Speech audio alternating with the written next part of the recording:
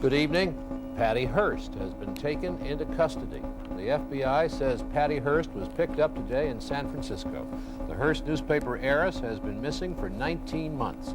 First, she was kidnapped. Then she announced that she had joined ranks with her kidnappers, members of the Symbionese Liberation Army. She called herself Tanya. She was later indicted in connection with a San Francisco bank holdup and labeled a fugitive. Here, from Jess Marlowe in Los Angeles, is a report on what has happened to Patty Hearst since she was kidnapped. A girl that's 20 years old, I think she ought to, they ought to look into it to see that she has every chance to be, to have justice like everyone else. Well, I feel since she committed the crime that she should be kept in just like any other citizen, and that they shouldn't trust her. I'm behind her. I really am.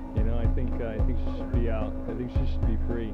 She's paid enough, for the problems and everything else she's had. A trip south. Accompanied by U.S. Marshals, the convicted bank robber was flown to Los Angeles in a Coast Guard plane. Once she arrived here, Miss Hearst was then transferred to a helicopter and flown to the Los Angeles County Jail. Under tight security, she was rushed to an unmarked car and driven to the county's criminal courthouse. As was the case in San Francisco, Patricia's parents, Catherine and Randolph Hearst, were present at today's proceeding. But unlike before, they were shown no special courtesies. Like other spectators, they were photographed and frisked by security-conscious sheriff's deputies. Every month across California, hundreds of tense, agonizing, exhausting dramas, not unlike the SLA deliberations, are being fought out behind the locked doors of other jury rooms. Most of them lack the national spotlight and the extra heavy security of the SLA trial. But otherwise, in each case, the tension is just as high, the stakes just as great, the responsibility just as awesome. Probably every man who has ever been a part of the soul-searching, the conflict, sometimes even the anger that takes place in this room, has walked back out that door a changed man, probably a better citizen because of it, with a more open mind, with a deeper respect for our system of justice.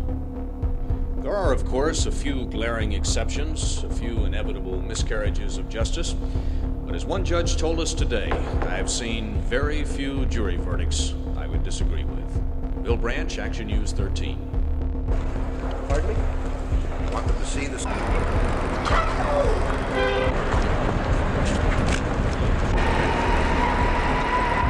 right. Here's Browning. It could well be that the case was decided at least partially before we ever summed up. There was some indication that a juror excused was thinking against the defense. There were other indications that the arguments were not thought to be very important.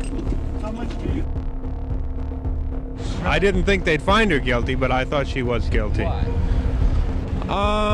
I thought she lied. She lied about some things. She must have been lying about a lot more. Agree with it. Why is that? Without a doubt. I really don't know. I really don't have any comment about it because we've been touring. We're kind of tourists, and I haven't been following it for several weeks. You surprised to hear a guilty verdict? Not really, no. Why not? Well, if 12 jurors decided that, I think it's pretty good. No, I'm happy. Why are you happy? Because she deserved it. The evidence all proved it. It did. And I thought that if she came out to be, if the jury came out like hung or something like that, that's down just because her father's got money, Well, I was surprised she got off. Why? I figured that, the Hearst family has a lot of influence, and I thought for sure she'd get off. I was surprised when they convicted her of being guilty. Did you agree, though, with that verdict? Yeah, I did.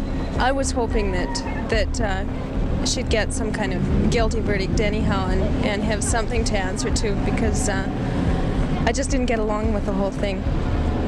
Does that surprise you? I don't know. I don't read newspapers. You don't know who Patty Hearst is? I know who Patty Hearst is, but I don't read newspapers. Depresses me. She was going to have to forget a lot about Patty. She was going to have to blot out a lot of Patty's old feelings for her family and for her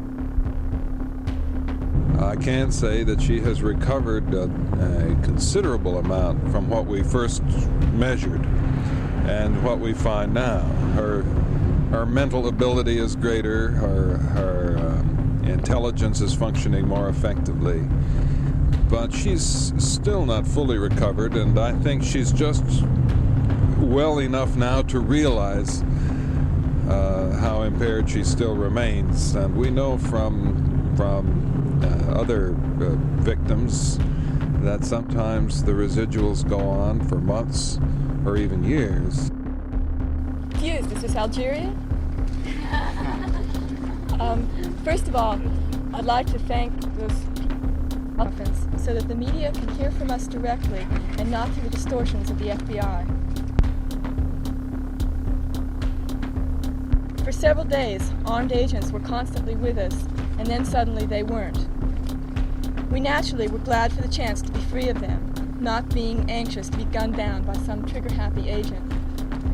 So we carefully have avoided being found. But the FBI seized upon this as an excuse for even more provocation.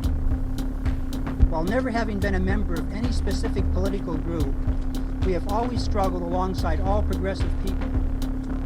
Our homes have always been open, and we have shared what we have with all people working to make this country a more decent place. We do not plan to allow the government to begin to make us living differently at this point in our lives. This is a discipline of which human race will be in a much better position to achieve the potential great. I would now like to offer a public apology to Mickey and Jack. I'm terribly sorry that I cooperated in any way, shape, or form with such a counterproductive organization as the FBI. Agreeing to talk to the FBI about this case or any other case is an improper path in action. I have learned from it, and I hope others will learn from my mistakes. I do not want to imply that my attorney, Charles Gary, advised me incorrectly. And is forced to stop Trump. Very much. I have said from the date of the conviction that this trial was unjust, that she was put to a trial at a time when she should not have been, and that the errors committed at trial should have commanded her a reversal of her conviction. I still say that. So when I criticize the opinion, I am not criticizing the judges themselves. I'm criticizing what they have said in the opinion, which I believe is erroneous and not in accordance with the law. Welcome back to Subliminal Jihad, episode 337, Year of the Phoenix, part 9. I'm your co-host, Dimitri. I'm Khalid. And today, we're popping back over to the public feed to keep this momentum going in our grand mini-series about the Symbionese Liberation Army. And I think everyone can listen to part 1. Part 5 are out publicly. And this is kind of a good bookend for the later part of the story, because today we finally come to the end of the road with Patty/Tanya and her comrades finally getting captured by the pigs, and facing the justice system, you know. And this is actually a part of the story. You know, the last, 2 episodes we did are kind of a more, obscure, the Lost Underground Year, and right. all the, the second team of the SLA, and the New World Liberation Front, and going to Pennsylvania, and then coming back to Sacramento, and doing a few more bank robberies and bombings, etc. You know, we laid all that out in detail, I think, in parts 7 and 8. But now we come back to the spectacle, and this was quite a spectacle. The trial of Patricia Campbell Hearst for bank robbery in San Francisco, right? This became quite a media sensation, and you know, spoiler alert, would result in her conviction. She would be found guilty and go through several years of legal turmoil. Eventually, her sentence would be commuted by President Jimmy Carter in the late 70s, and she would be released. And then I think Bill Clinton, in one of his final acts as president, issued her a blanket full pardon, you know, for all of her SLA activities in 2000. So after that, she was kind of off totally scot-free. And her other two main comrades, the last two remaining members really of the SLA, Bill and Emily Harris, would also face charges, though on a somewhat different and like winding and sometimes weird path compared to Patty. Patty was really the main centerpiece of the justice system. And, you know, a lot of people felt at the time, Patty herself felt that this was kind of a show trial. This is a political trial to punish her for the crimes of the SLA, you know, and make her out to be, you know, for a variety of motives, I think like one of the biggest, the most obvious ones was that, you know, by this time, Vice President Gerald Ford had assumed the presidency and had pardoned Richard Nixon for all of his Watergate crimes. And so the optics of letting this rich heiress go after letting Nixon go, etc., you know, they had to show that the justice system applied fairly to everybody. You know? Yeah. Although, like, it's a completely reverse situation. Like, she's being prosecuted for her crimes as, like, a left-wing revolutionary. Those are the only crimes she committed. It is kind of funny so that it's not really like it doesn't quite add up with like the Nixon make thing up for Nixon getting off. It almost makes like it's a way to like mollify like the right-wing reactionary forces in society that want to see like an SLA person to be like a leftist be punished just as they saw Nixon be punished or something. Like it's almost one like of like both, a treat you know? for Nixon after his public disgrace. Like, you know, it's almost like making it up to Nixon, not making it up for Nixon. Right. Yeah, even though he did like let him go, you would think, it would be like you would let Patty go the same way you let Nixon go, but instead, like that's not how it goes.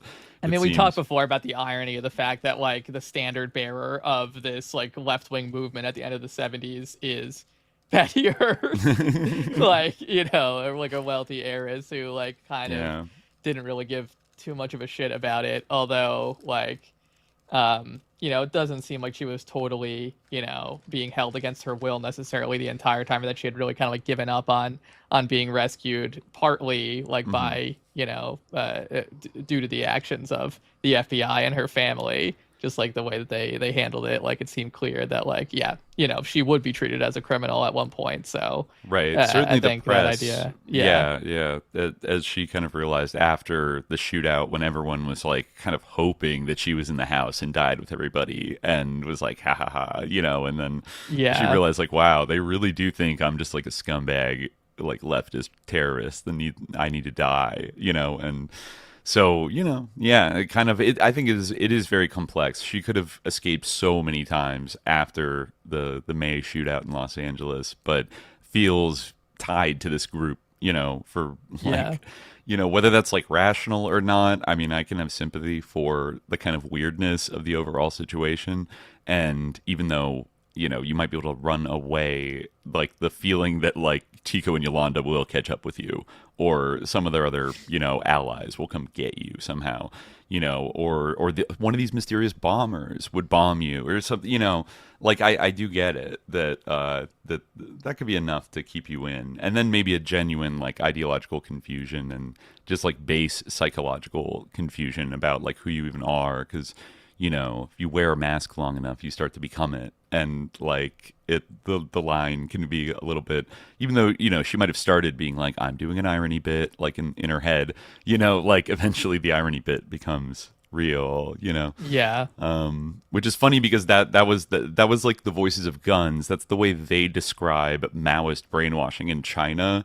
I don't know how true this actually, they're probably getting it from one of another MK Ultra doctors who are going to pop up in like a parade in today's episode, you know, in their studies of Chinese, North Korean, quote unquote, brainwashing, the idea that, that like Mao's like great innovation was realizing like no man can like say something he doesn't believe in public and privately disagree with it and be able to navigate that dissonance like for very long. Like eventually, if you kind of pressure, if you use like peer pressure and like soft coercive persuasion to get people to spout like the Maoist line, like eventually they'll start genuinely like believing it, because like every social incentive is sort of aligned to be like this will be good for you if you know, Like, you'll run into problems if you don't do this, and then you start doing it, Yeah. and then eventually I think you like just kind of that's believe kind of like that definitely is a real thing. Yeah, not just in Maoist politics, but like across all kinds of organizational like in general. Yeah, things, that principle is Mhm. definitely like a widespread thing. Yeah, Absolutely, Yeah. like group peer pressure. We all know it's a thing. Yeah. And For sure. being in an institution, like, I think if you there's so many like career paths in America. We tend to think about it Americans think about it in like this depoliticized way, but I mean, I'm sure you've noticed. I mean, you've been in like academia. There's a certain type of like way people like know what the expectations of like behavior are, like, and you kind of like conform yourself to it without anybody necessarily like beating you or like telling you, like, if you want to succeed inside of a certain structure, or if you're like a lawyer, or you're like a Wall Street person, or a tech person, or a cop, or you go down the list. Like, totally. everybody, you kind of learn. You work in a government bureaucracy. Like, there's a culture there. Yeah, that there's you kind no of like list feel, of rules, but like you implicitly like know, or like you bump up against them. Yeah, and yeah. like either like lightly lightly suggested to you, or like you just don't. If you can't like figure that out, then you're not going to make it. Yeah, right. definitely. Like podcasters, there's certain and they're, invisible like, lines implicit, that like implicit beliefs, like that. Everyone has to like kind of share and affirm. And it's there's many examples like that. Like, for instance, at like in certain academic conferences, like, it's totally fine for your like paper or whatever, your presentation, to have a I mean, this is kind of orthogonal to the point, but like, to have like implicit beliefs, like political beliefs, right? Even like, even like Chomsky style, like left-wing beliefs, right? Or beliefs about like anti-racism or something like that, or like queer liberation and these type of things. But like, there are like some that like, even if like you had like kind of a I don't know, like kind of like a Gabriel Rockhill like position, like, and you were like kind of talking about China as like the standard bearer of like international socialism or whatever, like, and how great China is. Like, that would probably be like unwelcome and kind of make you like kind of ostracise you at a lot of like academic conferences in the United States. Right, because it stepped over a couple of those like informal lines of seriousness that make everybody else uncomfortable and like look bad and like or like like an example might be like, it's okay to like criticize Israel for committing genocide, like like in some areas of academia, in some areas it may not be, and obviously there's been controversy about that, but like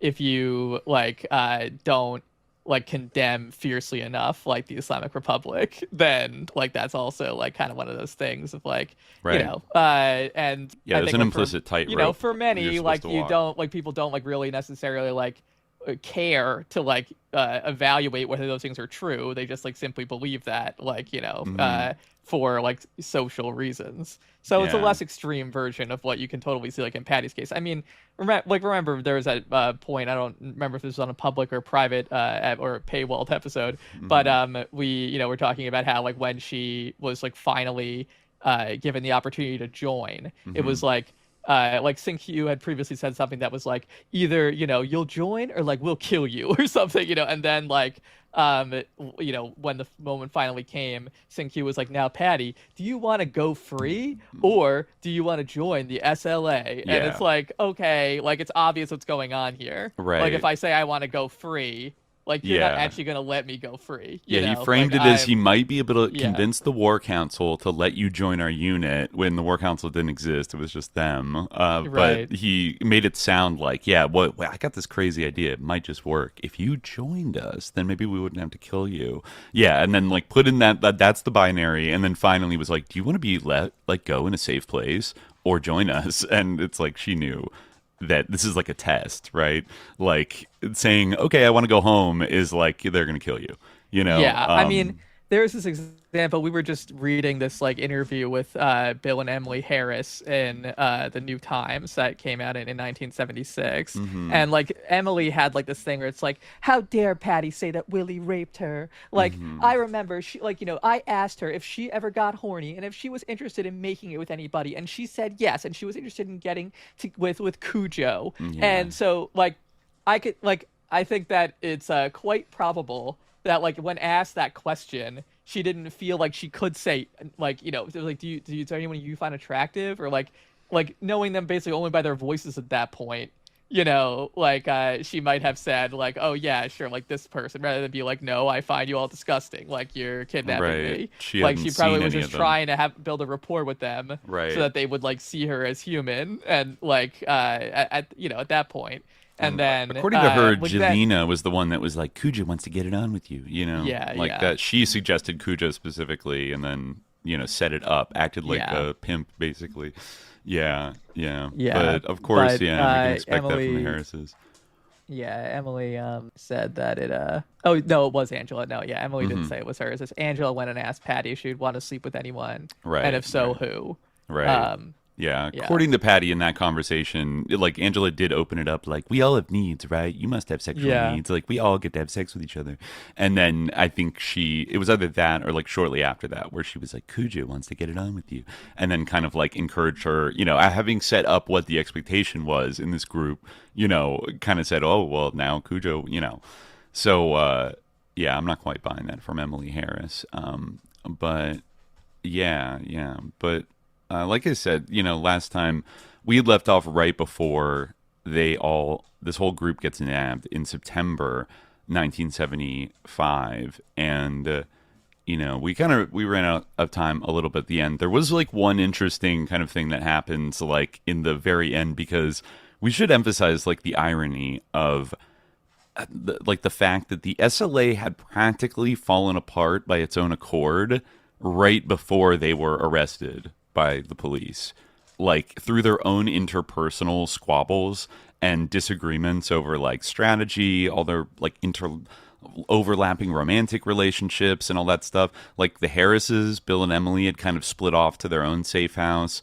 You had the Celaya siblings and like Jim Kilgore, that were still working together as like hippie house painters, kind of off doing their own thing. And then you had Wendy Yoshimura and Patty living in another safe house, also kind of doing their own thing, going through their own soul searching, their development of revolutionary feminist theory and things of that nature. And kind of, you know, Wendy was considering moving to the East Coast and just kind of getting away from this scene. It's kind of unclear like what Patty would have done if the cops hadn't burst in September, and like this went on for like another month or two without them finding, you know, her, right?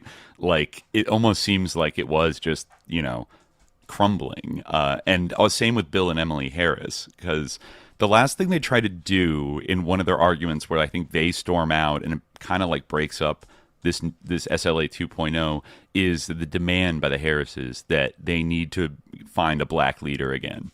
That's really the problem here, is that they're just a bunch of white people now since Q was killed, and they don't have the bold black revolutionary leadership that they need. The other people kind of scoff at this and are like, oh, come off it. Like, you know, this is just, you know, Wendy thinks the whole fronting a third world, you know, a minority as a third world leader is racist and based on white guilt. She says as much to Tico's face multiple times. But the last thing they do, they're like, we're going to go out and find a new black leader and like really, you know, start it all up again. And it's described in both The Voices of Guns and Every Secret Thing briefly. They say slightly different things about it, but it is like an interesting little thing to clock and kind of like a tragic, slightly tragic comic last action for the Harrises. So in The Voices of Guns by Paul Avery, he writes here on page 485, and it gives you a sense of where the Harrises still were at this point. The Harrises were stocking their little apartment like a National Guard armory, and like Clayton so long before, the house was also becoming a library of SLA memorabilia. They carted in boxes and cases of files, manuscripts, and notebooks, lists of telephone numbers and names that agents would eagerly confiscate a month later.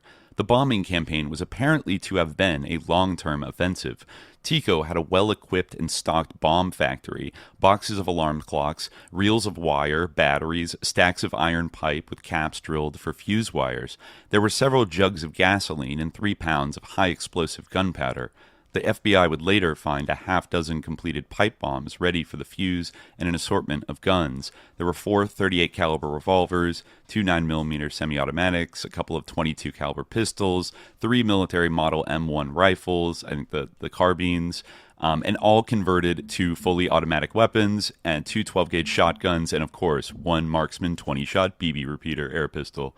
Sunday, September 14th, in San Francisco's Golden Gate Park, there was a rally for the San Quentin Six, prison inmates then standing trial in Marin County for conspiracy murder, right? I think this is related to the George Jackson, the sort of strange George Jackson, like, failed prison break, right? The other prisoners were, all charged and, because some guards died, and this is a big cause celeb, right, in the Bay Area left. Mm-hmm. The 6 convicts were charged with the bloody mayhem that accompanied George Jackson's 1971 escape attempt from San Quentin, when 3 guards and 2 white inmates had been murdered and Jackson himself killed. Among the crowd were the Harrises, General Tico and Yolanda, and of the rest of the group, at least Kathy Celaya. James Doc Holliday was also there. Holliday, 33-year-old former leader of the Black Guerrilla family at San Quentin, had been a key prison contact for the early SLA. Back in January 1974, the day Ramiro and Little were arrested, Emily Harris and Angela Atwood had made separate, seemingly urgent prison visits before they dropped into the underground. Atwood, at San Quentin, had visited Holliday. Doc Holliday had been paroled only 2 months before, July 23, 1975, after serving 14 years of a life sentence for robbery and murder.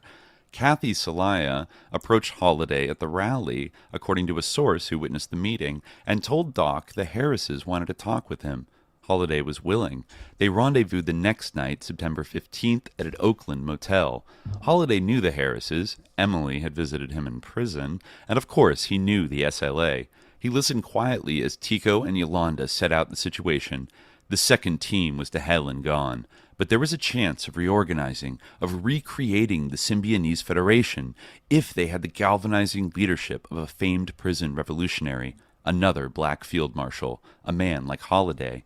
Their commitment was proved, and they were offering themselves. All he had to do was say the word. Holliday, according to several sources, said no. How he refused, how he explained himself, what later possibilities they discussed is not known. But when they parted that night, the SLA was still but 2 lily-white soldiers in search of a black commander. Yeah, so that was the Harris' last attempt to revive the past, and purely coincidentally, it was the prelude to the end. Now, Patty says she provides a little more detail about this meeting, this pitch to Doc Holliday. She says that she could find no mental peace, even though the Harrises were gone. She says, in the middle of September, Kathy reported to us that the Harrises had finally made contact with Doc Holliday and had sent her to look for him at a rally in Golden Gate Park for the San Quentin Six. Kathy said she had found Doc lying in some bushes near the rally, stoned out of his mind and smoking marijuana. The 33-year-old black ex-con required a lot of convincing, Kathy said, before he would agree to follow her to the Harrises. They met in a motel room north of Berkeley and spent a couple of days there. Kathy had not been invited to the meeting, but she assumed, she said, that Doc had declined the Harrises' offer. He certainly had not turned up at the Presida safe house, and the Harrises were not saying another word about him. Yeah, and then, meanwhile, Wendy and Patty were spending most of the days at the Morse Street safe house, talking with one another after the men went out on their painting jobs. We agreed that the essential trouble with Bill Harris is that he was a short, belligerent, guilt-ridden man who had a severe Napoleon complex, always having to prove himself in a world of taller black men. We discussed the more complex manipulative personality of Emily Harris at great length. Wendy and I got along very well together, conversation coming easily for both of us. We were alike, I think, in being rather low-key in contrast to the others. Also, we both felt lost and uncertain, not knowing what the future could possibly hold for us. Now, I just want to throw in, there's a footnote in The Voices of Guns that is kind of crazy. So a little more, in November, about a month and a half after they make this pitch to Doc Holliday, it says, on November 1st, 1975, Doc Holliday and another parolee, Michael Cohens, and 29 were arrested by the LAPD and charged with the torture slayings of 2 black men and the wounding of 2 other persons. The purported motive for the murders of Winston Dowling, 30, and Matthew Thompson, 25, was that their roles as narcotics informers for the LAPD had become suspected in the ghetto community and, quote, contracts had been put out on them. Holliday and Cohen's were identified by the surviving victims, one of whom claimed Cohen's had bragged that he and Holliday were, quote, high up in the SLA. A few days later, LA police announced they had learned Holliday was mastermind of a plot to kidnap Kathleen Brown Rice, the sister of new California Governor Edmund G. Brown Jr., Jerry Brown. So basically, I guess he allegedly had a plot to kidnap Jerry Brown's sister and hold her in exchange for the unconditional release of SLA soldiers Russ Little and Joe Ramiro, then being held in the LA County Jail awaiting one of their trials. Whoa, yeah, yikes. Interesting. So he allegedly declines to become the leader of the SLA, but then goes to LA, murders two suspected LAPD informants for being snitches, and then also brags about, well, actually, he didn't brag about that. He said they were high up in the SLA, and then the LAPD announces that they had a plot, I'm not sure what evidence they were using, that to kidnap Jerry Brown's sister and hold her hostage. Of course, Jerry Brown is the Democrat, child of another, a little bit like Dirty Harry and Gavin Newsom, comes from that, San Francisco Irish Catholic kind of immigrant political machine kind of legacy. Obviously, Pat Brown, his father, was the longtime liberal governor, and then Jerry, Governor Moonbeam, as he would be eventually known, follows up the governorship of Ronald Reagan and wins the election in 1974. So even targeting the lib, the young hotshot kind of lib Democrat guy. I don't know, another kind of interesting, given what the LAPD lied about before, that cop in Compton, was it Michael Lee Edwards, or I think was his name, the total cold case, LAPD cop murder that's never been solved. I think that the LAPD brass was telling all of its cops that the SLA totally did that, before the shootout to get them really hyped up, and then the evidence did not bear that shit out at all. So I don't know how much we can trust that. But that is, that is kind of the last attempt to do something in September, and it seems like it didn't really work out, right? Yeah. Yeah. So the police do indeed zero in on them. Maybe I'll switch over. There's an interesting book. I don't think we've read from it yet, but it's got some juicy stuff. It's not really a leftist book, but it is about the left. This is Days of Rage, America's Radical Underground, the FBI, and the other title's cut off, but this is by Brian Burrow. Also, like Revolution's End, came out in 2015. And this book is a big overview of all kind of radical underground violence, in the 70s. So it focuses more on the SDS morphing into the Weather Underground, and but it has a lot of good information on the ever shadowy organization, the New World Liberation Front, and kind of unpacks a little bit about to what extent it was Bill Harris and the SLA and this crew. And it was maybe a couple overlapping crews, and also some strange characters that pop up even after the SLA is arrested. But I'll read a little from here. This is a brief summary of how the police, after totally failing to pick up the trail for over a year, finally do close in on the SLA comrades.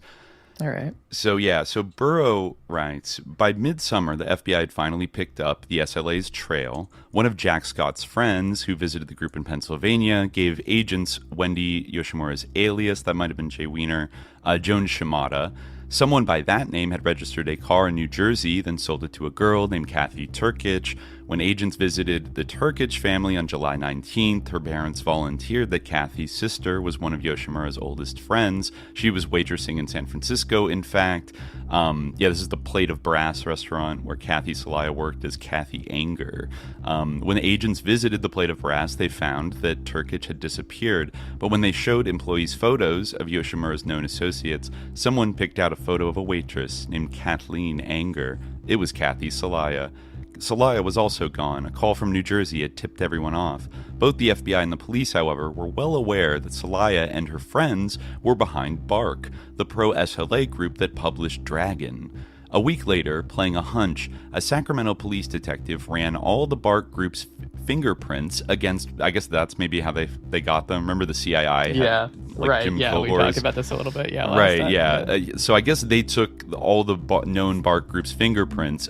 They must have been arrested before against one found in the Crocker Bank getaway car. It was Jim Kilgore's.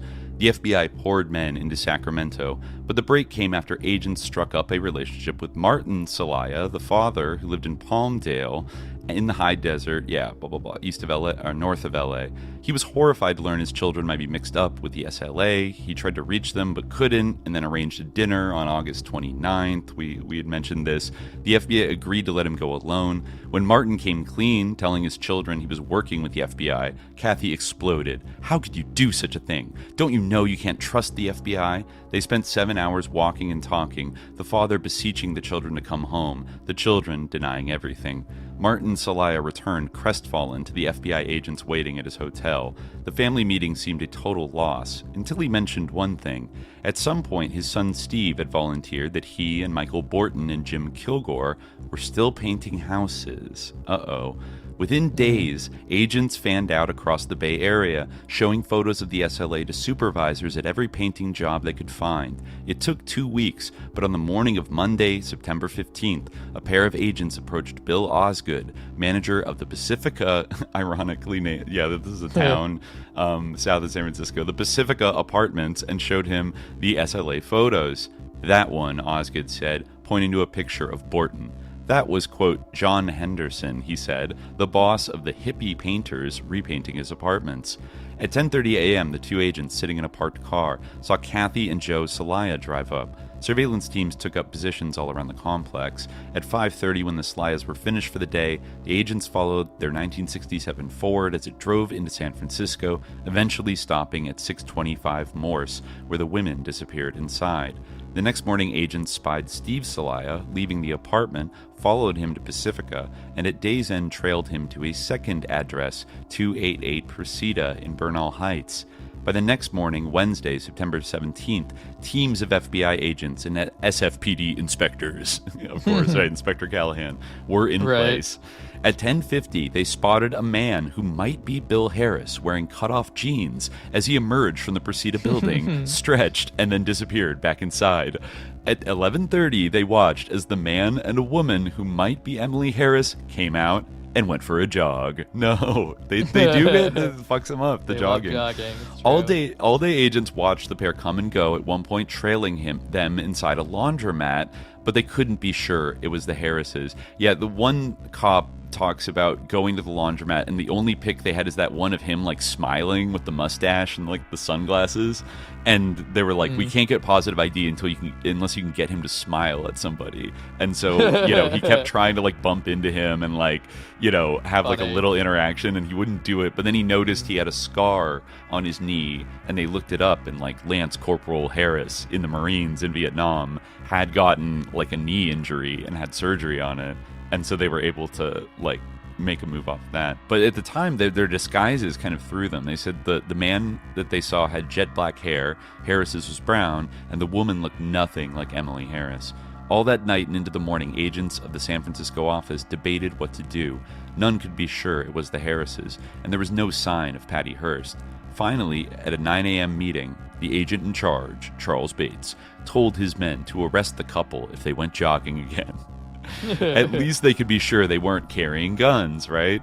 As luck would have it, the couple emerged from the Presida building at 12:50, the man in purple running shorts, and proceeded to go for a jog. An FBI car cruised behind. At 1:12, the couple were walking slowly back towards 288 Presida.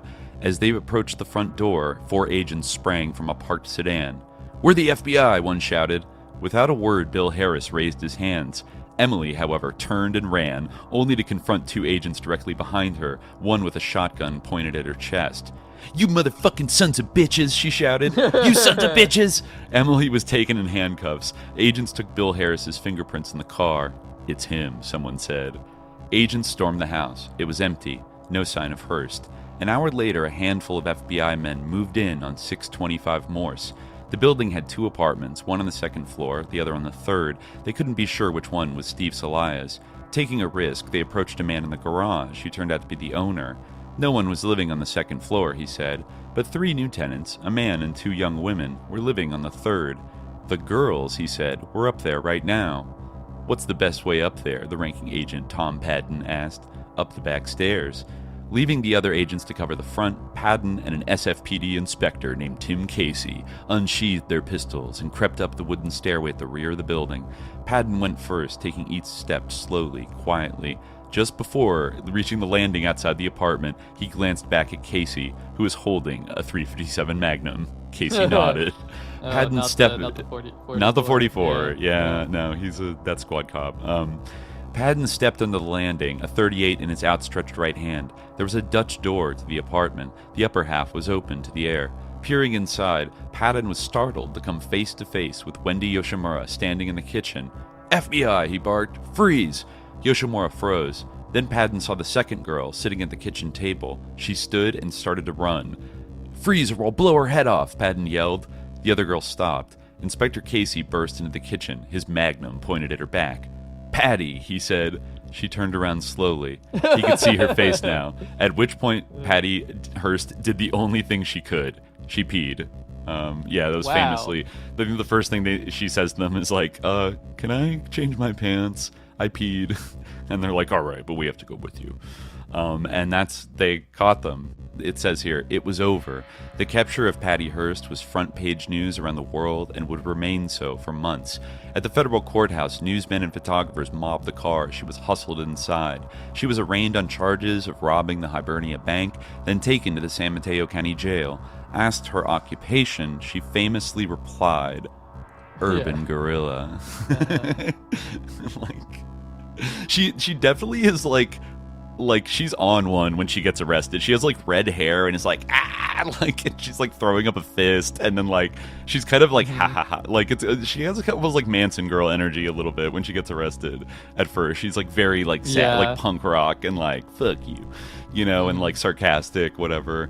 So the FBI arrested Steve Celaya later that day, but amazingly there were no agents at the Pacifica apartment house where the others spent the day painting.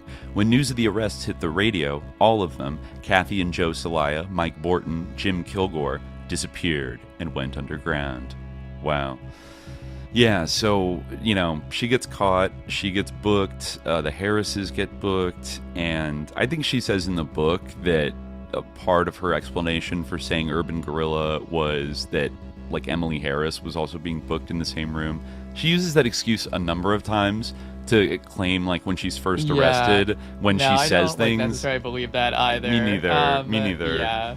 I feel like she might have like, I don't know if like internalized is the right word, but like what else do you say? I feel like she probably like was so overwhelmed like at that moment, as like probably all of them were, you know, like I wouldn't necessarily hold like anyone to account for what they said at that time, but certainly not like, I don't like think that is an indication either way of what her stance was like on the group. If anything, like I find it to be I think it's kind of telling that the Harrises were so angry that she sold them out, and also that she did sell them out. So like, or that, you know, they perceived her to be selling them out, because like, if they truly thought that she had like, you know, they don't like to use the word conversion, but if she had been radicalized, if they truly believed that she was on board with the mission, then like, you know, they might have given her the Hosan al-Zan to think like, you know, she like is just, you know, trying to be like our agent on the inside or whatever. You know, she's just trying to exonerate herself so that she can like work for the cause, you know, because she actually has a shot at doing this. Yeah. Whereas, I'm like, also the fact that she was willing to not say like, no, like I do believe in the SLA, like that also proves that she wasn't like as radical or as committed as they thought. You know, like unless you want to blame like Jolyon West and the doctors they brought in for like actually being the ones who brainwashed her. Re-brainwashed her. Yeah. Like a factory reset in a way. Yeah. I mean, I don't know. Like, yeah, it's hard to tell like what the Harrises really believe. I mean, on one level, they kind of sound like they really do believe that her conversion was genuine, and that then later she like fell back on them. You know, she like turned her back on them because she was pressured, and you know, I don't know. I mean, it might be worth like reading like some of that like interview, because they said, hold on, let me see if I can find Bill Harris's quotes. You know, no one in the SLA wanted to have. Wait, hold on. I'll actually. Yeah, well, this is from April 1976, right? Yeah, so this is jumping ahead a little. Patty was prosecuted before the Harrises, but then they were in jail, and I guess did some of these like this is with Bob Scheer and I forget his wife, his sort of journalism partner / wife's name right now, but let me see. This was Susan Line. Yeah, that's right. The 20 Months with Patty Tanya by Bill and Emily Harris. So this kind of came out. Yeah, this is like a very, you know, different account from the one that like Patty gives, basically. Like, so, you know, Bill, but it's worth reading because we're talking about it. So Bill Harris says, no one in the SLA wanted to have Patty get off into a heavy kind of romantic thing. I mean, the group still felt that she was going to be released, and I'm sure Willie didn't want to have to get totally involved and then feel really torn apart when she was gone, because after her release, he would have never seen her again. But at least unless conditions changed quite a bit. But it happened anyway. Patty said herself that he was the most beautiful, sensitive man she had ever known. Emily. Once Willie gave her a stone relic in the shape of a monkey face that he had brought when he was in Mexico. He called it an Olmec or something. Yeah. He had fashioned a macrame chain for it out of some wax-brown string that was lying around the house, sort of a thick thread used for sewing on leather. Anyway, Patty wore it around all the time on her neck.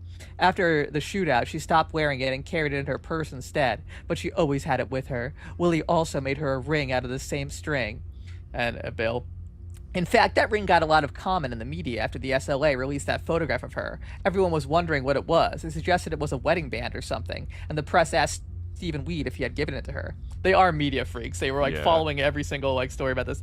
What is so disgusting is that Patty would just fabricate this tale about Willie assaulting her. The irony is that Willie was this really gentle guy, a beautiful person. Everyone who ever met him said the same thing. I am sure one of the reasons why Patty got so attached to him in the first place is that he had shown so much concern for her.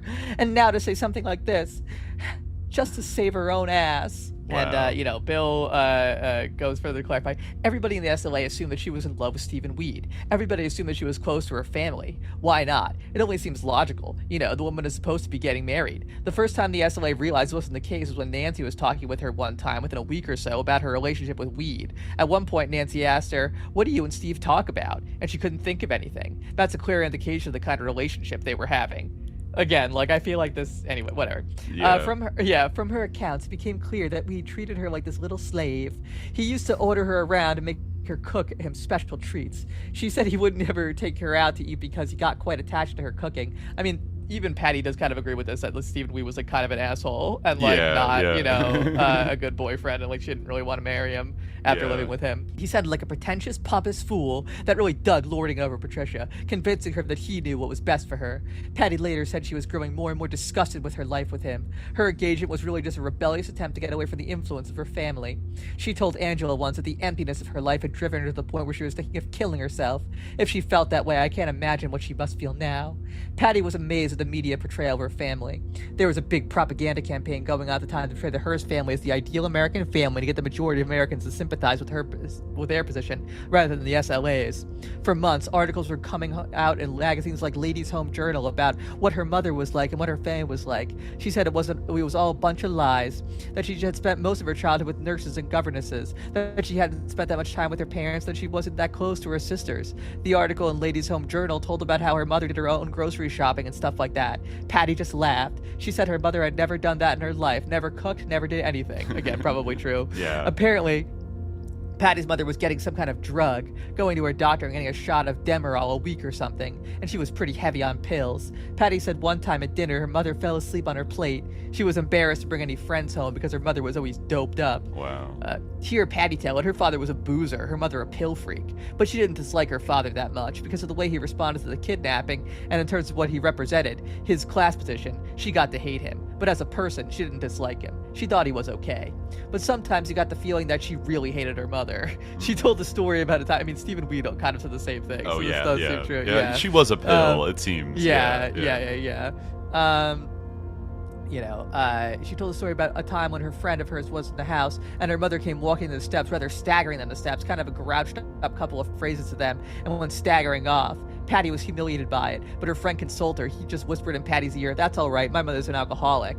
Patty told another story about a family trip to Atlanta. They were driving around and got lost in the Black Ghetto, where there were almost no street signs. Patty's mother said, "N-words don't need street signs, they don't know how to read." Ooh, yeah, I she mean, is a yeah, Southern again, belle. also sounds she is plausible. she is a Southern belle. Yep. I mean, like, that's not even, like, almost, like, other than the N-word, I guess, that's not as bad as, like, Mexico isn't a country, it's a disease. Right. Like Stephen Weed recounted her saying. So, yeah, hell of she a seems thing like, you know, I mean, I think that they're, like, kind of right in a way where they say, like, she was a very unhappy person. That probably is true. You know, she probably was listless and unsure of, like, where she was in life, you know, like, she probably didn't feel great about her relationship with Stephen Weed, but like, yeah, they basically do think that like she was somehow like really sincere, and they even kind of portray it as like she was like more radical than they were and had like the zeal of a convert, where like she wanted the communiques to be even more intense than they were. But you know, and they also say that it was disgusting how the media hypothesized that Sin had lured her into the SLA based on the enticement of black sexuality, which, you know, fair enough, is kind of that like angle to the coverage. I do think is kind of disgusting, even though I do think Sin was like, you know, a freak based on what he scrawled on the walls and things like that. But but like the kind of like weird like racial pornographic angle to it that some people in the coverage had is pretty gross. But yeah, they kind of like, you know, they do believe she was sincere, but at the same time it's kind of contradictory, because in that case, like, why is she betraying people whom she loved, like, you know, who she was with for years, right, and who were her friends? Like, if that was true, why is she selling them out just to save her own ass from prison, you know? Yeah, well, you would think, given their big talk about America, California's concentration camps, that it's like, oh, she must be like, you know, submitted to like psychosurgery and like, you know, psychologists that are like manipulating her, torturing her, or something like that. I don't think. I mean, they blame her though. They don't say any of that. They blame her. Yeah. Yeah, they say like, we're sad because you did that. She betrayed us. I actually found an article like, you know, years later from like 2024 where they like interview old Bill Harris. Oh, right. Is that the Roger Rappaport interview? Yes, he was a former Ramparts writer. Yeah, I mean, I was going to save that to the very end to see like what are they up to today, but it's not a very long interview. Like he basically he says like that the Mel shooting good sport is like, that was the action of a true comrade and stuff. Yeah. Like, it's like Patty was really with us. Like Patty was cool. You know, like he's like, it's a shame that she like turned on us, but like she really was revolutionary. You know, like he still. Yeah. Well, she said she was. She also says she was never a revolutionary. He says, our decision to kidnap Patty Hearst created an opportunity for her to voice her own misgivings about the power structure continuing to dominate American life. Okay. While she was never a revolutionary, the devastating ruling class critique she wrote about the Hearst made sense then and still do today. So, like, yeah, I think, like, he maybe revised his view on it, that, like, she actually was, like, fully on board, even though, yeah, it was, like, the action of a true comrade. He does say that he saved his life and Emily's life. Yeah. Yeah. Yeah, kind of strange. But yeah, I mean, I get it that, like, she's a rich girl who kind of feels, like, aimless and has never had to, like, really struggle for anything. And it does remind me of one of those Patti Smith songs that's kind of somewhat inspired by Patty Hearst. The privilege set me free. You know, oh God, give me something to give. Oh God, give me something, a reason to live. You know, like, she just wants a reason to live, you know, like the whatever, and whatever comes along, you know, is liable to kind of like sweep her up. Yeah. And especially in this, like, literally coercive. And I think, like, you know, obviously I do feel like Tico is not like he's a terrible leader, and like even though like he is like arbitrarily violent and like cruel in ways, like I feel like he wasn't like as like hardcore as like Sin Q. You know, I think that like Sin Q like I don't think that Patty could have imagined herself escaping from the SLA when Sin Q was in charge, when it had like its full membership. I think she could have imagined escaping and turning herself in after the shootout, but I think that the Harrises are right that she was afraid, like they had acknowledged, like, you know, she was afraid to do that after the shootout. The SLA, you know? Shootout. Oh, sorry, the you know, the massacre. The massacre, right, yeah. And the shootout, I guess, but you know. Yeah, let me see. I'm looking at the Berkeley Barb that was released right after, where, it's the September 26th to October 2nd, 1975 issue that talks about all of their arrests. There's an interesting article. It's easy to forget these days, but I was telling you, like, one of the big articles in here by regular writer Rick Reynolds is Patty, Sally, and the Media Army. And it's easy to forget now, but, you know, one of these, like, goofy side characters that pops up in this whole story, Sarah Jane Moore, just 3 days after Patty Hearst and all the other SLA people are arrested in San Francisco, she, in San Francisco, takes a gun to a public visit, some kind of event with President Gerald Ford, and takes a shot at his head and barely misses, you know? And... like, we didn't really have time to, like, really get into it, but even through the summer and fall of 1975 in the Berkeley Barb, like, Sarah Jane Moore becomes this big figure on the Berkeley left. Like, once again, I underestimated how much of, like, a character she was, like, in public throughout, and she had gone through a few different iterations of first working on the People in Need food distribution program, became one of the main people, like, organizing that. Then it's somewhere along the line became an FBI informant, informing on other radical leftist groups that were working on people in need, but then came out in the Berkeley Barb, I think a little bit later, and announced that she had been an FBI informant, but now she had been genuinely radicalized by, like, being in this milieu, and now was, like, a radical, and was going to denounce, like, the FBI, but then, like, nobody trusted her and thought she was sus. And then Popeye Jackson, who we've mentioned a number of times, the leader of one of these prison groups, who was also involved in a kind of beef with another strange radical group led by an ex-convict called the Tribal Thumb. He was assassinated in the summer of 1975, and Sarah Jane Moore had been, like, shadowing him and hanging out with him all the time, and, like, I think somebody said following around like a puppy dog, and thought he was, like, the coolest guy ever. And there was all this crazy discourse, and she kind of became this, like, lolcow of, like, the underground press of, like, what is up with this, like, housewife lady who was a federal informant and then is now a radical, and then so I think a lot of doors were slammed in her face after, like, the death of Popeye Jackson and the knowledge that she was an FBI informant. And so, like, the way her story is normally described is, like, she kind of goes, like, crazy after that and wants to do a desperate action to, like, prove her true radical nature. And so she tries to kill Gerald Ford in San Francisco 3 days after the SLA, like, get arrested. I don't know if she ever announced that, like, that was a specific, like in reaction to the SLA getting arrested, or it was just in general he's a pig, and so she had to do it. But this article, like, since, you know, all this shit happened in the same week, like, imagine how crazy that is, that it's like, oh, Patty gets arrested, and then Sarah Jane Moore tries to kill Gerald Ford, and, like, blah blah blah. Let me just read a little bit, because it also talks about, like, the media freak like context of all of this. Let's see. So Rick Reynolds writes here, there hadn't been any big He-Man action stories since the Patty Hearst kidnapping, but like sharks and mad dogs, reporters stick it out through bad times, and when Patty was captured last week, it was like dropping dead horse meat in the waters, starting off a media gang rush. Things started to jump again in three weeks ago. when Squeaky Fromme allegedly tried to assassinate President Ford in Sacramento. But Squeaky was just luncheon meat for what was coming, and the media knew that their luck was changing at last. In rapid succession, they had 2 assassination attempts to cover, and Patty Hearst had been captured. These were real stories that you could sink your teeth into, that made your eyes water. After they broke, reporters had to get a handle on the Patty Hearst trial, and they had to make sense out of what was happening in Northern California. There was a connection somewhere between Squeaky, Patty, and Sarah Jane Moore. The media didn't know where, but that would come later. The media figured that the Manson death list had been supplied by the radical underground. This assumption was based on the media's assurance that everyone in Charlie's gang had burned their minds out on LSD.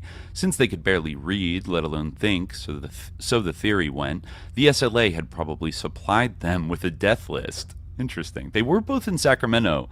Like Squeaky Fromme and Sandra Good were in Sacramento at the same time that the SLA hung. I don't know if there's any evidence yet that they made contact, but it is interesting. So when Patty Hearst, Bill and Emily Harris, and Wendy Yoshimura were captured last Thursday, the media's imagination went wild. The FBI, they figured, was turning the tide against the radical underground. Now in the next section, Sally steps out. Then, on Monday, Sally Moore stepped out of the crowd at the St. Francis and allegedly tried to kill Gerald Ford. The media learned from an interview with Sally on the June 20th issue of The Barb that she used to hang out with Popeye Jackson in the United Prisoners Union.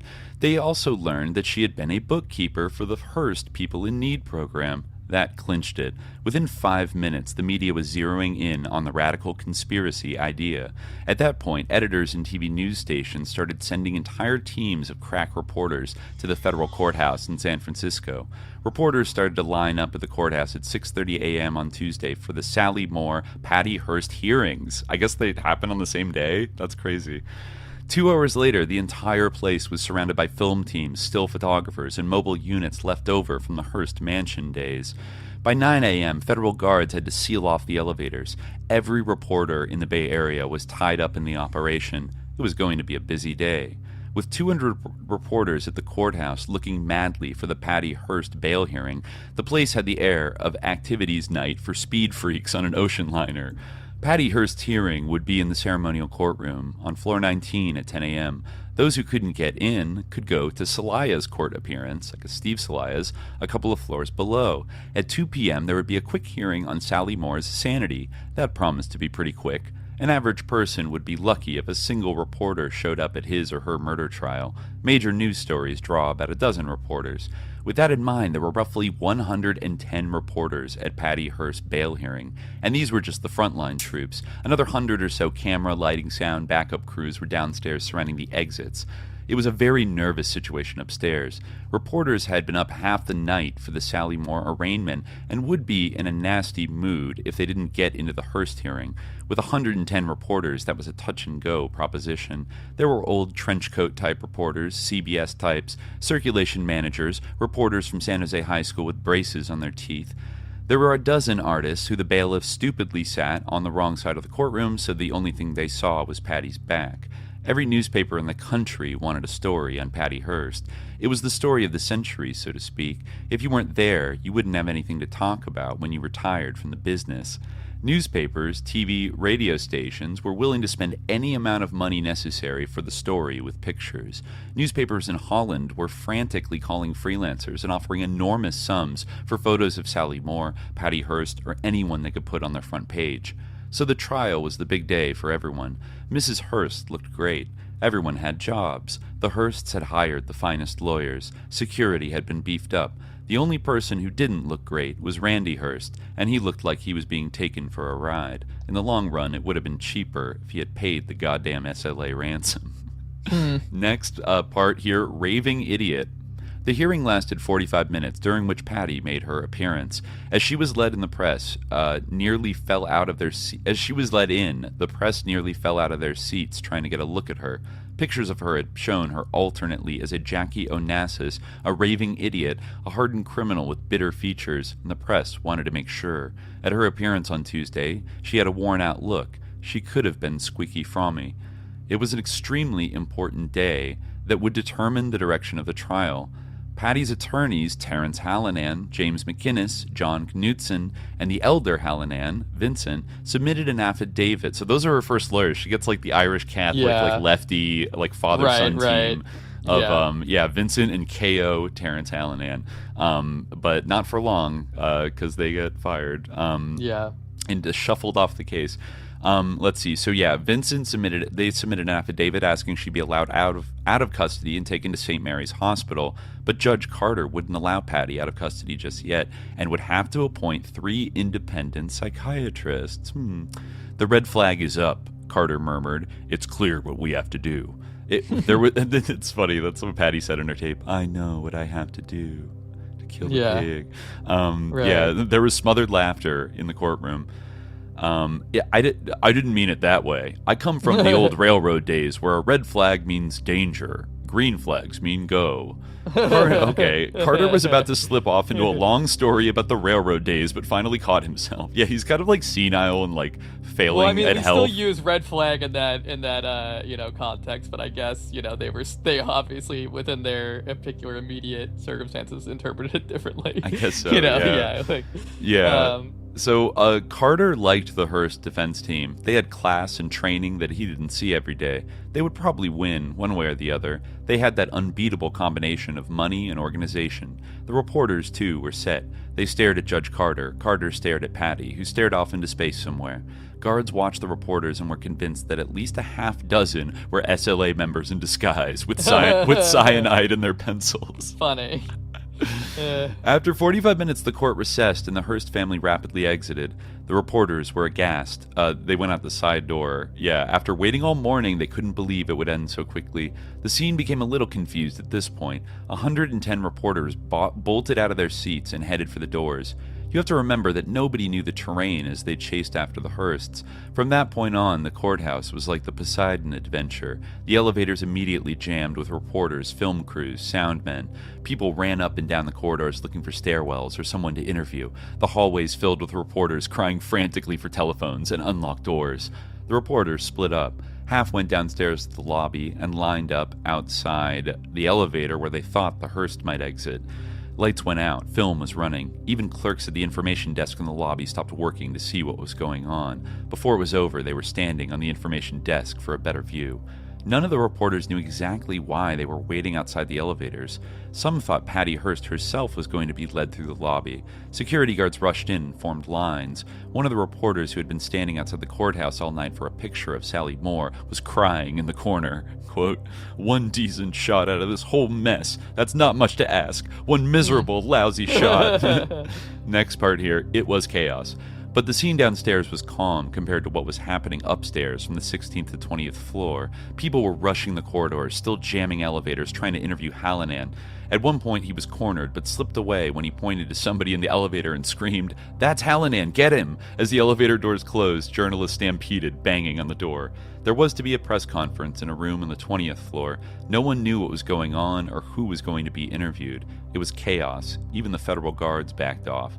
In a corner, I saw an old friend from the LA Times. She had a blank look on her face, so I kept my place on top of the couch and watched the scene below. These are quotes.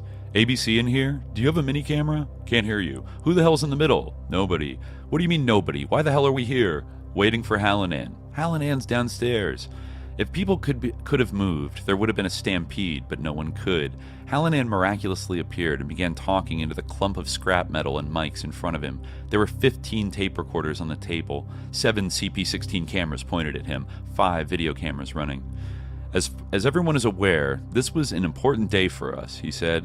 He was going to read the affidavit that half the press corps was looking for downstairs. What they didn't know was that the examiner already had the affidavit and had it on the streets already, 20 floors below, in which Patty alleged that she had been brainwashed. When Hallinan repeated that Patty had been in a closet for 9 weeks, his eyes became watery and he could barely speak. The big question was whether the press would buy the story. They are definitely swinging in that direction. Whipped up as they were, their minds were working pretty fast. Before Hallinan was out of the room, most of the reporters wanted to run the full text of the affidavit in their papers. Why not, they said. The SLA communiques had been stuffed down their throats, so why not gobble this down? I understand the arraignment for Sally Moore 2 hours later was a lot worse, even though it was second billed. If Sally, Patty, and Squeaky had anything in common, it was their level of sanity, and that was becoming very difficult to rate given the situation of life outside the courtroom. Squeaky, who was originally written off as a hopeless lobotomy case, was judged sane enough to defend herself. Patty was sane enough not to get out on bail, and they sent Sally to San Diego. The media finally learned that Sally wasn't the radical leftist they had made her out to be. In fact, they learned, in part from an earlier Barb piece, that she had worked for the FBI, so Sally Moore was sent to San Diego for her mental examination. San Diego is one hell of a great place to send a woman for a mental exam who claims to be a radical. Wow. So, yeah, that is crazy. It's funny that the media was presenting her as like a right-on leftist, but I guess the Berkeley Bar was kind of sounding the alarm on Moore, and that she was sus. Right. Let's see, actually, just on the next page here, checking in the Rumple Foreskin column is our boy, Paul Krassner. Right. Just a short open letter here to Patty Hearst is what he publishes today. It says, "Out of the closet, into the bank." An open letter to Patty Hearst. "Dear Patty, welcome back to the stage 70s. Just to give you an idea of the essential show businessization of your case, one KGO newscaster who described your being caught as the greatest story of this decade, even though this decade is only half over, was followed by another who reported breathlessly that, quote, Patty Page has been captured." I don't know what that's all about. "Your own part in this urban guerrilla theater started off Act 2. Someone might have actually said Patty Page instead of Patty Hearst, forgot her last name. Betty Page or something.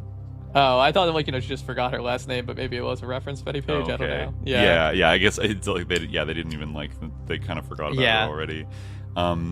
So he goes on. "Your own part in this urban guerrilla theater started off Act 2 with a magnificent gesture of helplessness. When they arrested you, instead of shouting something like, maybe, 'You'll never get me alive, fascist pigs, prey upon the insects,' all you did was stand there. All you did was stand there and pee your pants." Wait, she said prey upon the insects? Well, he writes, maybe, "You'll never get me alive, comma, fascist pigs, prey upon the insects." That's kind of, a little mixed up. It's a Krassnerian joke. Yeah, a Krassnerian joke. I see. He's freestyling a little bit here. But instead she just peed her pants. It's like and just gave that up. mumbo jumbo. Yeah. Just throw out some of those, buzzwords. Yeah, so he goes on here being creepy. "I've heard that as an adolescent you could piss at will, but this may merely have been a reference to your favorite cousin Will, and to discuss undynastic, incestuous relations here." What? Okay, "would be a digression from the other thing I heard, about how your father laughed till he cried at the suggestion that attorneys should try to get all the charges against you dropped because you could never get a fair trial as a result of all that publicity. The timing of your capture was all important. If it's true that you were brainwashed, imprinting on survival in the process, then you might consider it only natural to inform on others in order to prove that you are no longer brainwashed, saved overnight by a kiss from Citizen Charming, just in time to coincide with the report that you were harbored by the Weather Underground, and the running out of the statute of limitations on indictments concerning the Weather Underground's role in helping Tim Leary to escape. What this is really all about, Patty, is a crash campaign to get S1 passed, a set of laws that would make dictatorship legal, with protesters, the press, and prostitutes finally being subjected to equally totalitarian measures." The three classes he cares about the most. Yeah. Protesters, the press, and prostitutes. Yeah. The true revolutionary vanguard. A week after Gerald Ford gave his "I won't mention Squeaky in my anti-crime speech" in Sacramento, Rockefeller gave his "increased domestic intelligence is necessary" spiel. A couple of months ago, Larry Bensky interviewed Sarah Jane Moore on KPFA. Wow. She talked about having been an FBI informer as though she were done, and emphasized the danger of increased surveillance. Now, like some kind of Occidental candidate, like a Manchurian candidate, I guess, she supposedly takes a shot at the president, which will, of course, bring about increased surveillance, if only because the public can say, look at the type of people who are against increased surveillance. No wonder, so he's kind of accusing KPFA of getting played by an FBI informant a little bit there. No wonder the government provocateurs who killed Popeye Jackson for allegedly being an informer let her, an admitted informer, live. Her mission had not been completed. Hey, Patty, you know that bomb which exploded in a Safeway store in Seattle in retaliation for your arrest? It sounds like bullshit to me. Innocent humans were injured, could have been killed, black too, done in the name of the George Jackson Brigade, as though he would have approved of such a counter-revolutionary act. One thing I'm curious about is that 2-foot-high marijuana plant FBI agents say the 2-foot-high marijuana plant FBI agents say they found in the apartment. Cannabis sativa would never grow that high in the 9 or 10 days you were staying there. Did you carry that plant around with you from safe house to safe house? If they let you out on bail, will you insist that your parents allow you to smoke grass in your room? Are you going to write on the wall in magic marker, "Tee-hee, I'm still Tanya"? Will you have to remain unbrainwashed, or will you be permitted occasional lapses of revolutionary fervor? Although U.S. Attorney Browning intends to use your tape communiques as evidence against you... I hate this. Yeah, I hate this. You're killing me. I know. He's just like, you know, on the one hand being like noited, but then being like a little irony freak and like just being gross and like, you know, it's our least favorite thing. Yeah. It's like, it just also like not, it's like, first of all, like not funny, but like it has to be like just like, you know, the bit just has to like take, you know, precedence over everything. Just, he's like, a humorist. Like, make these little, yeah, exactly. He's a humorist. You have to, inject a little, you know. How else are the people, the working class chuds? He was the Jon Stewart of his day. It's a phenomenon that, you know, goes back decades at least. Oh, yeah. No, there are many precedents. Krassnerism has seeped into the groundwater of like center left and left media, I would say, to an alarming degree. But even if people don't know who Paul Krassner is, he's influenced so many.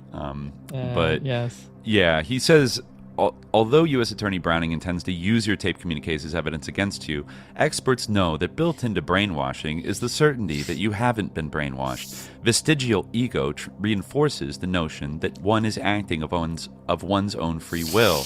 But really, Patty, out of the closet, into the bank, not only have you been a pawn of law and order on the right, but also of wishful thinking on the left. Yet, even if your defense is to be that you were brainwashed into radicalism, can you ever forget that those brainwashers who were sacrificed in the Los Angeles massacre were victims of a SWAT team that provided the essential secret ingredient in your brainwashing recipe? That fire was not an LSD-induced hallucination, Patty. I'd like to know what you think of the fact that Sarah Jane Moore, the FBI informer accused of shooting at President Ford, called Larry Bensky at KPFA to tell him of your arrest just prior to the actual time the FBI arrested you. Okay, interesting. Okay, he's really going off on Larry Bensky here. That's interesting. I'd also like to know, will Bill and Emily Harris be charged with a federal crime of brainwashing you across state lines? Love, Paul. Wow. So, you know, he does bring up some, like, salient things there. Of course, it is all leavened with his, like, you know, whatever kind of thing. The next article here is Patty's Brainwash Rap. So I think this is more of a kind of a discourse about the notion of brainwashing and how they're probably going to, like, K.O. Hallinan is probably going to use it. To say that I think that was in the affidavit where she felt like she was on LSD in the closet, and they kind of implied that maybe she was drugged, but later, you know, that kind of fell off as a explanation for what happened. Yeah, right. Well, originally it was like that she had been given LSD, but they, this article is a little bit like questioning the assertion of brainwashing a little bit, by David Johnston. This is the Patty's Brainwash Rap. How real is it?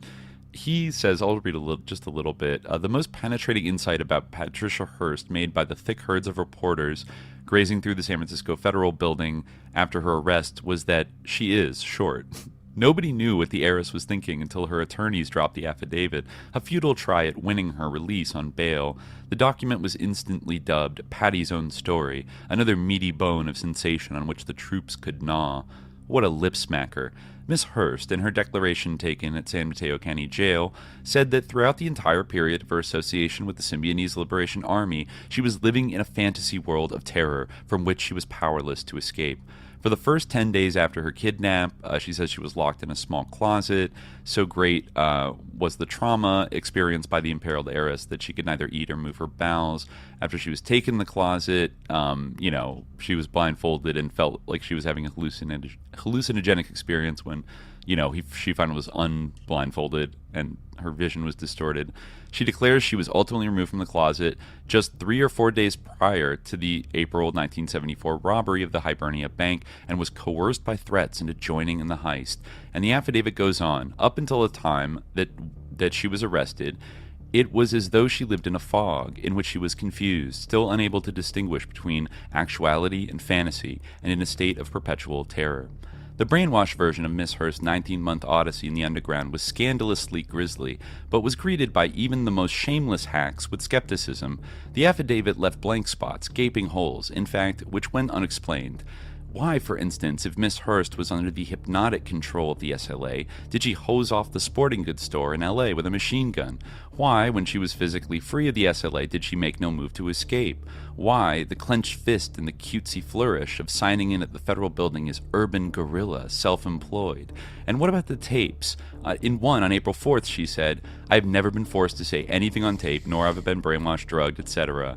The reason that Miss Hearst has so suddenly embraced the brainwash theory may well be that her attorneys believe it's the best hope for freeing her. If she can prove she was a victim of mind control when the criminal acts for which she is charged were committed, one criminal lawyer said, they might just walk her. This week's declaration, he said, is stage setting for the great American defense of insanity, or in this case, brainwashing. Newsday reported Wednesday that such a defense had been prepared by the Hearst family last January. When the names of psychiatrists were submitted for an examination of Mrs. Hearst, her mother suggested Dr. Chalmers Johnson. Like, that name is familiar. I forget. He's definitely sus. Dr. Johnson is on the staff of the U.S. Navy's Center for the Study of Prisoners of War in San Diego. To use the brainwashing defense, attorneys must show Miss Hearst was unable to understand that she was breaking the law or was incapable because of her mental state of obeying it. Take the Hibernia Bank case. Are you not thinking of Superintendent Chalmers from The Simpsons? No, but I think Chalmers Johnson is like a guy. Chalmers Johnson is a guy who exists. Oh, yeah. No, he was a political scientist as well. Yeah. Interesting. Yeah, he was a San Diego professor. I forget exactly, if he was wow, he wrote the book Blowback. Oh, okay, that's maybe why I recognize The Cause him. and Consequences of American Empire. Yeah, one of several people to write a book called Blowback. I think there was a British author too. Yeah, so anyways, going on, I'll just read the very end. This is, when contacted by the Barb, Jack and Mickey Scott had not read Miss Hearst's deposition and therefore had no comment to make on it. Mickey Scott told the Barb that she saw the capture and forthcoming trials of the SLA as, quote, another act in a continuing play. The importance of the SLA at this stage, she thought, is what comes out in the trial in terms of the leadership the defendants provide for the people and the kind of support that comes from the people in terms of defense committees and so on.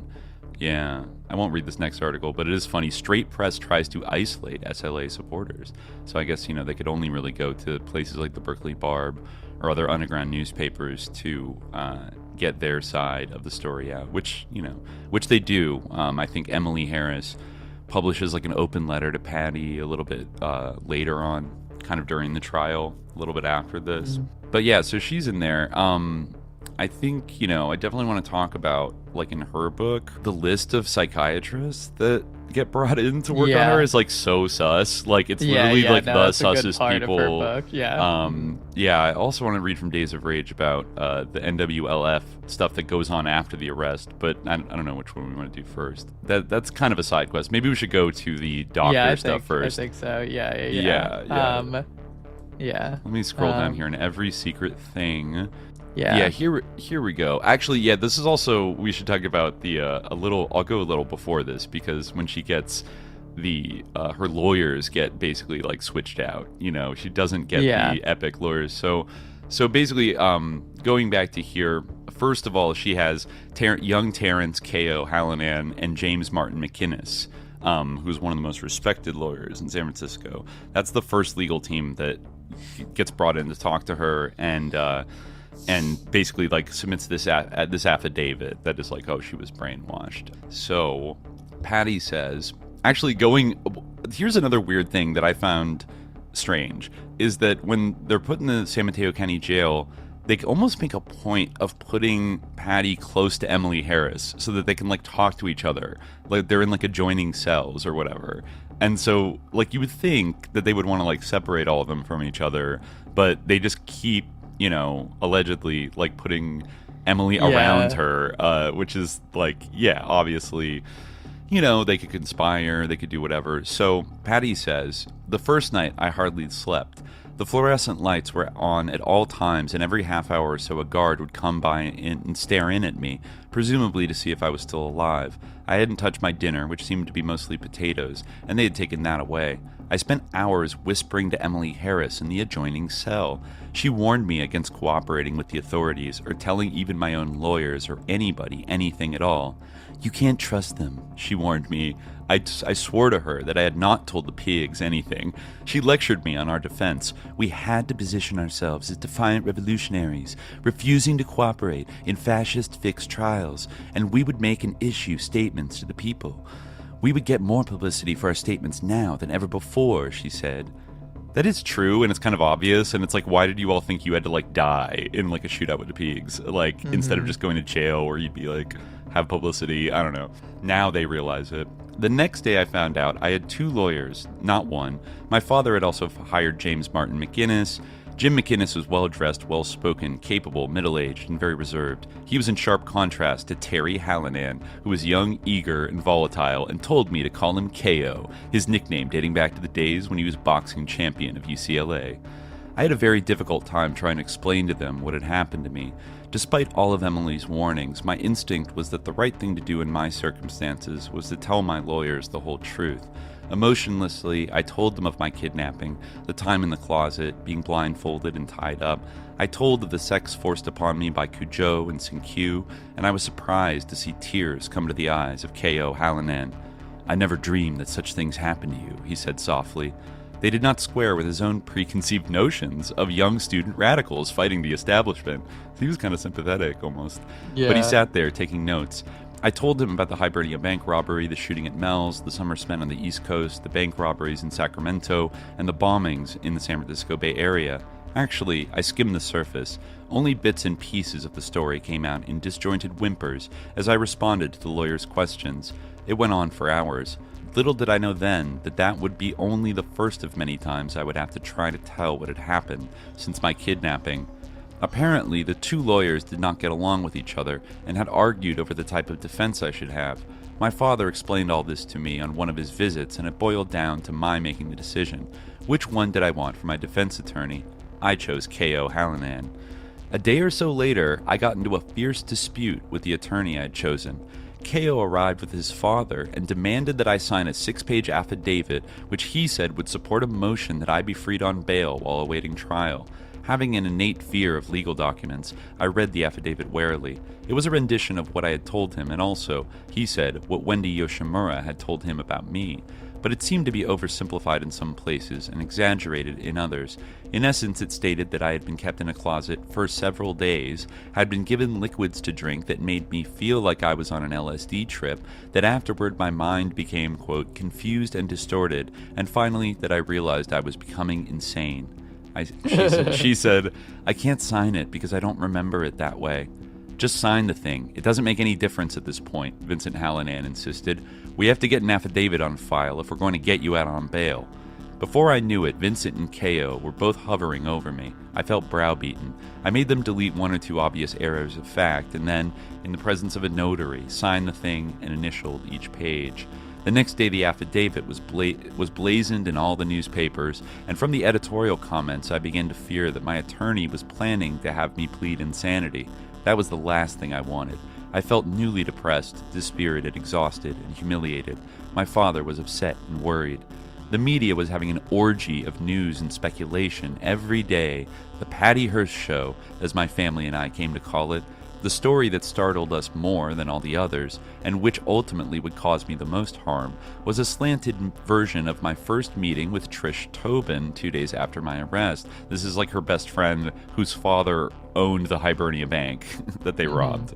Feeling euphoric, I talked and talked in a staccato sentences so rapidly that Trish could hardly get a word in. At the other, and this is disputed by some, at the other end of the long visiting table was Emily Harris talking with Tico's parents, and I was very much aware of her being in the same room. So when Trish asked me about reports that I would soon make a public statement of some sort, I told her that if I made any public statement at all, it would be from a, quote, revolutionary feminist perspective, because my politics obviously had changed since my kidnapping. I also remarked that I had been, quote, pissed off at having been arrested, as opposed to her mother's reaction. She was deliriously happy at the news of my arrest. Wow. Mrs. Tobin was deliriously happy. Those published statements, coming after my clenched fist photo in the news, certainly did not help my standing with the court, the public, or later, the jury that weighed my case. But they did tell us that my conversations with visitors at the jailhouse were being recorded and turned over to the FBI, which did not hesitate to release information to the press. Bewildered, I did not know which way to turn. My mother and father were troubled, beseeching me silently with their mournful eyes to be their little girl once again. Back in my cell, Emily Harris still lectured, wanting me to continue as Tanya, the defiant revolutionary. The lawyers kept pumping me for information, and I really did not know what they wanted, or what I wanted. I thought I wanted to be left alone, to be allowed to curl up, sleep, and wake up to find it had all been a dream. But I was the center of attention, a curiosity, a spectacle to gaze upon. Some of the women prisoners wandered into the isolation wing to catch a glimpse of me, and the jail guards dropped by to see me in person. One even asked for my autograph. Emily's presence in the next cell disturbed my equilibrium. Like, seriously, like, what? Like, you're in the isolation wing, but, like, right next to Emily. It's weird. Even though I could not see her, I knew she was there. To the core of me, I still feared her. Why the authorities did not separate us by moving one or the other, I never could figure out. When my affidavit to the court became public, Emily became even more threatening. At the request of my lawyer, a guard was placed outside our cells to cut off our communication. When Emily found out about that, she became murderously mad. She did manage to pass me one note warning me not to cooperate with the pigs. Quote, I was right, she hissed one night. I knew we should have killed you way back when. Whoa. Yeah, she was cooperating with the pigs. So then the mail, this is another sus paragraph right here. Then the mail began to arrive with bagfuls, hundreds of letters a day. Yeah, this is also weird. Yeah. There were letters from far-out radicals urging all sorts of actions upon me, mail from kooks and crazy people, and some sympathetic letters, too. One letter came from Charles Manson, the cult leader serving a life sentence, blah, blah, blah, we all know him. He said, quote, you write me, he said, promising to help me if I would do everything he told me to do. Yeah. Of course, that was followed by letters from two of his followers, Squeaky Frommy and Sandra Good, saying, please write to Charlie, he's a beautiful person. Yikes. From that, she doesn't mention if she had, had any contact with Squeaky and Sandra in Sacramento. But, maybe. I don't know. Or if any of the SLA people had. But they had the two ships in the night. Two sus ships in the night passing. But by far most of the letters I received condemned me outright, not for robbing a bank, but for being so ungrateful and mean to my parents, for deserting my country and my heritage, for the unmentionable joys of sex with black men and hippies, and in short, for being such a rich, spoiled bitch. I had thought that reading my mail would help pass the time, but those vituperative, angry epistles were hard to take. For the first time, I realized how hated I had become. In fact, it had never dawned on me how much people seemed personally to care about my kidnapping and my days at the SLA. After a time, I agreed the letters should be delivered to my lawyers. I didn't want to see them anymore. By the end of my first week in jail, my father was phoning around the country to find a new lawyer. Neither he nor my mother approved of the Hallinans, right? They're like two leftists. Right. But choosing an attorney is like choosing one's surgeon. It must be done more on reputation and faith rather than on genuine knowledge. My father, upon the advice of Jim McInnes, contacted 3 of the most celebrated criminal lawyers in the country. Edward Bennett Williams, Percy Foreman, and F. Lee Bailey of Boston. The first two were occupied and unavailable, so F. Lee Bailey and his associate, J. Albert Johnson, flew cross-country to see me. They seemed to me to be like the Lone Ranger in Tonto or Don Quixote in Sancho Panza. Lee Bailey appeared supremely self-confident and capable. While he was not at all tall or thin like the storybook image of Don Quixote, Al Johnson certainly was short, chubby, and cheerful as Sancho Panza, and happy in his role as the loyal sidekick of the top man. F. Lee Bailey's fame was spelled out for me by both of them. He had saved the Boston Strangler from an almost certain death penalty. He had won for an acquittal for Dr. Sam Shepard at a second trial for the murder of his wife. He had persuaded a jury that Dr. Carl Capolino was not guilty of murdering his mistress's husband, and he had won an acquittal from a military tribunal for Marine Captain Ernest Medina for his part in the infamous My Lai massacre. Wow, what a roster, yeah, what a illustrious right? resume. Yeah. I know. That I had never heard of F. Lee Bailey was due to my own ignorance, not to his lack of notoriety. In fact, Johnson told me Bailey also wrote books. Here we go again. Bailey and Johnson made certain things very clear before they would agree to accept my case. They had to be in complete charge of the defense. Neither my father nor I would be on the defense team. If the Hallinans stayed on, they would merely assist. All the decisions in the case would be made by Bailey and Johnson. They were the experts. And furthermore, and this is key, they would not undertake a defense which in any way supported the radical movement in this country. So there couldn't be any, Right. No part of this could be like the SLA had a point, or I guess not. Right, Not that they yeah. would do that, but that would help exonerate the SLA in general from the Right. mark of the outlaw. Yes, they needed to maintain the mark of the outlaw. Exactly. Yes. Right. She had to be punished in a way, like it's like the whole. Everything fueling the prosecution is like, we need to get her and make an example out of her because she's associated with like the left-wing radical movement. So it's kind of like handicapping them a little bit to like for the defense to be like, under no circumstances will we try to appeal to the sympathies of like the left.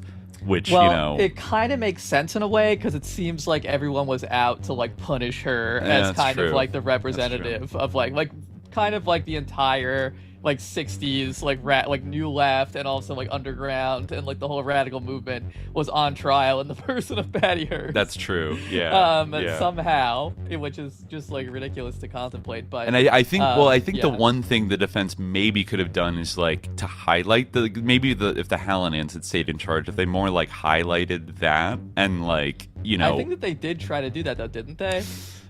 They kind of did try to say that, like, she had been like monsterized, right? That might have come up at some point in the trial that she was kind of being blamed for the crime, the horrible crimes of the Bill SLA. Harris used that word, I think, right? Or someone did. But still, it stayed very far away from anything that resembled a kind of argument that, in way, like this is being used to smear the left in this very blah blah blah kind of like unfair way, and they wanted a patriotic defense that would kind of like synergize. They wanted to like square the circle of like get her off, but also like accomplish the overwhelming goal to like punish this radical leftism, blah blah blah. Which they did not accomplish very well at all. So even with two famous attorneys and all their assistants acting on my behalf, my application to be set free on bail was denied. That was hardly surprising. Not in my wildest fantasies had I expected the government to set me free. Instead, and this starts to get weird, my lawyers pressed to have me transferred from jail to a government hospital, saying I needed psychiatric treatment to help prepare my defense. The judge denied that any transfer was necessary. He would appoint 3 psychiatrists to examine me in jail to determine my mental capacity to stand trial. My lawyers could then hardly object. In fact, when they looked into it, they were very pleased by the court's choice of doctors. Oh boy. I was frightened. I did not want my mind probed by a bunch of head shrinkers. As far as I was concerned, it was all stupid and senseless. I was headed for a long term in prison, so why bother? The government had pictures of me in the act of robbing a bank, and they had a tape recording of me bragging about it. Witnesses were just icing on the cake. K.O. Hallinan advised me not to cooperate at all. Honestly, good on old K.O. He advised her not to cooperate at all with the court-appointed psychiatrist. He said everything I told them would be used against me, against the Harrises, and against all SLA members in the future. He advised me to say that I could not remember anything that happened to me after I emerged from the closet, but that did not seem like much of a defense to me, but I hardly cared about anything anymore. Bailey and Johnson were outraged when they found out that the Hallinans had advised anything so stupid as not cooperating with the psychiatrist. They advised the completely opposite tack. Once the psychiatrist heard my story, Bailey said, they could only help me. It would be apparent to the trained psychiatrist that I had been brainwashed and coerced into cooperating with the SLA. Everything that I told the psychiatrist, he added, would be sealed and kept confidential under court order. Only the doctor's official diagnosis of my condition would be presented in open court. Moreover, it would be far better for my defense, Bailey said, for the impartial psychiatrist to explain to the jury what had happened to me than for me to testify about it myself. That's why I had to tell the court's doctors everything, so they could testify instead of me.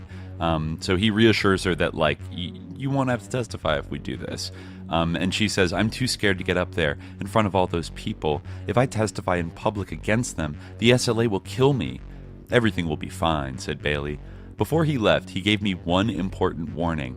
I was being tried only for the Hibernia bank robbery. Under no circumstances, he said, was I to tell the psychiatrist anything about the more serious Carmichael bank robbery, in which the woman had been killed, or about the bombings. In fact, he said, I was to stop my story at the point where I had returned from the East Coast and had reached Nevada.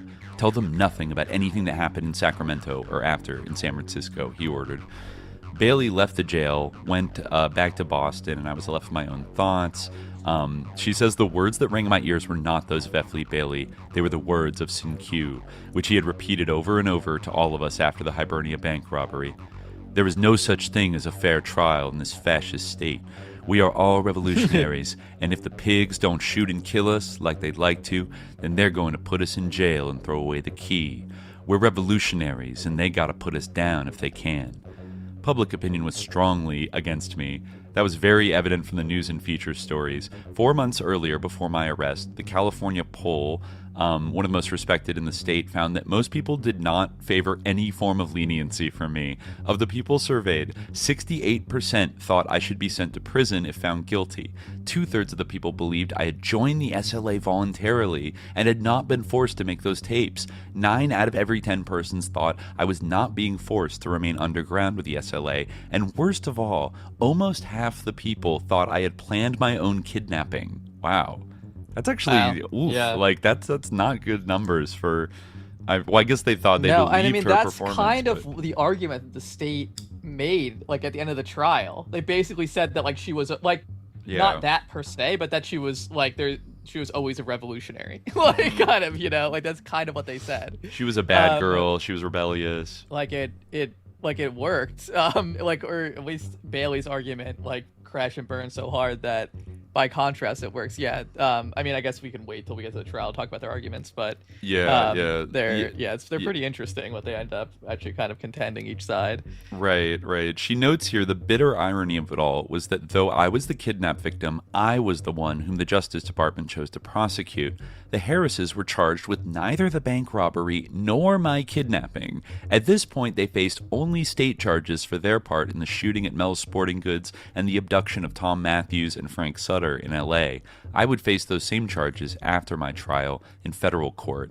Once again, the Harris is getting a little light touch. They don't even try to prosecute him for that. Mm-hmm. Obviously, the government had a choice on how to proceed.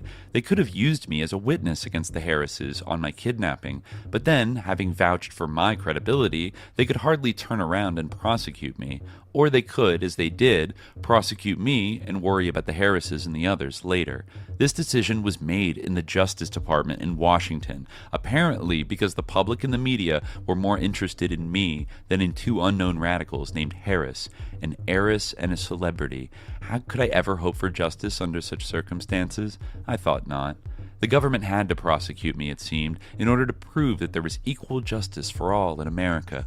The rich girl who had been kidnapped and who had robbed a bank had to be punished just as did the poor black man.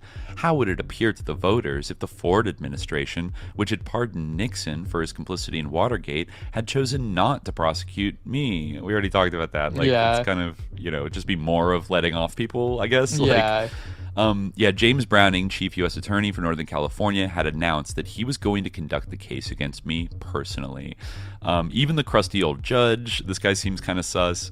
He was caught up in the passion, and he couldn't resist the publicity. A few days after the case was assigned to him, Judge Oliver Carter gave interviews to Time magazine and the New York Times, in which he said, among other things, that he knew me as a little girl, knew my father, had been a dinner guest at our home, but that none of that would influence him.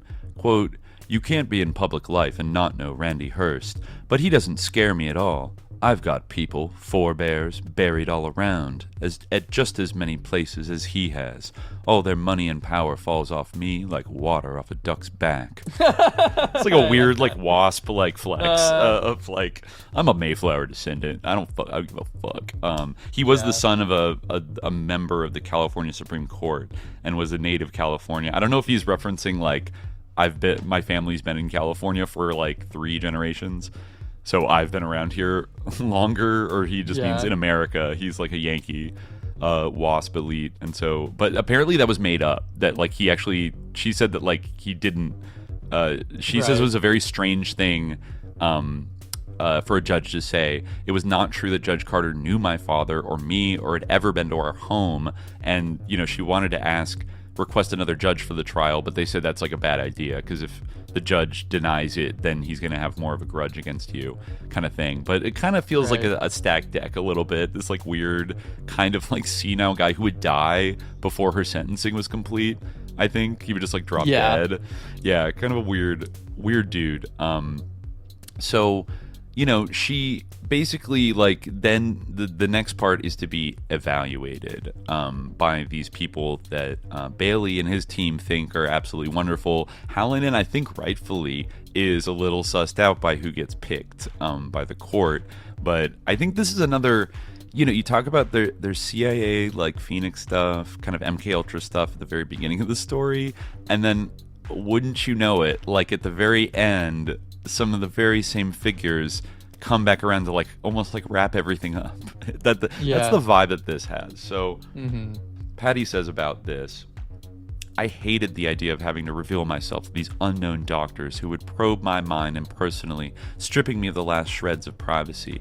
Sin-Q had done that to me in the SLA interrogations, and now I had to submit to basically the same thing at the hands of psychiatrists. My fear, no doubt, was based upon my family's disdain of psychiatry to resolve personal problems." Yeah, it's a real WASP vibe too. Yeah. My sisters and I had been brought up to believe that we were responsible for what we did and could not blame our transgressions on something being wrong inside of our heads. I had joined the SLA because if I didn't, they would have killed me, and I remained with them because I truly believed the FBI would kill me if they could, and if not, the SLA would. In my mind now, I was a, quote, bad girl for doing all that and would now have to be punished. When the first of the psychiatrists came to see me on September 30th, just 11 days after my arrest, I simply crumpled under his scrutiny. I cried, murmuring and mumbling out replies that were not answers to his questions. He thought I was refusing to cooperate with him.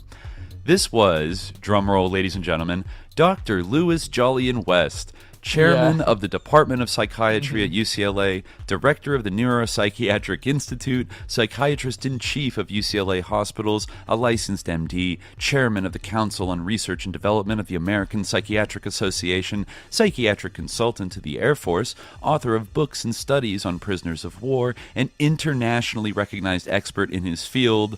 And that's the end of her resume for him, but we should also add, major MK Ultra scientist. Right. Sinister, one of the most sinister MK Ultra scientists that we know of, who was Forrest Gump pops up in all of the sussest cases of an assassination or a crime.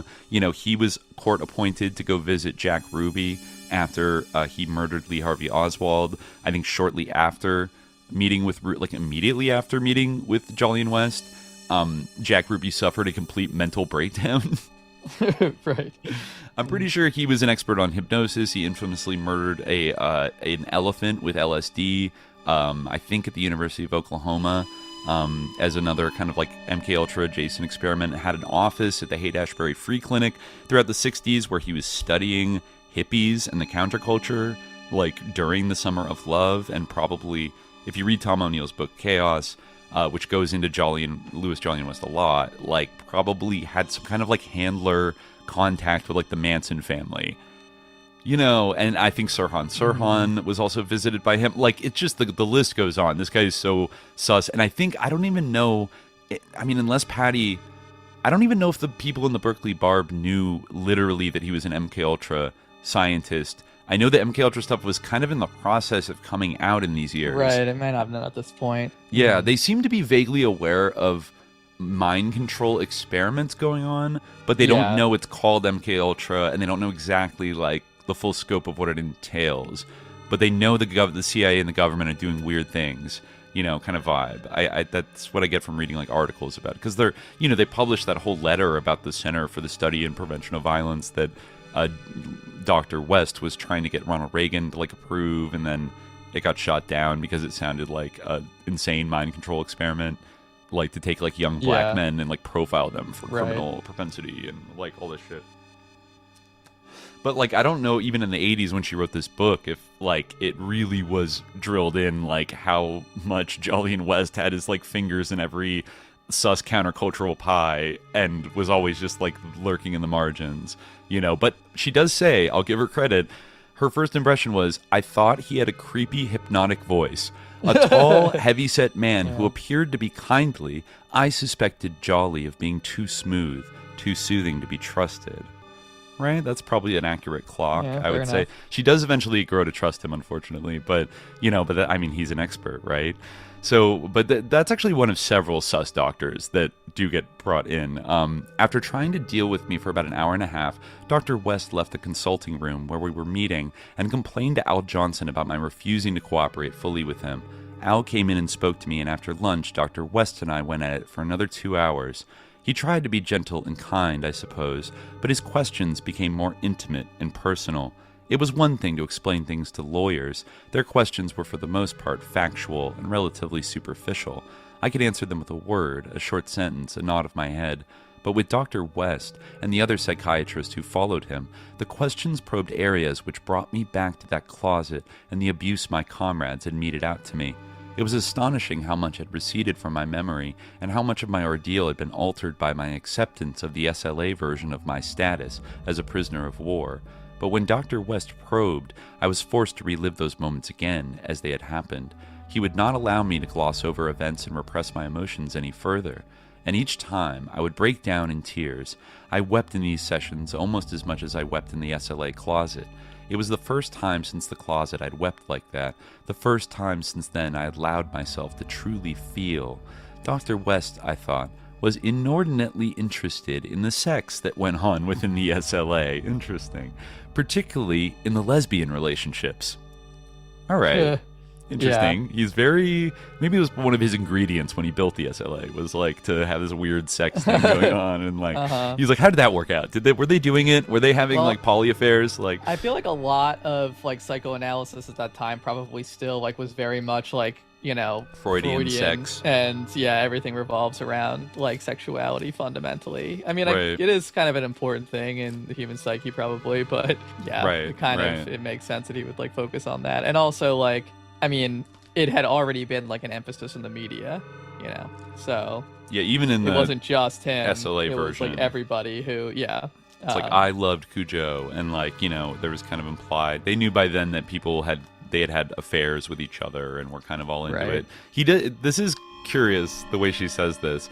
You know, he was particularly interested in the lesbian relationships. He seemed to think free sex was an integral part of the cell, and I could sense that he simply did not believe me when I told him the comrades were more devoted to combat drills and training for the revolution than to sex. But then, even eminent psychiatrists have been conditioned to certain stereotypes which they take for granted. Yeah, I mean, I think I think even in the Paul Schrader movie, there's kind of like a funny moment where they do say that about themselves, like the SLA, that I think Jelena is explaining to Patty, like the complicated, it's like, well, Tico and Yolanda they sometimes do it with each other because they're technically married, but Yolanda also sleeps with like Cujo and Sinkyu, and Yolanda and Zola sleeps with Tico and blah blah blah. But she's like, we really don't focus on sex that much. We're really too busy for all that. And it's kind of like it's a classic meme about like the polycule like taking so much time to like maintain. But they're like, they like to say like, oh, we were really focused on like military training drills all day. But I get the thing about how like you have a comradely need and we need to like be sleeping with each other regularly to like satisfy our needs while we're underground does kind of evince a certain sex, like totally a little bit of an obsession, even if it's kind of ambient, like the fact that it's not treated as a big deal, but you're doing it all the time is its own kind of obsession, I think, Yes. Yeah. Definitely. Mm-hmm. So Patty goes on. I mean, the very fact that you would have like your own like kind of thesis about like sexuality that would be like a part of like your revolutionary cell, that would seem to be like, I don't know, secondary kind of for the most part, I get how it's intersectional and all these things kind of matter, but I don't know. It's like a little bit like, I don't know if that's like the key thing that so much energy should be spent on, like, right. 'cause I'm not sure if it like affects I mean, in this case, it obviously was deleterious to the effectiveness of the cell, but absolutely. I feel like, like you don't, like normal sexual or mainstream, whatever, sort of sexual relations don't really impede anything, I don't think. In terms of like revolutionary action or whatever. No. I mean, I was thinking back of like, it's not urgent, because they did kind of like crib ideas from various like revolutionary communist movements, and I was thinking about like I do wonder what like Carlos Marighella, what people like Che and the people in like Vietnam, like how they approached like romantic relationships within like a revolutionary guerrilla context. Like the one example I do know for sure is that like in the Yugoslav partisans in World War II, because they did have men and women fighting together, like sexual relationships were supposed to be like strictly forbidden between men and women. Now, of course, there were a lot of like officers and like leaders that had like low-key like girlfriends, but like the technical rule is like you're supposed to be shot if you were like in a relationship, because like that's distracting for you. Just have to like deal with it. Like there's not like you can't be fraternizing with each other. I feel like that's kind of a rule in like military units in general, like in all contexts. Totally. I don't know what the rule is with like... You're not supposed to have someone who you're sexually intimate with like in your chain of command. Mm-hmm. Because like, what if you have to send like your lover into battle to die? Right. Like it does forge close bonds, but like in a way that can like supersede like military discipline and cause people to act like personally. I mean, the SLA is like case in point. Like it's obviously it was not like helpful. Like Tico spent half of his time, by Patty's account, in a jealous rage, basically. Right, because they were so they clearly were not the type. Maybe they were like really cut, or at least Tico was not cut out for the swinging lifestyle of. Even though he loved to sleep with, I guess he liked the part where he got to sleep with other women as he pleased. But and he wanted to be gay with Sinkyu, but he just couldn't do it. And he hates himself for that. And but he knew deep down inside that he was. He wasn't open to those things, and exactly. He did almost seem to have like a weird. He should. Maybe it was the explanation for them. Like he did almost seem to have this like almost like classical like cuck mentality thing where he kind of. I never saw any evidence in any of these books that he complained about Yolanda sleeping with Sinkyu. If anything, that was like an honor.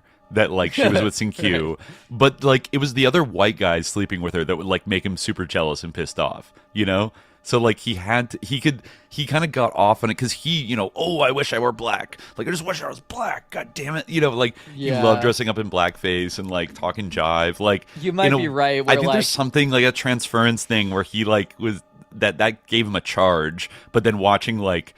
Steve Salaya or like somebody else like get it on, or maybe the lesbian romances were okay. Sinkyu is okay, but like the other white guys was like, the same thing. Like he doesn't consider like on what like you could say like it's because he's like honored and like you have to exalt black people in third world leadership, but probably it's actually like, because he doesn't consider Sing-Kyu to be like genuine competition in the same way that he wouldn't consider like a woman to be actual competition. You know? I guess you're right. Like, Sing-Kyu will never, like, quote unquote replace him as exactly, a black man, as the leader. As in the same, exactly. It is a little like, I hate to say it, it's like a kind of a racist, like a weird racist impulse that kind of ties in with the putting on a pedestal, like kind of overcompensating for being raised in such a racist white Indiana environment. That he's like kind of overcompensating it, but still has these like racist instincts a little bit of like it's still Sing-Kyu's the other. Now he's the exalted Wendy, other. Like, you should wear whiteface or like stuff like that. Like look, I'm a Jew. Like stuff like I feel like he had like a bunch of weird, like many weird things going on. Like like none of these people like had it together. Like or knew how to act. Yeah. And a guy that dropped out of college for a while to join the Marines, like not even just like he didn't do the the Doug from CCR, like join the Coast Guard or like join the National Guard Reserve. Like he didn't really see combat, but like still joining the Marines, that's kind of like Death Squad vibes. Like, they're violent warriors for imperialism, but then he like boomerangs like super hard in the other direction. He did mention, I forgot if we brought it up, but according to him, one of his big moments was he had been cool with a lot of like the Black brothers like in his unit when he was in Vietnam and in Okinawa, but then he did see a lot of racism from both like the Japanese people on Okinawa and like white people towards blacks, which like pissed him off. And then I think he might have gone back to like Fort Bragg and he saw one of his like black friends in his unit, but there was such bad racial tensions on base there that like black people would like get pissed if black guys were hanging out with white guys because there's so many like Nazis.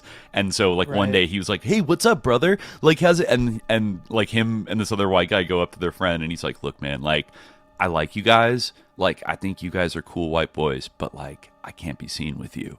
And like that like made Bill Harris furious. Like he was pissed that like he got disinvited from the cookout because these other racist white honkies like ruined his fucking invite to the like I could see him kind of spiraling in this way of like those pigs, like, oh my god, like why are they doing, which is not a terrible impulse in of itself, like that obviously sucks, that there was that much like racism, but there's something going on in his brain that is like almost you have to describe it as like Freudian or something that like drives him, that he's trying to grapple with his own chicken shit honky white guilt in this like there's very certainly impulsive some of way. that going on, for sure.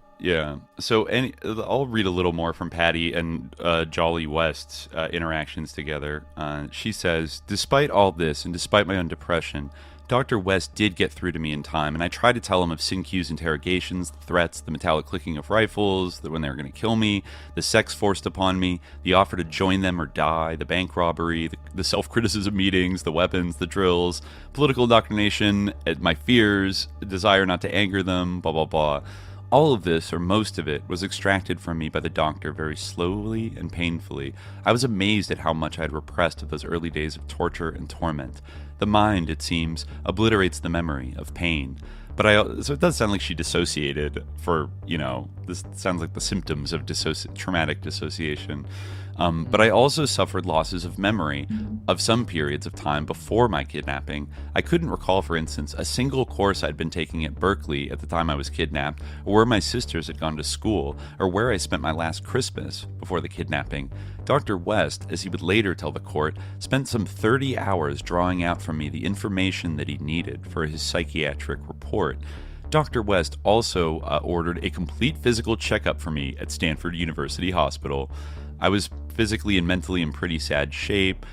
She got it patted down, heavy security, obviously, taking her to the hospital. She said that when the exams did begin, the doctors poked and probed and x-rayed with no concern for my personal feelings or explanation. The gynecological examination was positively brutal, and by the end of it, I was in hysterics, sobbing as I writhed in pain. When they led me to another room and attempted to sedate me in order to shove some electrodes up my nose for an electroencephalogram, fear overwhelmed me. I did not know what they were trying to do. I feared electric shock treatment. I feared this is really like an MK nightmare. Like Dr. West is like, let me send you down to Stanford. And then they're doing all this like horrible shit. Yeah, she feared electroshock. I feared everything and everyone. I was helpless. But as if I were fighting for my life, I absolutely refused this test, screaming for my lawyers. It was put off, and I was hustled back to jail. And now she gets brought by Dr. West, another very interesting psychologist. Dr. West also called for a complete battery of psychological testing and brought in Dr. Margaret Singer, a renowned and respected clinical psychologist from UC Berkeley, and she spent, according to her own calculations, some 20 hours with me talking and testing. I was so apathetic it was difficult for her to get information out of me, but she was dauntless in giving me 8 different psychological tests, and several of them were a complex series of questionnaires within one text. Yeah, her cognitive ability was impaired. I was quizzed and questioned by 2... I kind of feel like, eventually it says like, oh, my IQ went down from like 130 at Santa Catalina School to 109 with the worst of the test showing an IQ of 90. Kind of shows you IQ tests. IQ was bullshit. Yeah. And like, probably like when she was at the Santa Catalina School, like the IQ test was designed to tell you like how special your like daughter is and like how well eugenically bred she is. Right, Whereas in this case, they were trying to show that like she was like brainwashed. Right. Very politically malleable test. By that. Yeah. Exactly. That old eugenics test. So Dr. West, as senior member of the team, they brought other 2, Dr. Seymour Pollack and Dr. Donald T. Lundy. I forget if I found anything about them, but anyways, Dr. West, as the senior member of the team, diagnosed my condition as a traumatic neurosis with dissociative features, which meant simply I had been frightened out of my wits by the SLA, subjected to powerfully effective coercive manipulation by her captors, and that I would need 3 to 4 months of psychiatric treatment before I would be able to, with full competence, to aid and assist counsel in her own defense. He recommended private, individual psychotherapy, preferably in a hospital setting and out of prison, to restore my mental health. My trial was rescheduled to begin 3 months hence, on January 26, 1976, and I was allowed my own private therapist, but because of government objections, my therapy would have to be conducted in jail, not in a hospital. Dr. West and Dr. Singer, who agreed to testify on my behalf at the trial, continued to work with me, but less intensively than before. Now, here's another big sus lord, and I looked it up, a confirmed MK Ultra fund recipient that is brought in. One day, Dr. Singer said she wanted me to see another doctor. Since I had little choice, I was visited by a rather heavy-set man who spoke in a thick Viennese accent straight out of Freud. This was Dr. Martin Orne, or I guess Orne, if he's German, I guess. Dr. Martin Orne, who was a psychiatrist and a psychologist from Penn. For hours over 2 separate visits, I went over my whole story again for him, except that Dr. Orne frequently seemed to misunderstand me. He would leap to conclusions or suggest events that had not happened, and I would have to correct him. I thought him very strange. Some of his questions were most extraordinary. He acted or commented as though he was not believing a word I was saying. But then finally, she's very sussed out by him, but in their last session, he says, he smiled at her and said, "Miss Hearst, you really shouldn't feel embarrassed. Stronger men than you have cracked and cooperated with the enemy under less torturous conditions. The only thing surprising about all this is that you are here with us today. You suffered severe sensory deprivation, being tied up and blindfolded. Other people subjected to such sensory deprivation would have given up the will to live. They just curl up and die. Deprived of their senses for so long. You survived, and that's remarkable in itself. You are a survivor."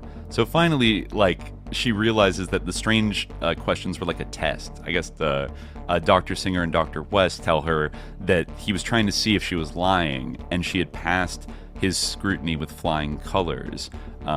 He ends up saying it was really quite remarkable. Miss Hearst simply did not lie. So then she, I forget if she mentions in this that Dr. Orne, Dr. Martin Orne, oh yeah, she does actually. They go down here and Jolly West basically starts to fill her in on the history of brainwashing that he knows so much about. Yeah, so he says you have to go through psychotherapy because you suffered a trauma. To speed my recovery along, I agreed to see a therapist recommended by him and by Dr. Singer. and that was Dr. Elizabeth Richards, a psychiatrist in private practice in Palo Alto, who came 2 times a week. Through her, I came to understand my feelings of guilt and inadequacy over having been brainwashed and manipulated by the SLA. So, not being psychologically oriented, I resisted for quite a while the explanations of brainwashing made by Dr. Jolyon West and others. But in time, I came to understand brainwashing as an inexact popular term for what psychologists have long known as coercive persuasion. In other words, anyone could be coerced to say or do anything by torture, beatings, abuse, and threats of death. In modern times, however, and, keep in mind she's getting this from a bunch of MKUltra scientists who work for the CIA and the military.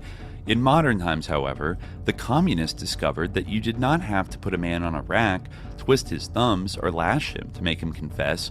The more sophisticated method was to weaken your prisoner gradually by depriving him of proper food, sleep, exercise, and then browbeating him through continual, unrelenting questioning until he agreed to what you wanted him to say or do and had in fact come to believe it himself.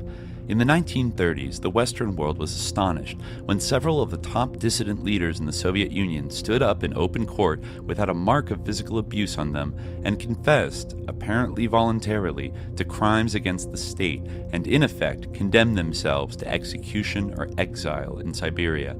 In these famous purge trials, the condemned even accepted and agreed to their punishments as just. In the Cold War of the 1950s, Cardinal Mindszenty of Hungary, after only 35 days of imprisonment by the communist regime, signed a written confession and admitted in open court, with impartial observers in attendance, to spying for the West and to various criminal acts against the state. People in the West were perplexed and confounded by such admissions from a cardinal of the church.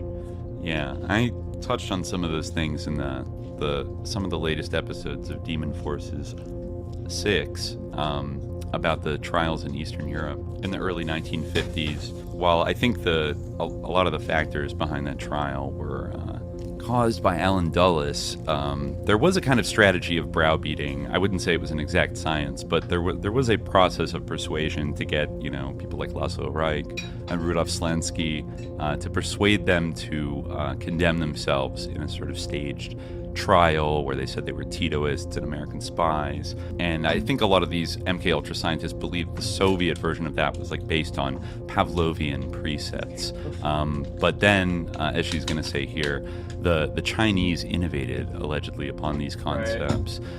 Right. So I was just reading the part about the show trials and the Soviet Union and she goes the on Warsaw about the Pact, and they said, please execute me. Yeah, they did it. They said, please execute me. Yeah, I was explaining. I talked about this in the recent Demon Forces about some of the. I read very in depth the report on the murder of the General Secretary. If you want an extremely granular account of how people were arrested and browbeaten and over time convinced to sort of condemn themselves and say that yes, I did it. Please, I'm a Titoist spy. Please execute me. There was a kind of protocols in place to kind of do that during that period. But anyways, so she says during the Korean War, not one of our servicemen who had been taken POW had tried to escape from the communist Chinese prison camps. Hundreds of our officers and enlisted men had appeared on Chinese television confessing to war crimes, condemning the U.S., and some even embracing communism. When the war ended, several of our men refused to return home, preferring to remain for years with the Chinese communists.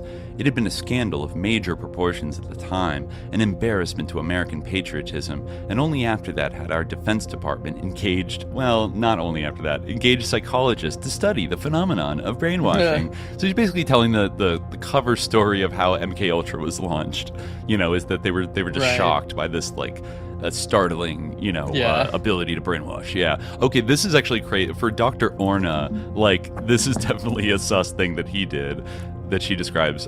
During the Vietnam War, the same thing happened again. More televised false confessions by servicemen taken prisoner of war. This time, the Army hired Dr. Jolyon West, Dr. Orne, and others to set up a program to train our pilots and soldiers in resisting the coercive persuasion of the communist North Vietnamese.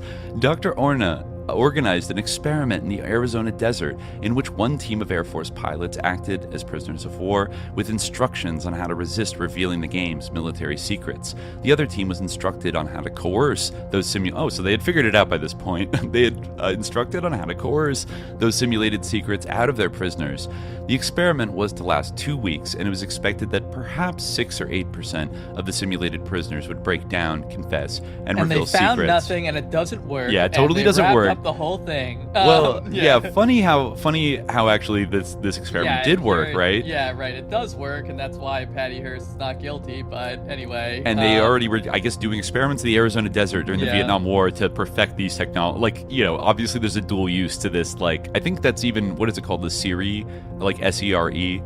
Training that eventually was like codified in maybe the 80s and the 90s of the, it's like survive, evade, like blah, blah, blah. Like, it's the behind enemy lines, like, what to do if you get shot down kind of shit. And it's all like, but then I think those techniques were then, I remember there being... survival, evasion, resistance, escape. I remember there was like journalism about this, like after 9/11 with all the stuff in like Guantanamo Bay and the black sites that was that program was almost like allegedly like reverse engineered, that like because obviously like one half of it is like training people to resist torture, but then you have to train people to do the torturing, so therefore how to do the torture. And then so they just basically took like the protocols of like the SERE trainers who were torturers and like just applied it to prisoners that they captured in the War on Terror and all that stuff. But I think you could see it like going back even to the Vietnam War era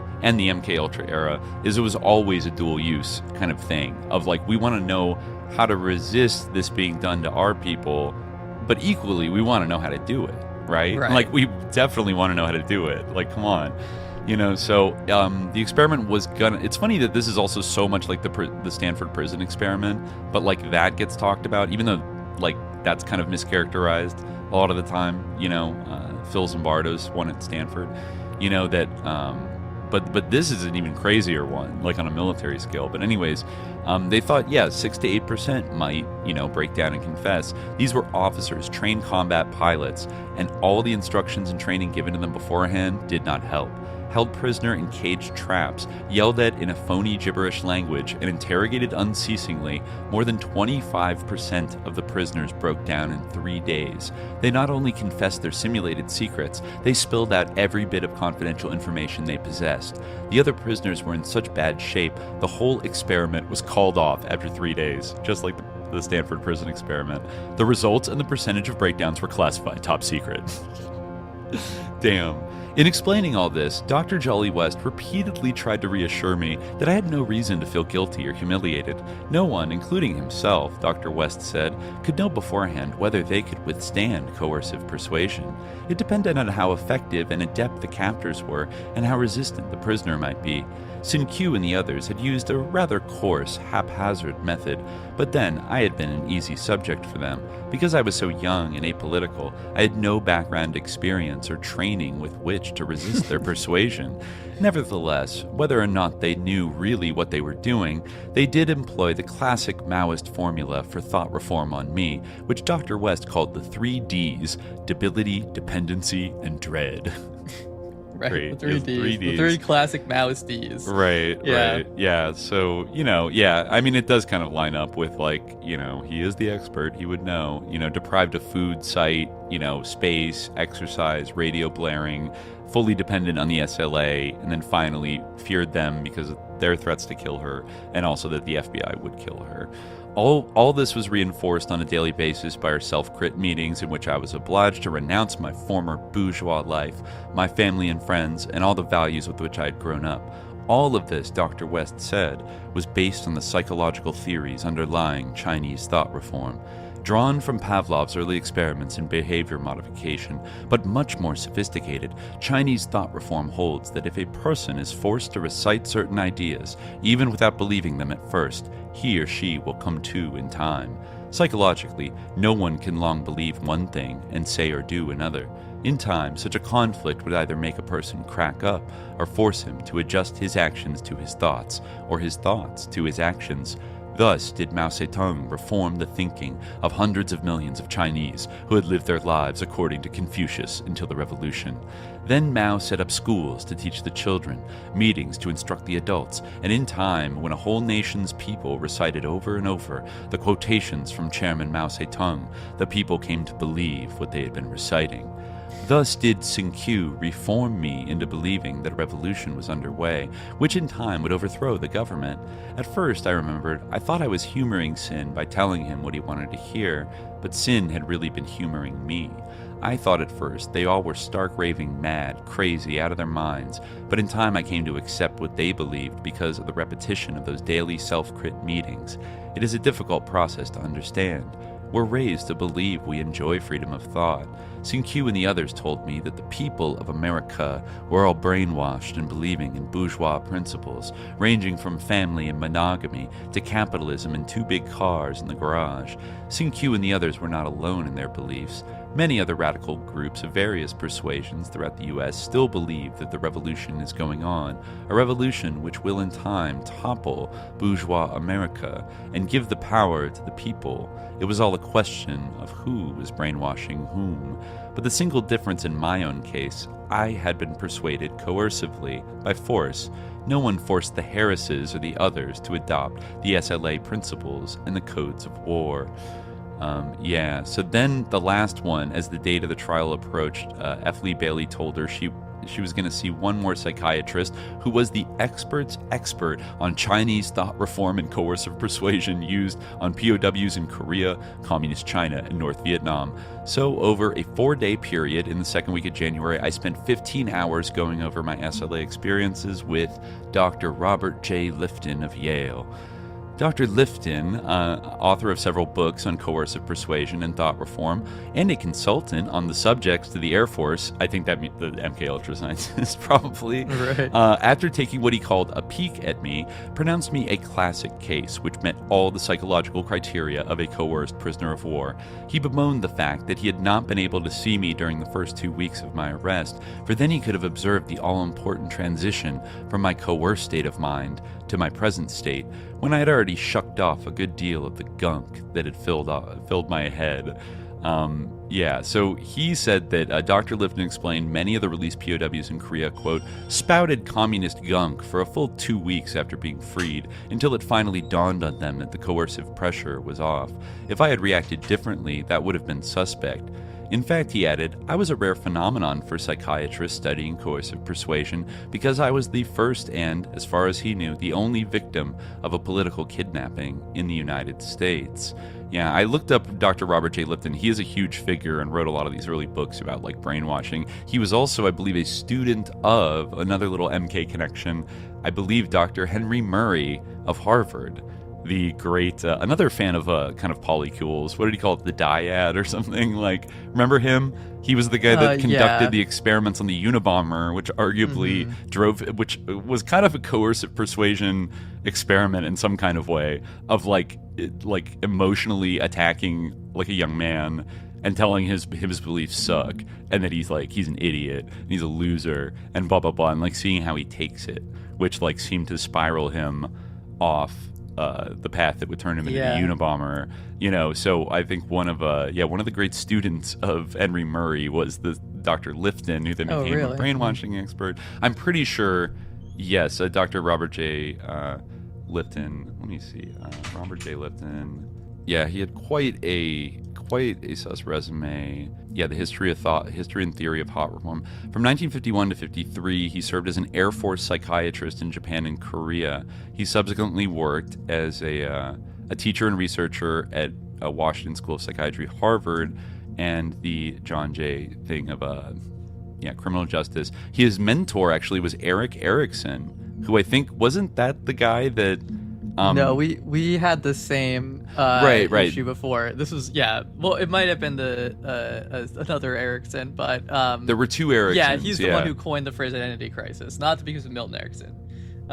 This is Erik Erikson. Yeah, he is the one who coined the phrase identity crisis. I think we did talk about him a little bit before. Yeah, I'm trying to remember if I thought Eric Erickson was actually the one that partnered with Huey Newton, right? Milton Erickson was like the hypnosis guy. Yes, yeah. So wow, Robert J. Lifton's mentor was Eric Erickson, who right around this time was like doing collaborative books and lectures with Huey Newton. Just interesting, kind of small world. I guess let me see, Robert J. Lifton, I guess he did studies of Hitler. Yeah, he did, he formed like a group in the 60s with Eric Erickson and Bruce Maslish of MIT, formed a group to apply psychology and psychoanalysis to the study of history. Group. The psychohistory group, which included like Daniel Ellsberg, Noam Chomsky, Howard Zinn, Noam Chomsky. Interesting. Yeah, studies of thought Wendy reform. Doniger. Yeah, Killing and Psychology of Genocide. Yeah, Jane Fonda describes Lifton's work with Vietnam veterans in her memoir, along with that of fellow psychiatrists Leonard Neff, Chaim Shaitan, and Sarah Haley, as tireless and empathetic. Yeah, I do think, I swear to God, unless it was Dr. Martin Orne that was a student of Henry Murray. Actually, let me look this up real quick. Might be, yeah. Because that name just like jumped out at me. Yeah, Orne received CIA funding through Project MKUltra Subproject 84, but was given no special direction for his research. Yeah, he claimed to have used the CIA's money as emergency contingency fund while awaiting grants from other sources. Very interesting. He spent a 3-month sabbatical at the University of Sydney in Australia, where he furthered his research into the effects of hypnosis on antisocial behavior, subject expectancy effect, and demand characteristics. Wow, interesting. Yeah, he also he was a therapist for Anne Sexton, like the famous poet who like committed suicide as well. Yeah, he was an Austrian. He's from a family of psychiatrists, like a Jewish Austrian. I think psychiatrists that fled the Anschluss. Yeah, so I don't know why I can't find that right now. Anyways, all these psychiatrists are sus. But then there's some court ones that asked her lots of questions about Dr. Kozol and Dr. Fort, ask him a lot of like sexual questions about everything. And so yeah, she gets a lot of therapy from like some of the biggest heavy hitters in like MKUltra mind control research, basically coming in and explaining what happened to her.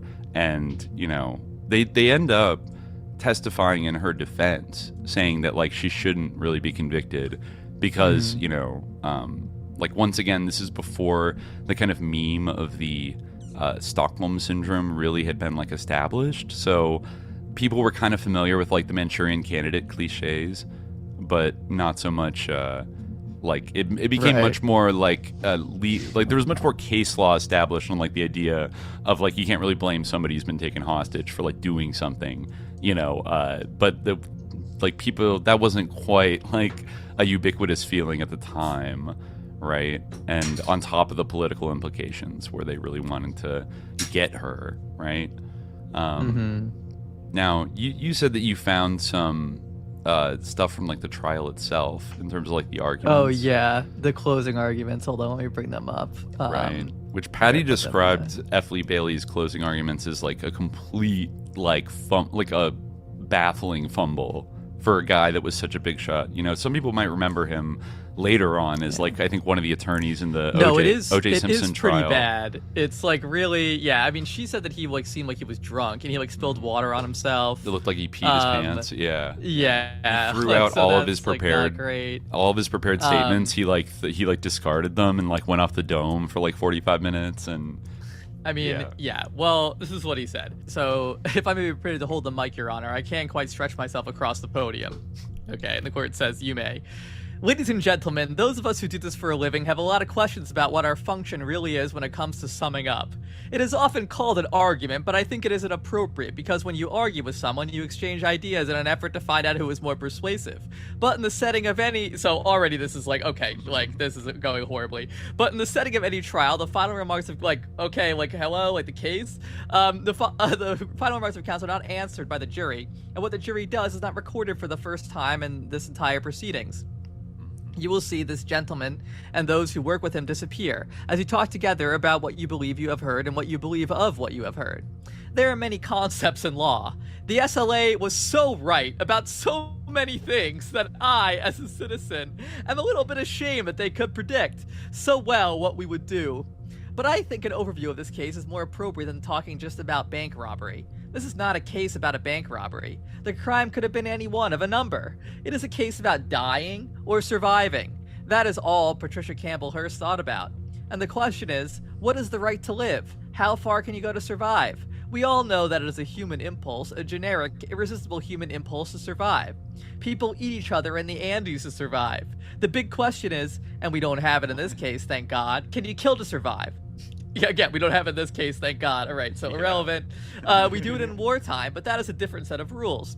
We allow ourselves all kinds of special privileges when we fight the enemy. G. Gordon Liddy would have been an international hero if it was only the Russians who caught him instead of the reporters and ultimately the Department of Justice. Again, like, just kind of, yeah, like, going off at a tangent, like the Watergate psychosis has, like, hijacked his brain, and he's ranting about how G. Gordon Liddy could have been a hero. Yeah. A novelist once wrote a most disturbing book. You may have heard about it. It was a bestseller and a movie. A man who was condemned to hang for killing his wife killed his executioners to survive, and then it was determined that he had not killed his wife, and a judge had to decide whether or not he could be tried for that second killing. Does one have an obligation at some point to die? It was called a covenant with death, and we all have a covenant with death. We're all going to die, and we know it. We're all going to postpone that date as long as we can. All right. And Patty Hearst did that, and that is why she is here and you are here. And the manner in which she did it is the subject of this trial and one of the incidents that arose during that survival, which is the focus of the indictment. There has been so much contradictory evidence of peripheral matters that I could occupy your time, I suppose, to the full limit that I'm allowed by this trial judge to address you. I don't propose to do that. I don't agree with Mr. Browning that we are in no better position to judge the truth than you are. We are skilled at this sort of thing. We have practiced it for a long time. They are specialists in deception and simulation, and you were privileged to hear from one of the very best alive today, whose opinion you may accept or reject because in the end we come back to a non-person. The reason we don't try these cases, ladies and gentlemen, before one of you is because we don't and have not for hundreds of years trusted a single human being to be that kind of balance that can make this awesome judgment. But we do trust the collective. And we figure, despite the fact that we have a transcript of everything that was uttered, and you don't know, and we knew all about this case before you were ever impaneled, that between you, you will remember what is important. That is the best of the law now. What happened in this case? We all know what happened and we watched it happen. The news media kept us informed of every detail. The interest of the news media in this case has been so intense that it was necessary to protect you from it so that you might be able to always bear in mind what you heard in this courtroom and not the comments of someone else. Okay, so then you're referring to something that they actually haven't seen. Yeah. When you return to your homes, you may be very surprised as to what your neighbors thought this trial was all about. But at least you know that the law provides. A young girl who absolutely had no political motivations or history of activity of any kind was rudely snatched from her home, brutally, clouded on the side of the face with a gun butt, and taken as a political prisoner. Now, in many segments of this whole saga, you are either going to have to take what Patty Hearst says as the truth, or if you buy Mr. Browning's suggestion, you are going to have to disregard it, in which case you have no access to what happened because she is the only person surviving who is willing to talk about it. But I suggest to you that as the initial parts of her story, the corroboration is overwhelming. And I want you to remember, please, something Dr. Causel said this morning. Even Mr. Browning, I think, forgot. We played those tapes for you in the defense case. The prosecutor offered the only statement of Patricia Hearst, admitting that she had robbed the bank. And she did rob the bank. You are not here to answer that question. We could answer that without you. The question you were here to answer is, why? And would you have done the same thing to survive? Or was it her duty to die, to avoid committing a felony? That is all this case is about, and all the muddling and stamping of exhibits and the little monkeys and everything else has been thrown into a morass. Don't answer the question. There are some indicators of reliability that I think you are very privileged to have as a jury, because juries are by definition a group of citizens with no knowledge, and you are an exception. You know a lot about this case, as the record shows, and no interest in the outcome, assembled to listen to people tell different stories and decide which one of them, if any, has told the truth. Anyway, so he goes on for a while. I'll skip this kind of a middle part here. The regimen under which that function is caused protects against the one thing we don't want and can't stand, and that is a mistake by you that lands on her. The government can well afford it. Somewhere when the only really important talk is given to you, that will come from the bench and not the lawyers. You are going to hear that the government, and this is the judgment of the court, that the government always wins when justice is done. And it would be nice to say we impaneled you to do justice, but please don't get these kinds of grandiose ideas. We know that is normally beyond the capability of human function. We impaneled you for a very different reason. Patty Hearst has a lot going against her. The escape that Mr. Browning and Dr. Cazole think she should have welcomed, she said, I had nowhere to do, has resulted in only a change of captors. But at least now, I guess nowhere to go, it's a typo. I had nowhere to go, has resulted in only a change of captors. But at least now, as long as society is her captor, she does not have to worry about being killed. Freedom may be a more awesome alternative. You are not here to decide that. We have a framework. The SLA predicted this trial. They also predicted your verdict and persuaded her coming back would get her 25 years. And if we can't break the chain at some point in their predictions, there are going to be other Patricia Hearsts. The blueprint is plain. It works. Get a political gathering by gathering food for the people. Say this is a political prisoner paying for the crimes of her parents. Mr. Browning has asked you to convict this young girl. I suggest to you, ladies and gentlemen, that in order to bring yourselves to the state of mind where you could have what the court is going to require you to have, on abiding satisfaction to a moral certainty that she is really guilty, before you are allowed to use that word, you have to resort to something besides the evidence in this case. It's riddled with doubt, and always will be. Perry Mason brings solutions to all of his cases in open court, usually from the ranks of his opponent's witnesses. Okay, real life doesn't work that way. We can't bring home the bacon. We have given you all we have got. No one is going to be sure. They will be talking about the case for longer than I think I am going to have to talk about it, whether it occurs to me or probably the only people in this courtroom I haven't had to talk about it. So forthwith, I don't know. There's some like errors in transcription. But simple application of the rules, I think, will yield one decent result. And that is, there is not anything close to proof beyond a reasonable doubt that Patty Hearst wanted to be a bank robber. What you know, and you know in your hearts to be true, is beyond dispute. There was talk about her dying, and she wanted to survive. So thank God so far she has. Thank you very much. Well, ladies and gentlemen, that concludes the defense argument.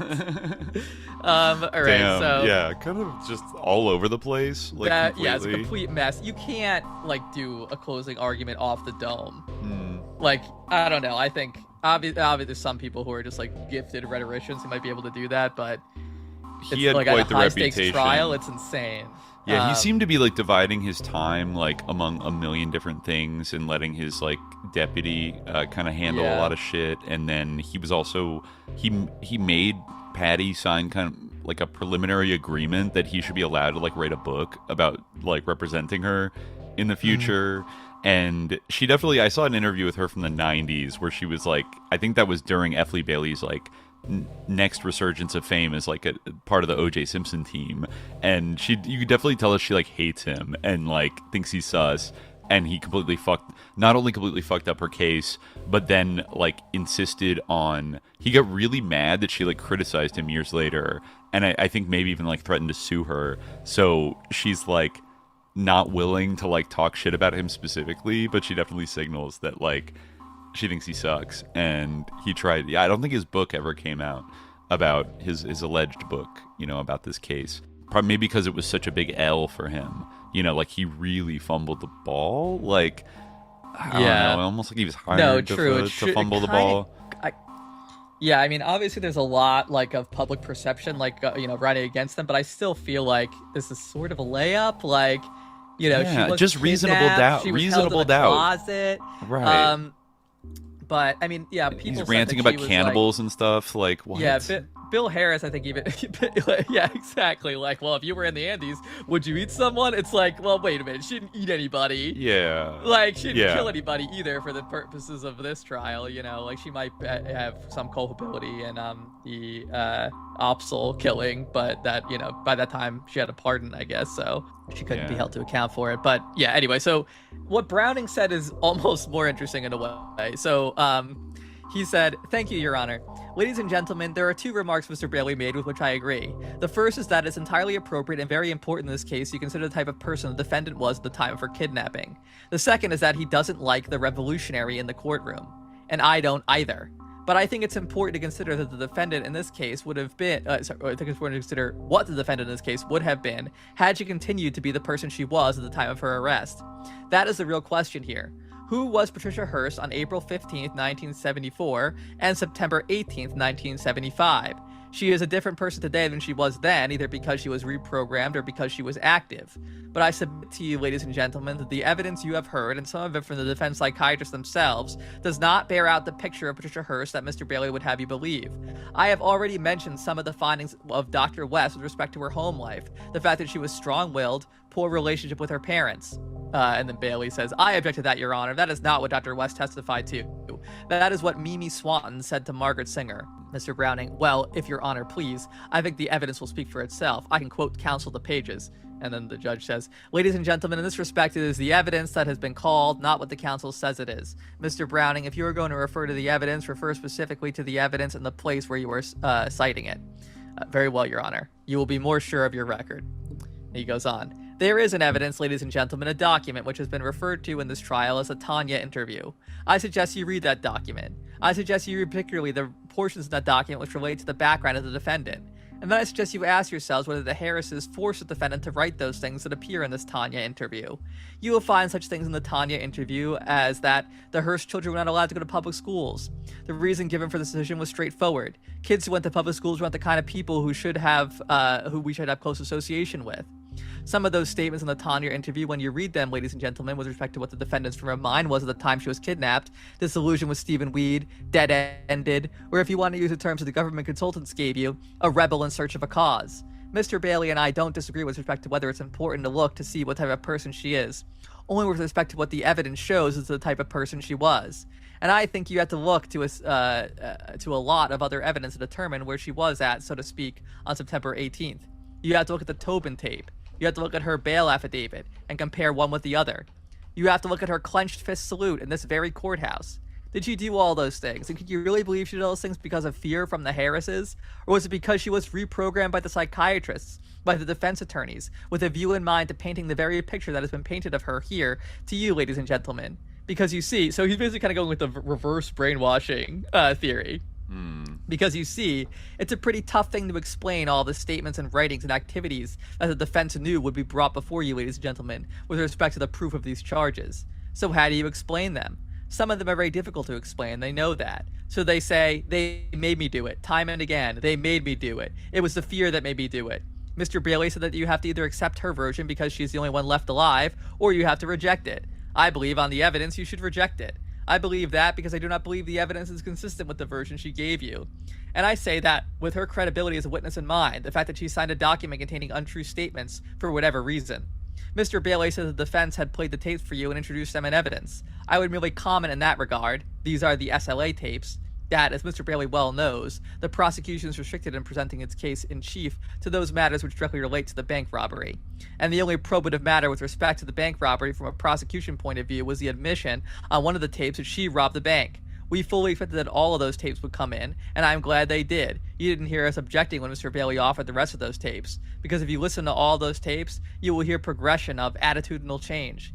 I am sorry Patricia Hearst was kidnapped. I am sorry when anybody is kidnapped. I wouldn't want to be kidnapped. You wouldn't want to be kidnapped. You wouldn't want your daughter to be kidnapped. To then, from that point, make the assumption that she remained a kidnapped victim for the next 19 months, notwithstanding that she had opportunities to escape, and notwithstanding that she had opportunities to get word to her parents, and notwithstanding the fact that she sprayed the area of males with a machine gun fire in order to rescue her alleged captors, or, as she put it, comrades, is to strain credulity. I suggest to you that those factors against her version that she has given you from this witness stand, and that you should reject her testimony. And you should reject the idea that she says on the tapes that she expropriated, she and her comrades, over $10,000. She said that because she was in fear. I suggest you listen to the tone of voice. You are all reasonable people. You are expected to use your good sense, your common sense. How do we gauge people's motives? How do we gauge people's intent? Listen to what they say, how they say it, what they do. Those are the things I want you, ladies and gentlemen, to look at. Those things that are in evidence which relate to what she did and what she said, and listen to how she said it. Listen to the tape of June 7th of 1974, the eulogy to the fallen comrades in the SLA shootout and fire on West 54th Street, Los Angeles. Listen to it and see whether in your view she is speaking from the heart, and don't be afraid to let your own mind tell you whether she is or not. Mr. Bailey pointed out that the Attorney General of the United States Court resists the statement he made back there in 1974, and I only want to point out to you in regard that Mr. Saxby, that Mr. Saxby is no longer the Attorney General of the United States. And I say in fairness to Mr. Lids, If you listen carefully to this tape, you can hear the pages being turned. So what, ladies and gentlemen? Are we to assume from that it is only when a person speaks extemporaneously without notes that he is sincere? Of course not. The fact that pages are being turned and the fact that somebody else may have written a portion of what she has to say makes no difference at all, as long as she sincerely meant what she said, and that's why I urge you to listen to the sincerity of her voice. Now, counsel mentioned in his opening argument, again and again in his opening statement, and again in his closing argument, the matter of a portion of the 6 SLA tape containing the defendant's voice in which he says, "As for my ex-fiancé, I'm amazed that he thinks that the first thing I would want to do once freed would be to rush and see him. The fact is, I don't care if I ever see him." The counsel seems to perceive that from the word freed, because the word freed was used, Angela Atwood, who is supposed to have written this portion of the script for this tape, as we are told, slipped and categorized the defendant as a kidnap victim, rather than as a comrade. I submit to you the content of that sentence does not bear out that interpretation. Miss Hearst at this point is referring to the listener's attention to the understanding of Mr. Weed, whom she perceives as not having thought that she had been kidnapped, and that was still in a kidnapped situation. That's what she says.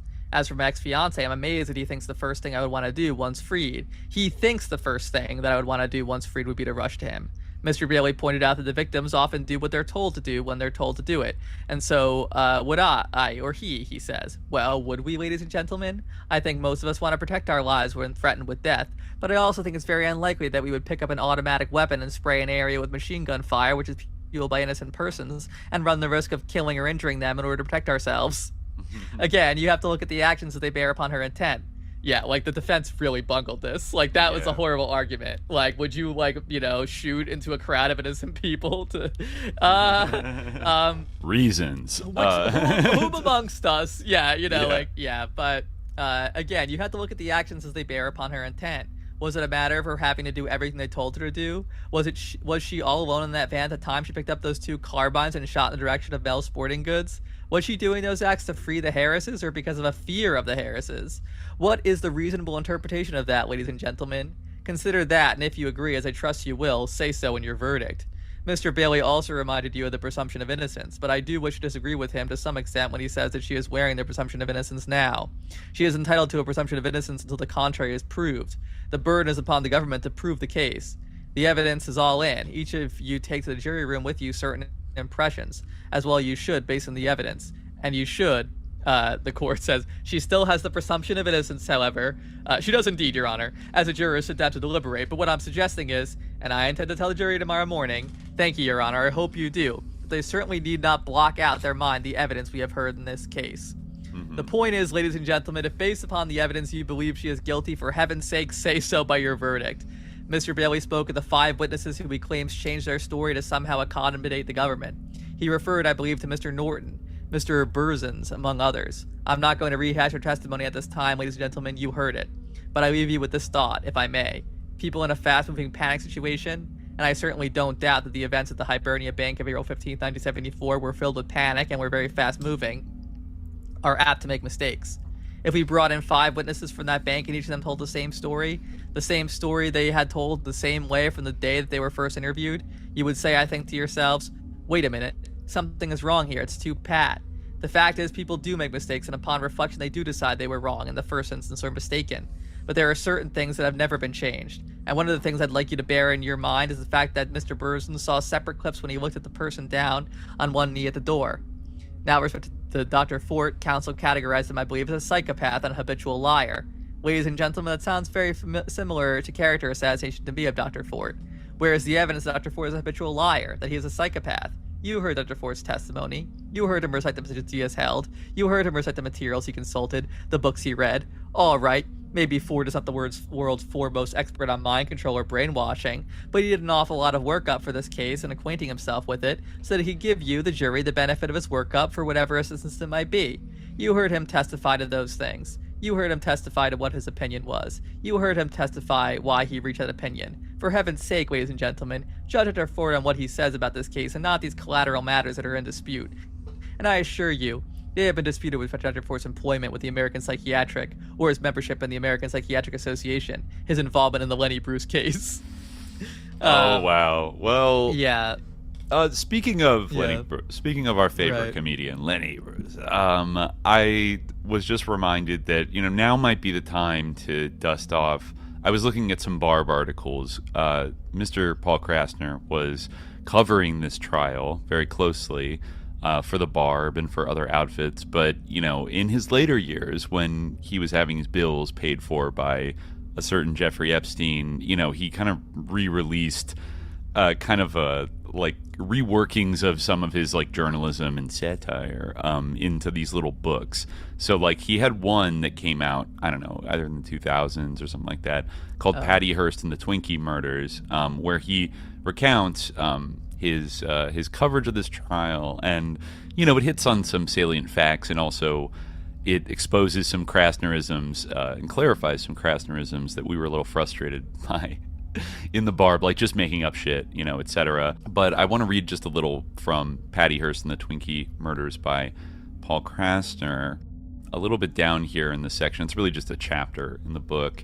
He says, remember this, in June, I disclosed in the Berkeley Barb the non-fact, he admits it, the non-fact that I had been brought to meet Patty underground. I wrote, since there is nothing of investigatory value in the interview, I will not speak with the FBI, nor am I able to supply any information that might earn me a $50,000 reward. Tanya insisted she had not been brainwashed. My impression is that she was. He goes on, so okay, thank you, that's great. Why did you do that? Anyways, he just thinks it's funny. In view of conspiracy researcher Mae Brussels' track record with the Watergate story, I decided to devote an entire issue of The Realist to her documented analysis, Why Was Patricia Hearst Kidnapped?, the thrust of which was that the SLA was essentially an espionage plot orchestrated by our secret government in order to distort the message of idealism. 1 year after the kidnapping, Patty Hearst was still on the lam with her captors, and Crawdaddy, a music magazine for which I wrote a column, The Naked Emperor, wanted a feature article on the case. So I wrote an imaginary interview with Patty, and Crawdaddy published it in their April 1975 issue. An excerpt, and this is wild, what he's doing, what he's riffing on here. Question from Krassner, keep in mind this is fake. There was a pornographic novel, Black Abductor, published a couple years ago, which seems to parallel your case on several counts, although in the book the kidnapped victim is raped. And fake Patty says, that didn't happen to me. I wasn't raped, but I have made love, of my own free will, with each and every one of my comrades, male and female. It's been extremely liberating. I tell you, I've learned more about my own sensuality in the past year than in my whole previous life. Paul fake asks, there's a rumor you used to visit Donald DeFreeze in prison. Fake Patty says, that's impossible. It's a lie. I never did. And that you also knew SLA member Willie Wolfe before you were abducted. That's another lie. I mean, I feel as if I've known him all my life, but that's a false rumor. Fake Paul asks, have you been affected by the bisexuality? And then, talking about the nappy hair from Q and etc. and intimate with another woman, blah blah blah. Then he fake asks, what about the evidence that DeFreeze has been an informer for the LAPD? Fake Patty says, that was his survival game. If he were still working for the pigs, we wouldn't be in danger now. I mean, you can't confuse somebody like Q with, I met the Shah of Iran once, and he was absolutely charming, but he's actually a vicious executioner. But I just hope some of those Watergate bastards go to prison, just so they get a little taste of it, and perhaps understand the lengths a prisoner will go to escape legally, if that's really legal. And it just keeps going and making up fake shit. I don't know why he would bother to do this. Anyways, moving on from this Krassnerism, he says, presumably not joking anymore, Earth News Service had called the FBI in San Francisco to find out why they didn't investigate me when I originally announced in the Barb that I had met with Patty Hearst in captivity. An agent checked the files and found a notation that I had also announced that I would never cooperate with the FBI, so they didn't bother. However, a week after Crawdaddy came out, a pair of FBI agents from the Santa Cruz office visited me at my home in Watsonville, wanting to talk about the interview. I'm sorry, I said, opening the door a crack, but I have nothing to tell you. They repeated their request, still friendly and low-key. Everything I had to say about this has already been published, I explained. There's nothing further to discuss. They tried to peer in my window. Patty isn't here, is she? If you get a search warrant, I'll let you look. In the middle of a Doonesbury strip, Gary Trudeau spelled out the word Canaan, which was the city where a friend of his lived, but federal authorities were convinced it was really a reference to Patty Hearst's supposed hideout in Pennsylvania. William F. Buckley wrote that Patty should be sacrificed, quote, in the name of Christ. And Catherine Hearst said she would rather her daughter be dead than join the communists. She also commented that if only Clark Gable had been at the apartment in Berkeley instead of Stephen Weed, then Patty would have never been kidnapped. Probably true, he says. That is true, apparently. So Patty was finally captured, right? And then he goes on to say, I had a lunch appointment with Will Hearst, I think that's Patty's cousin, assistant to the editor of the Examiner and grandson of Citizen Kane prototype, William Randolph Hearst. Although Will claimed that his status as Patty's favorite cousin was a media creation, he was the very first one she requested to see after her arrest. Now he walked into the Examiner lobby. It's a bad day, he told me. San Simeon has been bombed. Well, I said, at least I have an alibi. We postponed the lunch, and on the way home I stopped at the federal court building, where Patty's trial was in a preliminary stage. Originally, she was going to be defended by the radical team of Vincent Hallinan and his son, K.O. The elder Hallinan was in Honolulu when the FBI captured Patty, so he assigned K.O. to visit her in jail. Although as Tanya, she had called Vincent Hallinan a clown in a taped communique, now as Patty, she said of K.O., he's good. Like, I really trust him politically and personally, and I can tell him just about anything I want, and he's cool. It was, however, a lawyer-client relationship that would not be permitted to mature. When Patty described her physical reaction to having her blindfold removed in captivity, K.O. recognized the similarity to reactions to LSD. Patty agreed there'd been something reminiscent of her acid trips with Stephen Weed in the old Hearst mansion. Besides, there was circumstantial evidence the SLA could have dosed her with LSD. The brother of SLA member Ms. Moon Soltysik, this is Fred Soltysik, who wrote a book and had met Sin-Q, he reported that she and fellow member Camilla Hall had taken acid. In TV Guide, reporter Marilyn Baker claimed that drugs had been found at the SLA safe house in Concord, and on the very first taped communique, Patty herself had said, I caught a cold, but they're giving me pills for it and stuff. Her defense was going to be involuntary intoxication, a side effect of which is amnesia, so Patty would neither have to snitch on others or invoke the Fifth Amendment. In response to my questions about that missing chunk of her life, she was simply going to assert, I have no recollection. The Hallinans, instructed her not to talk to anybody, especially psychiatrists, about that period. But her uncle, William Randolph Hearst Jr., editor-in-chief of the Hearst newspaper chain, flew in from the East Coast to warn his family that the entire corporate image of the Hearst Empire was at stake, and they'd better hire an establishment attorney fast. Enter F. Lee Bailey. He defended the Boston Strangler and, Captain Medina from My Lai, but he said he would not defend Patty Hearst if she were a revolutionary. You gotta have standards. Bailey and his partner, Albert Johnson, visited with Patty, to encourage her to tell the psychiatrist everything. Krassner says, brainwashing does exist. Built into the process is the certainty that one has not been brainwashed.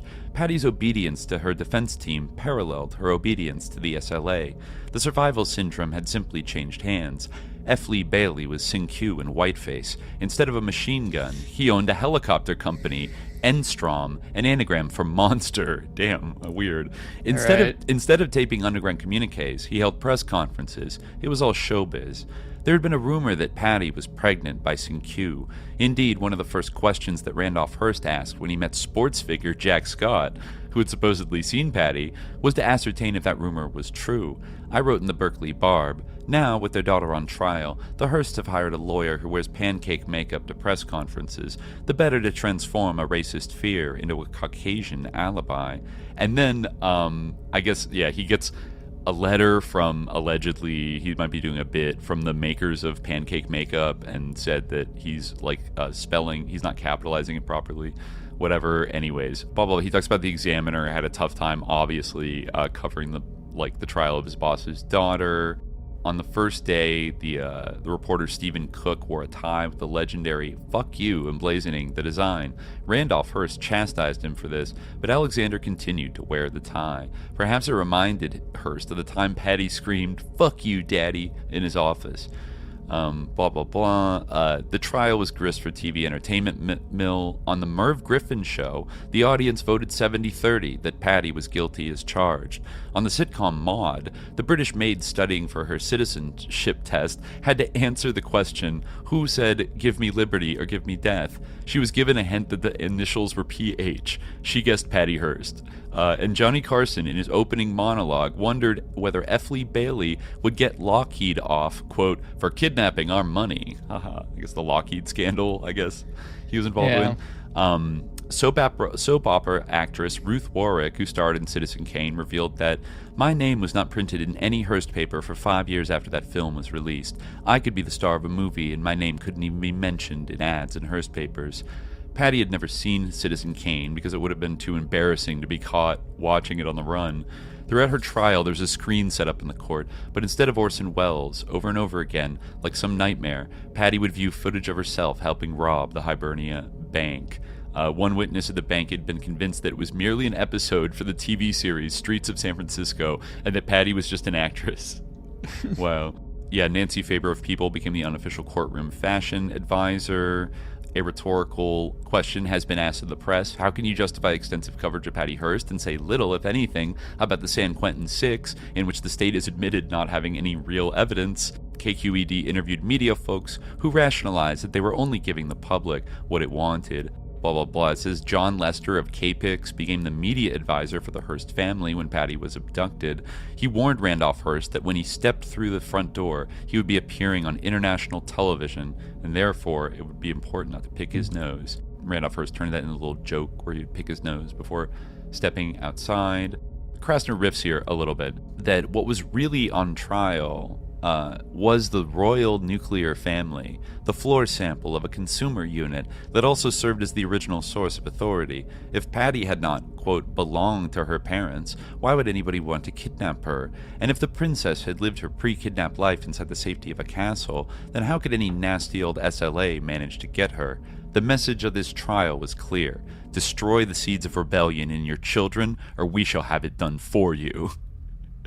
That is, I think there's an interesting, that's like an interesting kind of observation of like the trial part of it, is that it's like this ritual of like middle class and up to bourgeois people, like, don't let your children flirt around with this radicalism, or else like they're going to ruin their lives, and we'll make sure their lives are ruined, more than that. And like you should handle it from the jump, or else the pigs are going to come in and handle it.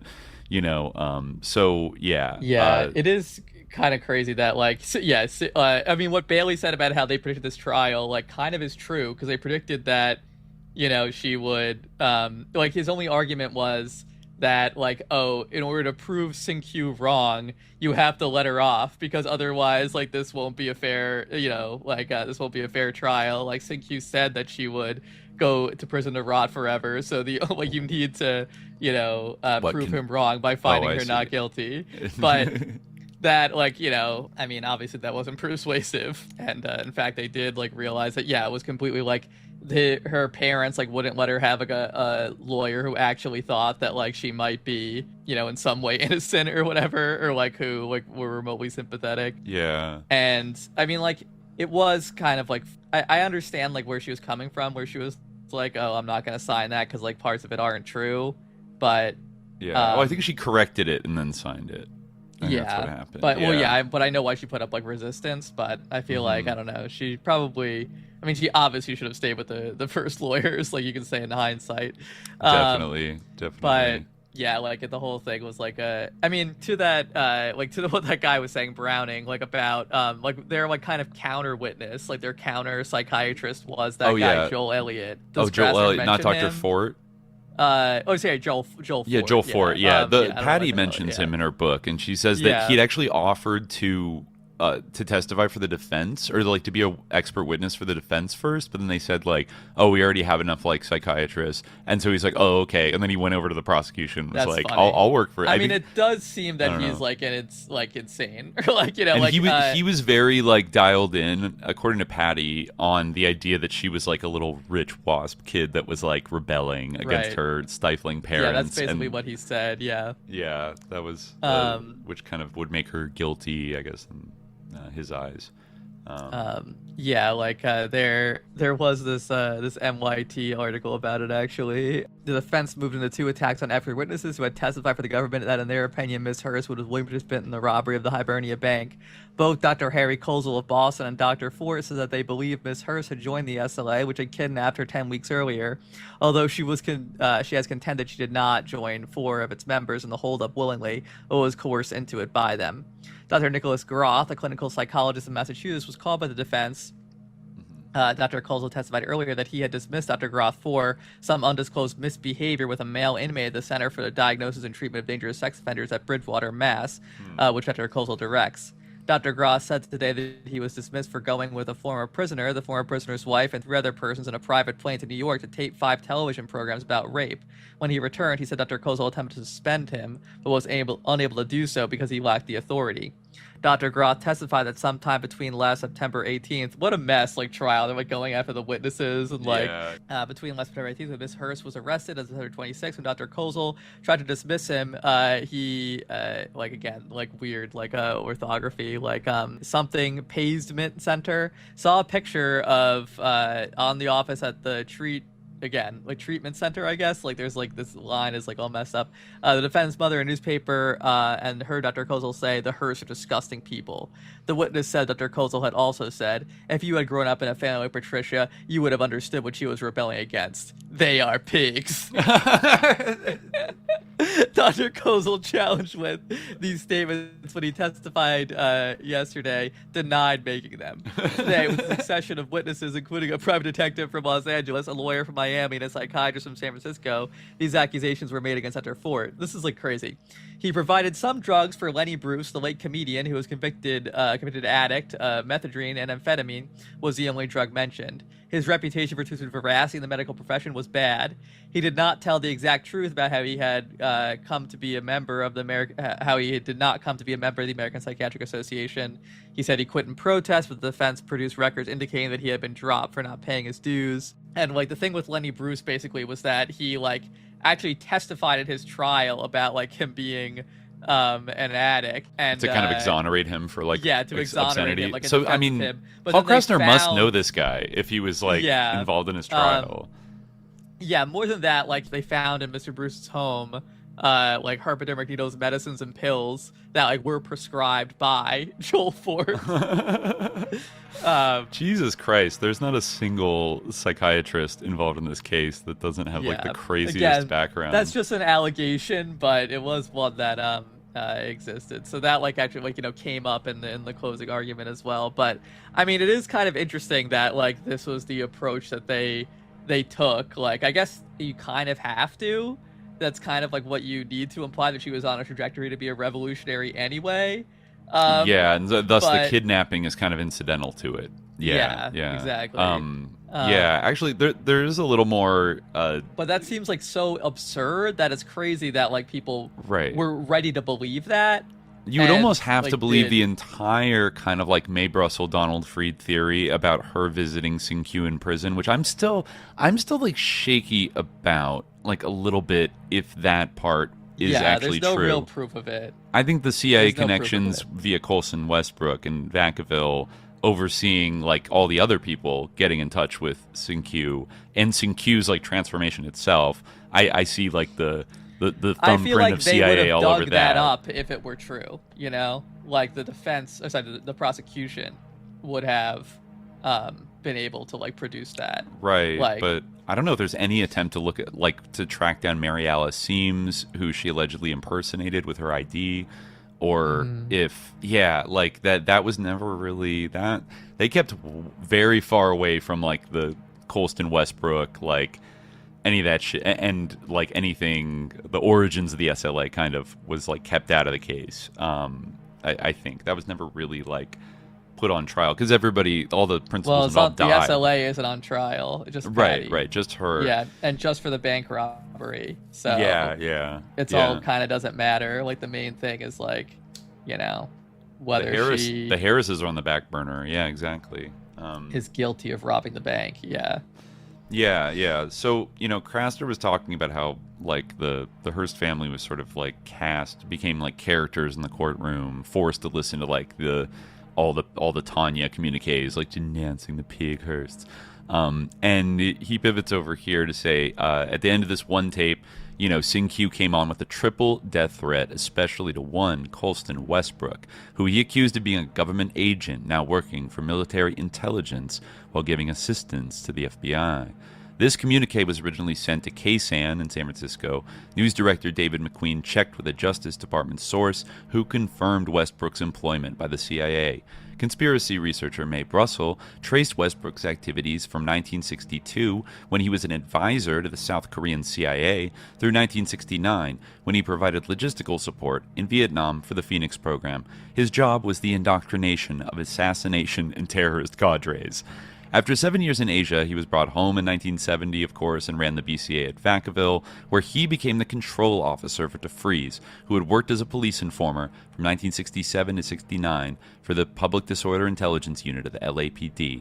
If DeFries was a double agent, then the SLA was a Frankenstein monster, turning against its creator by becoming, in reality, what had been orchestrated only as a media image. When he snitched on his keepers, he signed the death warrant of the SLA. So that's kind of what Schreiber says. This is kind of like the Krassnerian thesis. They love the he went rogue. Yeah, it's kind of exactly. It's like the LSD thing for the SLA. But then we stole it out of the lab, kind of thing. Exactly. Yeah, I'm skeptical of from the lab. Yeah, they escaped even though it's from the hard lab. to imagine how they would have continued to control Sing-Q after the kidnapping of Patty Hearst. It's not satisfying to me that. Well, it's the same thing as LSD. Did they control LSD once it after escaped? It quote unquote escaped? Yeah. No, but that was not their intention. Yeah, I mean there were certain control vectors, I would say, of connections of with the Mellon Hitchcock family and other people that were primarily responsible for manufacturing and distributing it. But still, it wasn't a directly controlled thing in all cases. They didn't micromanage every aspect of the adoption of LSD by the youth culture in the United States. Right. At all. They sort of set up avenues where it would be allowed to spread along certain sectors, and then to the Hells Angels who would traffic it, and all these little Johnny Appleseed people were allowed kind of for a while to really flood the market. But anyways, Krassner says when DeFries snitched on his keepers, he signed the death warrant of the SLA. They were burned alive in an LA safe house during a shootout. When Sing-Q's charred remains were sent to his family in Cleveland, they couldn't help but notice that he had been decapitated. That is, true. Weird. It was as if the CIA had said literally, "Bring me the head of Donald DeFries." Consider, and this is interesting, consider the revelations of Wayne Lewis in August 1975. He claimed to have been an undercover agent for the FBI, a fact verified by FBI Director Clarence Kelly. Surfacing at a press conference in Los Angeles, Lewis spewed forth a veritable conveyor belt of conspiratorial charges, that DeFries was an FBI informer, that he was killed not by the SWAT team, but by an FBI agent because he had become, quote, uncontrollable. That the FBI then wanted Lewis to infiltrate the SLA, that the FBI had undercover agents in other underground guerrilla groups, that the FBI knew where Patty Hearst was but let her remain free so it could build up its files of potential subversives.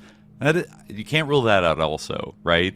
That bumbling FBI, bumbling police, let her run around on the run for so long, and just to see like a little sticky pad for flies or something, how many people will stick to wanting to help out the famous SLA and Patty Hearst, and they did get kind of a decent number of people kind of caught up in it, or maybe used a supposed association to make moves on other groups that might not even been. That's very likely. Yeah. So he says at one point the FBI declared itself to have made 27,000 checks into the whereabouts of Patty Hearst. It was simultaneously proclaimed by the FBA there were 25,000 brands of laxative on the market. All right, Paul. Anyways, then he talks about her commenting about the sexual assault at the hands of Willie Wolf.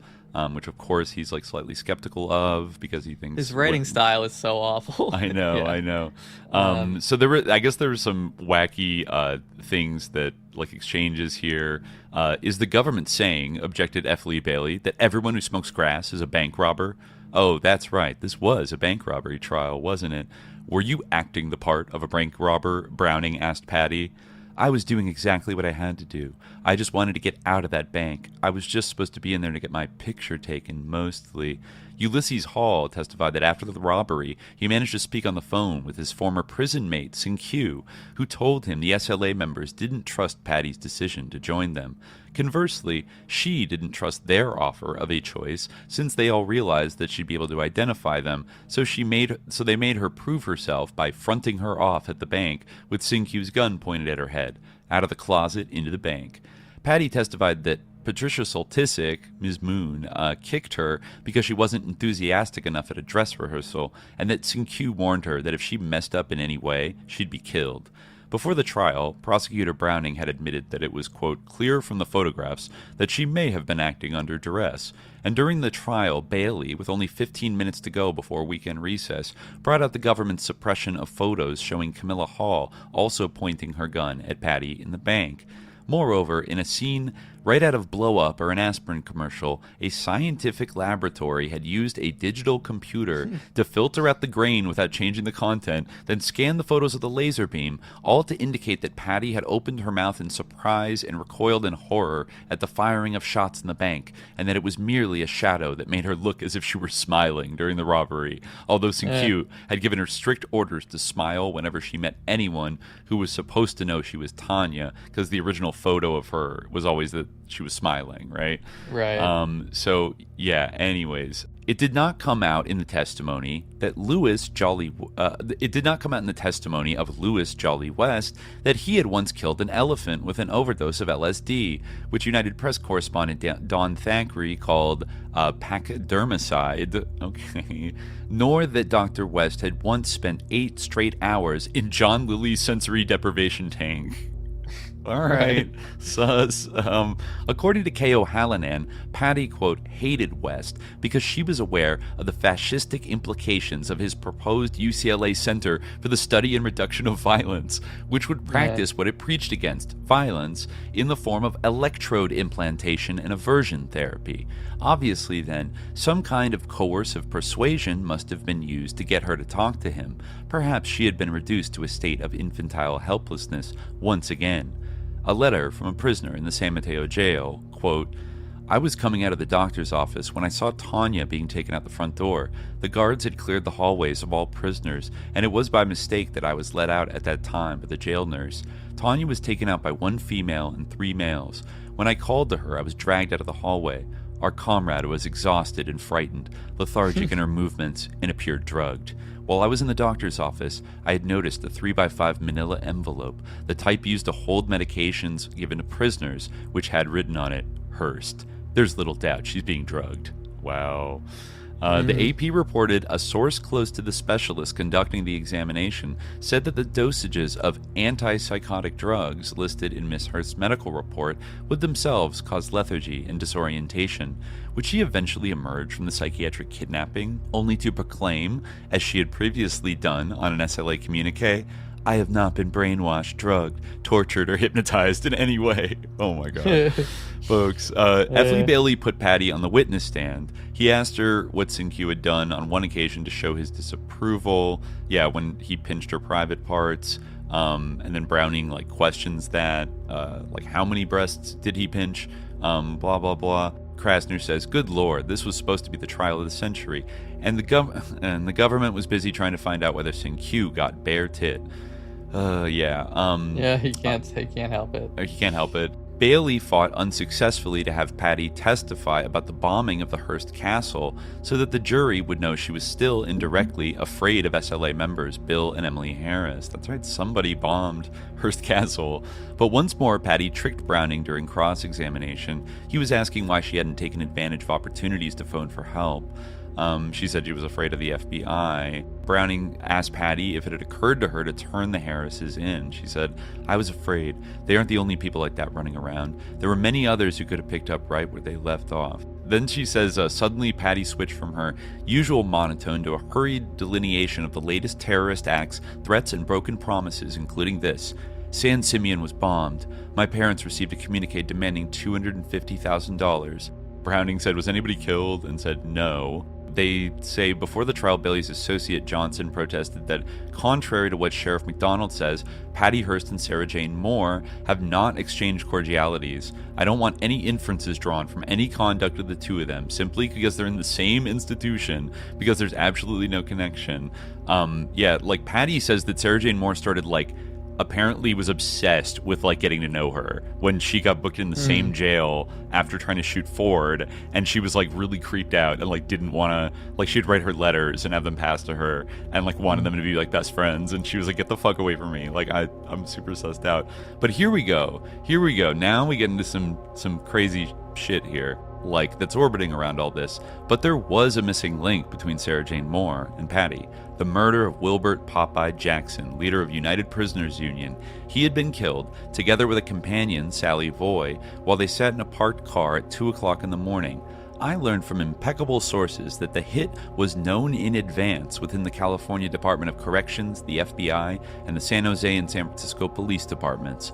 But now, in mid-February 1976, while the Patty Hearst trial was still in process, a similar charge was made in the company of some unusual accusations when a Berkeley underground group called Tribal Thumb prepared this statement.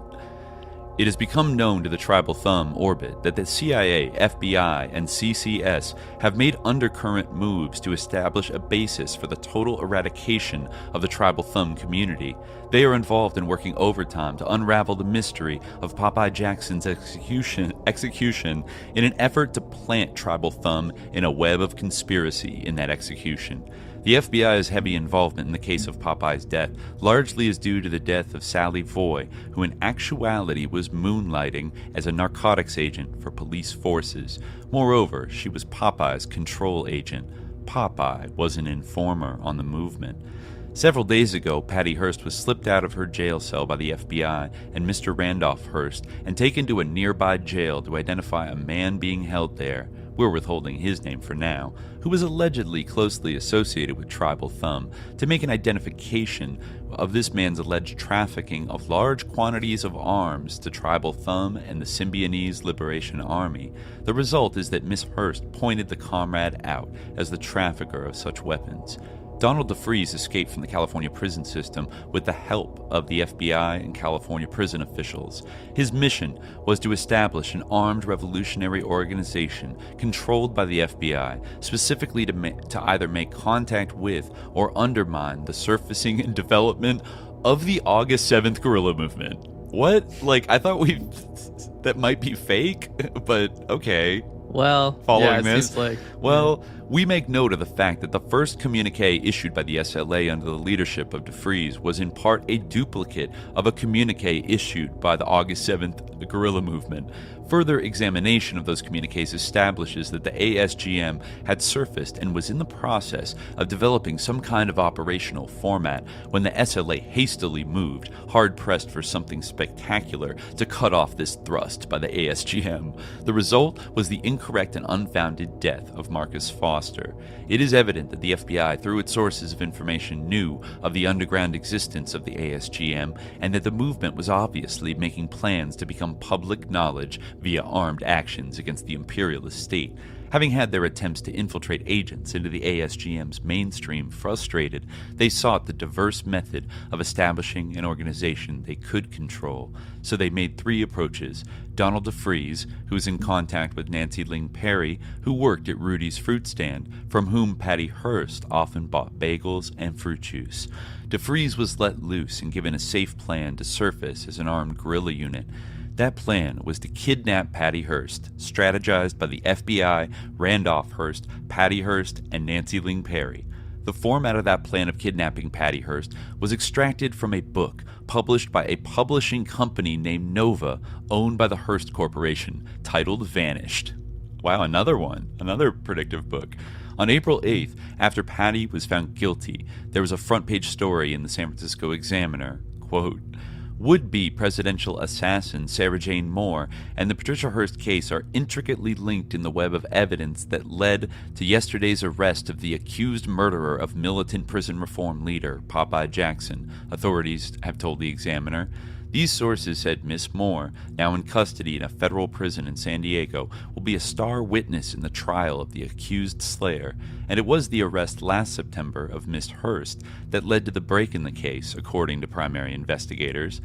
Booked into the San Francisco County Jail yesterday was Mr. Richard Allen London, 26, an ex-con who has been in the Santa Clara County Jail in San Jose since last summer on an armed robbery charge. London is a member of a revolutionary band called the United Prisoners Union. That's Popeye Jackson's group.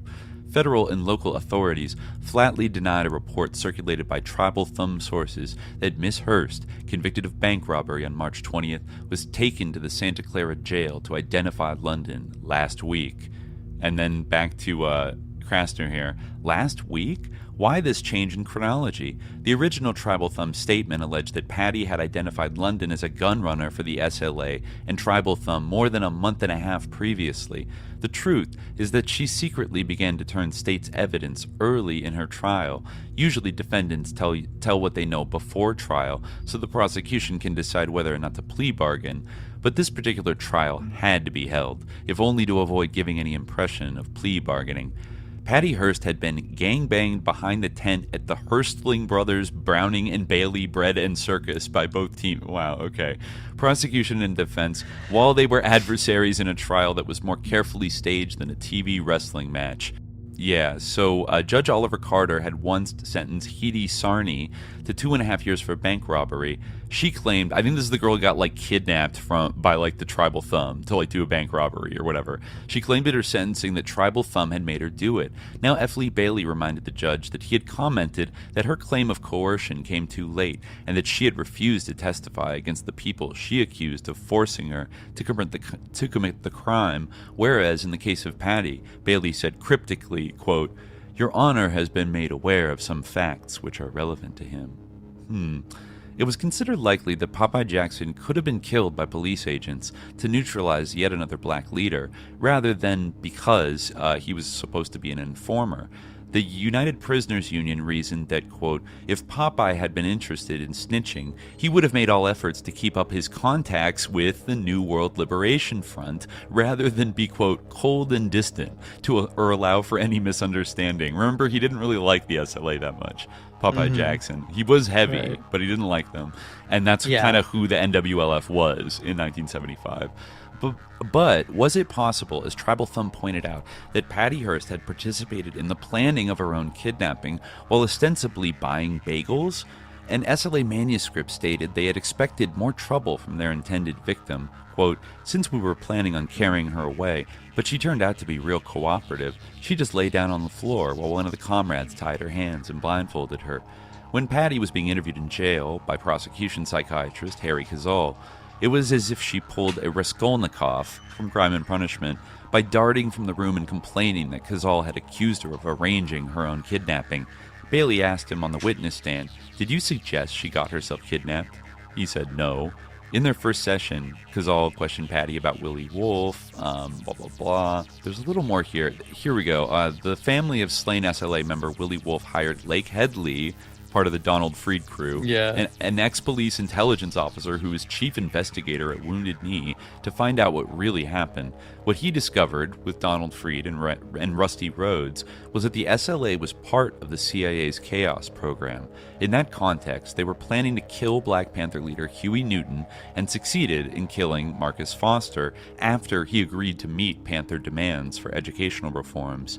At Vacaville Prison, DeFries was permitted to set up Unisite. According to Headley, DeFries' visitors included kidnappers-to-be Nancy Ling Perry and Patricia Soltisic, and Patty Hearst, then 18, not going under her own name, but using the ID of Mary Alice Seams, another heiress who was a student at Berkeley. Headley's affidavit stated that Patricia Campbell Hearst and her parents disagreed bitterly over Patricia's political and personal relations, that a love affair between a black man and Patricia Hearst did take place prior to her relationship with her fiancé, Stephen Weed. Okay, so that would be the timeline. But she would have been young if that really was the young. Case. She would have been 13. Stephen Weed as a minor. Yeah. Yeah, that Mrs. Randolph A. Hearst subjected her daughter to extreme pressure to change her personal and political relationships. Patty began living with weed, Krassner says, in Berkeley later that year, in the fall of 72. DeFries was transferred to Soledad in December 1972, where he was given the special privilege of using the conjugal trailers, usually only for married trustees. DeFries became a leader of the SLA and, according to Headley, renewed his affair with Patty for a brief time. The affidavit continued, quote, "Discussions were held between Patricia Campbell Hearst and the Symbionese Liberation Army concerning a kidnapping, not her own. Whose then? Her sisters, Anne and Vicky. The idea of kidnapping Patty, too, was brought up. This was a year before it actually took place, but she didn't think it was such a great option. However, if true, that would explain Patty's outburst at the moment of kidnapping. Quote, 'Oh no, not me! Oh God, please let me go.' I mean, yeah, maybe. Not to mention her confession of pre-kidnap fear to Dr. Gazal. She did say she had like a weird nightmare and dread feeling that she was going to get kidnapped for no reason. The investigators presented their findings to the LA City Council, charging that the intelligence unit of the LAPD, the CCS, knew of the SLA's presence but wanted the shootout for test purposes. I could believe that. Headley acquired official film footage of the massacre, showing that the FBI used a pair of German Shepherds to sniff out Patty's presence and make sure she wouldn't be inside the safe house. Stephen Weed was told by a cop at the shootout, "Don't worry, Patty's not in there." Interesting. On the tape of April 3rd, 1974, Patty said, "I've been given the name Tanya," and on June 6th she said, "I renounce my class privilege when Sin and Cujo gave me the name Tanya." But in a New Times interview, the one we referenced, Bill Harris said she chose the name Tanya herself. According to Stephen Weed, her reading matter had ranged from The Marquis de Sade to Do It by Jerry Rubin. And according to my Berkeley source, Patty and a former roommate had both read the book Tanya, the Unforgettable Gorilla, a year prior to the kidnapping. Again, I'm not she's from one angle, she's totally apolitical for the most part. The other angle, she was secretly a little leftist. I don't know who to believe. Yeah. I kind of don't believe that she read the book before she was locked in a closet. Yeah, I could believe that she read it in the closet and then volunteered. Yeah. I want to be that, because they given the name Tanya maybe to Robin Steiner. Maybe I'm just applying my. Oh yeah, right. Maybe I'm just applying my 2026 sort of ambient sense of when it's plausible for someone to read a book. But just because people are much less literate now, but so maybe. Yeah. But it still seems unlikely to me. Right. Krassner says further, I was told the roommate had been subpoenaed to testify for the prosecution in Patty's trial, but the subpoena was withdrawn. I wrote about that in the Berkeley Barb. The FBI's liaison to the U.S. Attorney's Office, Park Stearns Jr., denied this vehemently, shouting at me in the press room, "You're wrong."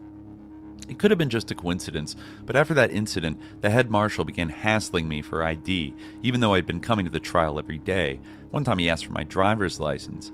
Another time he asked for my social security card, etc. So then, Paul gets kind of wrapped up in something weird with this, eventually. This is heading towards a strange place. He says, while Patty's trial was in progress, Sundaz, a Santa Cruz weekly, reported that Research West, a very sus private right-wing spy organization that maintained files supplied by confessed burglar Jerome Ducote, quote, was purchased in October 1969 with funds provided by Catherine Hearst, and that after the Hearst connection became known to employees, at least one Examiner reporter was told to drop any further investigation into the Ducote case. I think we've brought this up a little bit, this Research West thing.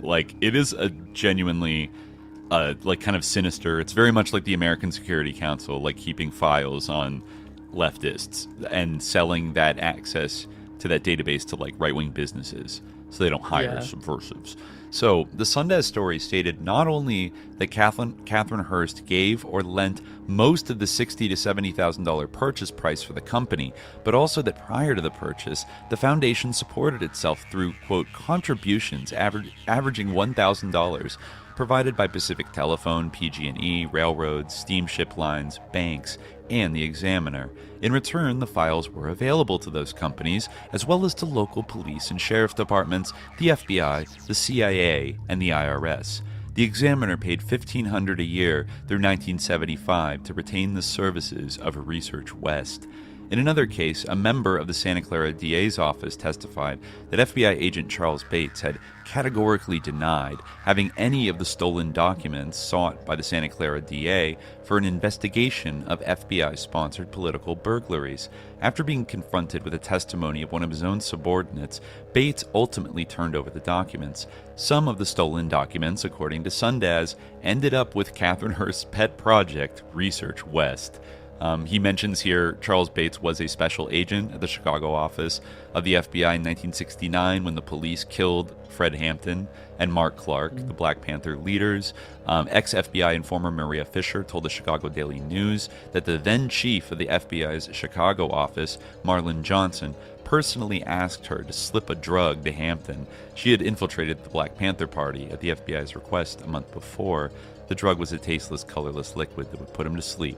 She refused. Hampton was killed a week later. And I think it was William O'Neill was the FBI, as dramatized in Judas and the Black Messiah, was the guy who slipped that drug in his drink.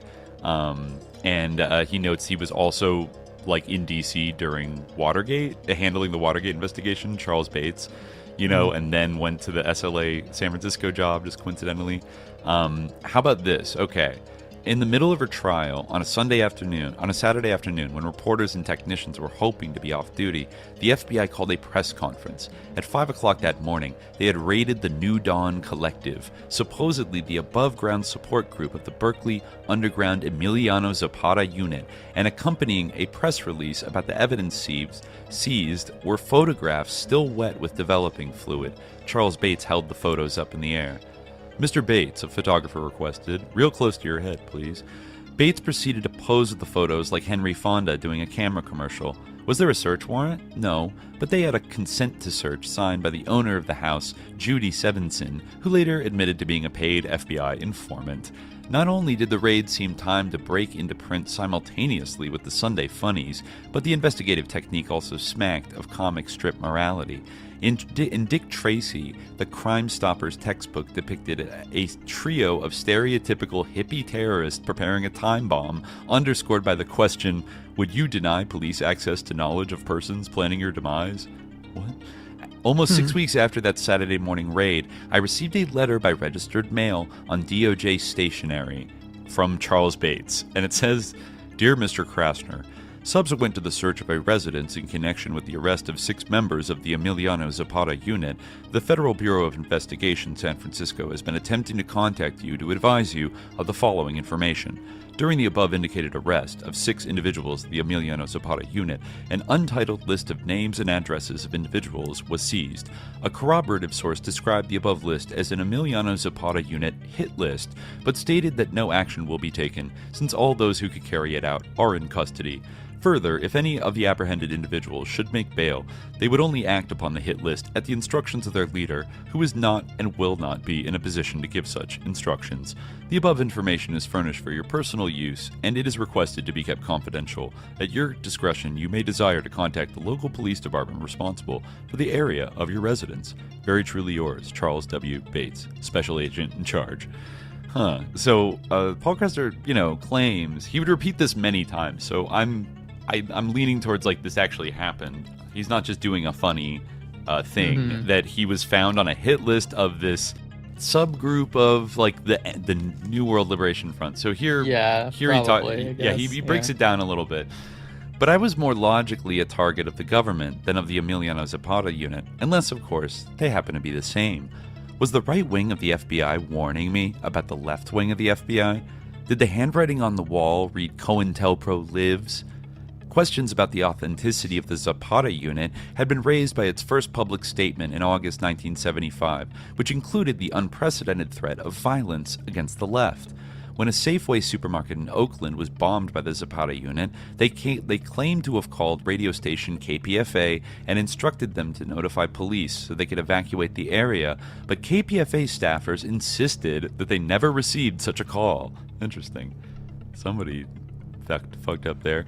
Now, the urban guerrilla, above-ground organ of the underground New World Liberation Front, commented, quote, "Without offering any proof, the FBI has claimed that those arrested were members of the Emiliano Zapata unit and mistakenly claimed that the Zapata unit was part of the New World Liberation Front." Oh, I'm sorry, I misspoke. These FBI claims and lies have been widely repeated by the media. As soon as they were arrested, Greg Adornetto, whom we know as Chipito, was separated from the others and disappeared, ... A close analysis of all the actions and statements by Chipito leads us to the inescapable conclusion that he is not just a weak informer, he is a government infiltrator provocateur. This is the guy we talked about who got the junkie who got arrested. That was like one of the leaders of the NWLF. Or I guess not, but the Emiliano Zapata unit. No other conclusion is possible when one considers that he led our comrades to a house he knew was under surveillance, carrying along things like explosives and half-completed communiques. He recruited sincere and committed revolutionaries who wanted to participate in being a medium for dialogue with the underground, get a bunch of them in the same room with guns, communiques, and explosives, or even got some of them involved in armed actions, and then had Bates move in with his SWAT team and bust everybody. In addition, a communique from the Central Command of the NWLF charged that, quote, "the pigs led and organized the Zapata unit." Quote, "We were reasonably sure it was a setup from the beginning and we never sent one communique to New Dawn because of our suspicions. After publishing the FBI's warning letter to me in the Berkeley Barb, I received letters from a couple of members of the Emiliano Zapata unit in prison. One stated, quote, "I was involved in the above-ground support group of the Zapata unit. Greg Adornetto led myself and several others to believe we were joining a cell of the Weather Underground, which had a new surge of life when it published Prairie Fire. I knew nothing about a hit list or your being on one, and can't imagine why you would have been. When we were arrested, FBI agent provocateur Adornetto immediately turned against the rest of us and provided evidence to the government." Another Zapata prisoner advised, "You shouldn't have believed the boys in the black shiny shoes, the FBI, about being on a Zapata hit list. They just found some addresses, and Bates and his running partner Hearst wanted to build up some sensationalism to take the heat off Patty's trial. They had over 75 people, politicians and corporate execs under protection, thinking all of us didn't get arrested." Then, this is a really weird, figure that Krassner kind of gets, wrapped up with. During the period of NWLF bombings after Patty and the others are arrested, this guy, Jacques Rogier, the Days of Rage book, breaks down his story a lot, but he talks about him here. Jacques Rogier, the above-ground courier for the underground New World Liberation Front who delivered their communiques, told me that the reason I was on the hit list was because I had written that DeFries was a police informer. "But that was true," I said. "It's a matter of record. Doesn't that make any difference?" It didn't. "If the NWLF asked me to kill you," Rogier admitted, "I would." "Jacques," I replied, "I think this puts a slight damper on our relationship." Yeah, I found an interview between Rogier and Krassner in one of the Barb issues, from the summertime, where he's going back and forth. There was gossip in the trial that Patty had arranged her own kidnapping to get out of her engagement to Stephen Weed in as adventurous a way as possible. One of the items found in the Hearst Yoshimura hideout after the arrest was that what the prosecution in that case has called a laundry list for what to do if you want to rob a bank. Today, the judge in the Hearst trial ruled that that evidence can't be admitted in the trial, but other things didn't go so well for the defense, as Joe Belden reports. In yet another setback for the defense in Patricia Hearst's federal bank robbery trial, Judge Oliver Carter has ruled that she cannot object to the introduction of illegally seized evidence. Earlier this week, a Los Angeles judge ruled in the state trial of William and Emily Harris that the thousands of items seized in the Harris' San Francisco apartment when they were arrested last fall were inadmissible as evidence because the FBI had failed to obtain a search warrant despite ample opportunity to do so. Those items include the Tanya papers, Hearst's alleged self-description of joining the Symbionese Liberation Army, plus two other items in Hearst's own handwriting, an annotated diagram of a bank in Marysville near Sacramento, and what prosecutor James Browning called a laundry list of how to rob a bank. The so-called laundry list of how to rob a bank is highly relevant It would be highly relevant in any bank robbery case in which the defendant is found in possession of such a document. Now, this document was not found in her possession. It was found in the possession of the Harrises, but it has her fingerprints on it. Some of the other documents indicate that she was going around the community buying groceries, that she was compiling lists of various governmental agencies, and in short, the documents simply indicate that she was not the coerced, unwilling victim of the Harrises during that period of time. Judge Carter sidestepped the issue of the legality of the seizure and simply said that since Hearst had never lived in the Harris apartment, she lacked the legal standing to object to the method of the search. Then he surprised the prosecution by making an exception in the case of the bank diagram, saying it could not be introduced because it was too prejudicial. He said that he was afraid the jury would confuse the planned Marysville bank job, which never happened, with another robbery linked to Hearst and the Harrises in nearby Carmichael, which did happen and where one person died. All this wrangling over the evidence has interrupted Browning's final rebuttal of the defense's case. Now the jury is not expected to get the case until the middle of next week. Joe Belden, Pacific News Service. The prosecution in the case of the alleged members of the Emiliano Zapata unit today was scheduled to hand over previously undisclosed information, which the government hopes will keep bail for the five at $100,000 each. The five people suspected of being members of the Emiliano Zapata unit were indicted yesterday on charges of possession and storage of illegal and unregistered explosive devices. Assistant U.S. Attorney Ray Bites was to present the government's secret information to the U.S. magistrate at a bail reduction hearing this afternoon. The magistrate, Richard Goldsmith, had lowered the bail on Tuesday, but Bites obtained an order from a federal district judge saying that the release of the five staying the release of the five until the matter could be heard further. The indictment was a result of a February 21st early morning raid by the FBI on a Richmond house occupied by 6 alleged members of the Emiliano Zapata unit, although there is some indication that they were not members of the unit, but were members of the so-called New Dawn Collective, which was dedicated to spreading underground communiques and supporting the underground above ground. Only 5 of the 6 have been indicted. The 6th one, Gregory Adornit, also known as Alfonso Garcia, was arrested with the others, but a report in the San Francisco Examiner today indicates that he may be cooperating with the government. Meanwhile, Jacques Roger, who claims to be a communique courier for the New World Liberation Front, has been held in contempt of court for refusing to appear and answer questions before a federal grand jury. The grand jury is investigating the NWLF and its claims of responsibility for several Bay Area bombings. Yeah, I'll stop that. That's pretty much kind of like the end of it, but I did want to actually bring up that like Days of Rage thing, because it is another layer of weird shit real quick. Just this section, going back, I think I'm on page like 313 here, in Days of Rage, they write, a side benefit of the arrests of all the SLA people, Bay Area officials announced with relief, would be the end of the manic series of bombings carried out in the name of the New World Liberation Front. Police assumed the NWLF was a cover for Bill Harris and the SLA, with perhaps a few stray radicals contributing. The bombings had become a fixture of daily life in the Bay Area, like the fog. After its debut in August 1974, the NWLF had accelerated the pace of its actions in 75, detonating 37 explosive devices by the time Hearst was captured, an average of 1 every week for 9 months. Its targets, almost all struck by bombs, left outside buildings at night, included PG&E, U.S. Air Force radar sites, Cron TV, California Department of Corrections, firing range at San Quentin, etc. A lot of Safeway stores.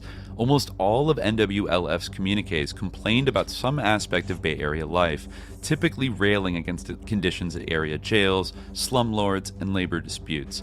There were so many bombings that an FBI man termed San Francisco the Belfast of North America. To date, no one had been seriously injured. Neither the Bureau nor the Bay Area Police, despite ample reward offers, had been able to make a single arrest.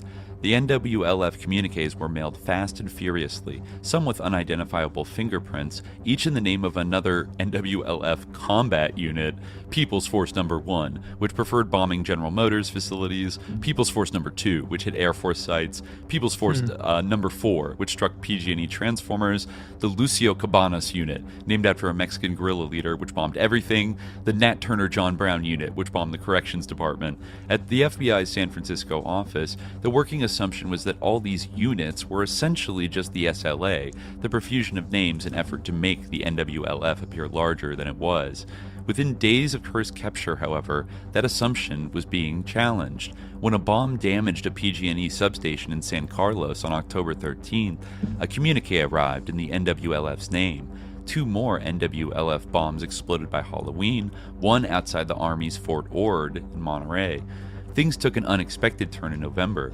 After San Francisco voters approved a series of ballot initiatives designed to curb police power, the police responded with a ticket-writing blitz, issuing 3 times as many parking tickets as normal. On November 16th, the NWLF unveiled a dramatic response of its own, pouring liquid steel into the locks of hundreds of city parking meters. They got 400 to 500 meters, a police spokesman said, including a bunch in front of police headquarters. The communique, signed by the People's Forces Training Unit, threatened to sabotage every parking meter in San Francisco if the police didn't stop writing so many tickets. Alright, right on. A little bit, that's alright. That the NWLF's underground campaign had taken a serio-comic turn did little to stem the FBI's frustration that the group apparently remained alive and well.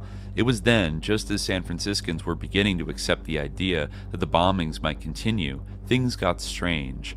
To that point, the NWLF had delivered its communiques the old-fashioned way, leaving them outside radio stations and newspaper offices late at night, or taping them inside telephone booths. Now, the police heard, someone was delivering them by hand. In January 1976, after 2 more bombings over the holidays, the San Francisco Chronicle publicly identified the NWLF's shadowy courier as a gentleman calling himself Jacques Rogier. Tall and thin, with bushy brown hair and a broom-like mustache, Rogier turned out to be a 37-year-old convicted marijuana dealer whose real name, it appeared, was Jack Rogers. At Soledad and San Quentin, he had written for radical inmate newspapers. Prison administrators thought he was basically harmless, if a tad unhinged. One internal assessment noted that Rogier supported the SLA and, quote, appears not to have good contact with reality and is living a fantasy life. Maybe so, but after his release from San Quentin in 1974, Rogier found quite a few new friends living much the same fantasy life on the streets of San Francisco. He made a deep impression on several. Quote, of all the hundreds of clients I've ever represented, the 2 largest influences on me were Huey Newton and Jacques Rogier, recalls Tony Serra, the ponytailed radical attorney who eventually represented Rogier. Quote, Jacques was like a holy man, a guru, a wise man. I've never known anyone before or since like him. Rogier's entry into underground causes was a tangled affair. In June 1975, the high-profile president of the United Prisoners Union, Popeye Jackson, he had played a key role in organizing the SLA food drives, was shot dead on a San Francisco street along with his girlfriend.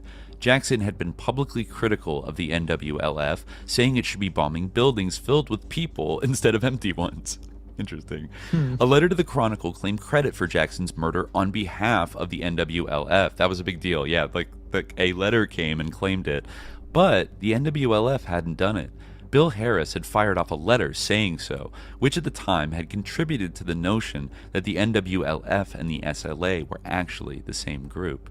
I guess they both were and they weren't, Out of nowhere, and with little or no track record in Bay Area radical politics, Rogier had announced he was forming a group called the People's Court in an effort to determine the truth behind Jackson's murder. He eventually published a 44-page pamphlet exonerating the NWLF.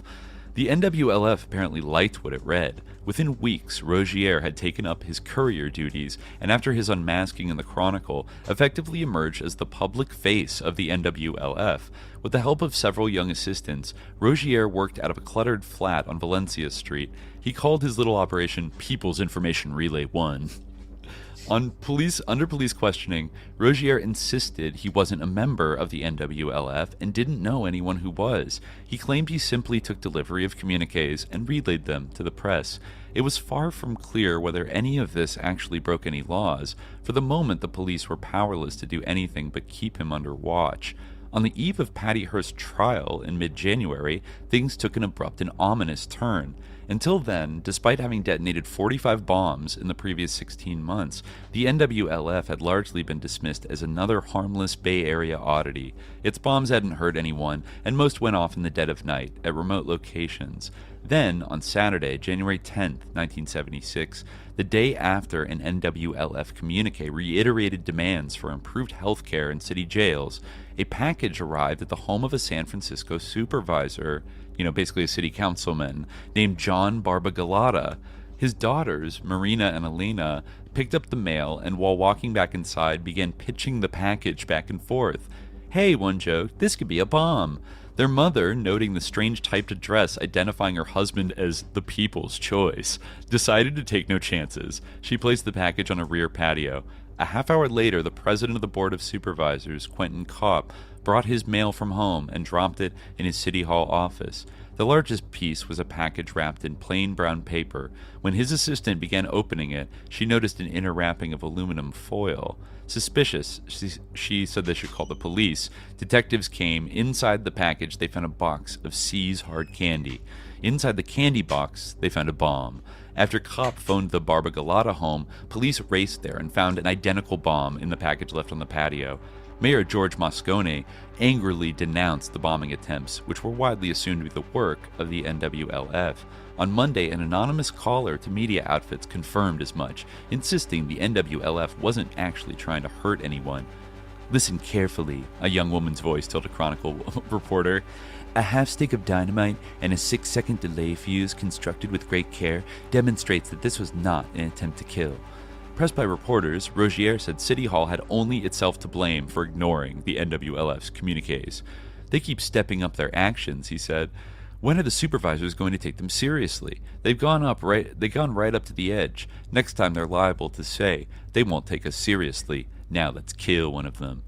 Patty Hearst's trial began 4 days after delivery of what came to be known as the candy box bombs. For the next 2 weeks, the NWLF busied itself elsewhere, launching a series of new bombings, none, however, linked in any way to the trial. On January 31st, it attempted to bomb 5 PG&E transformers in San Geronimo.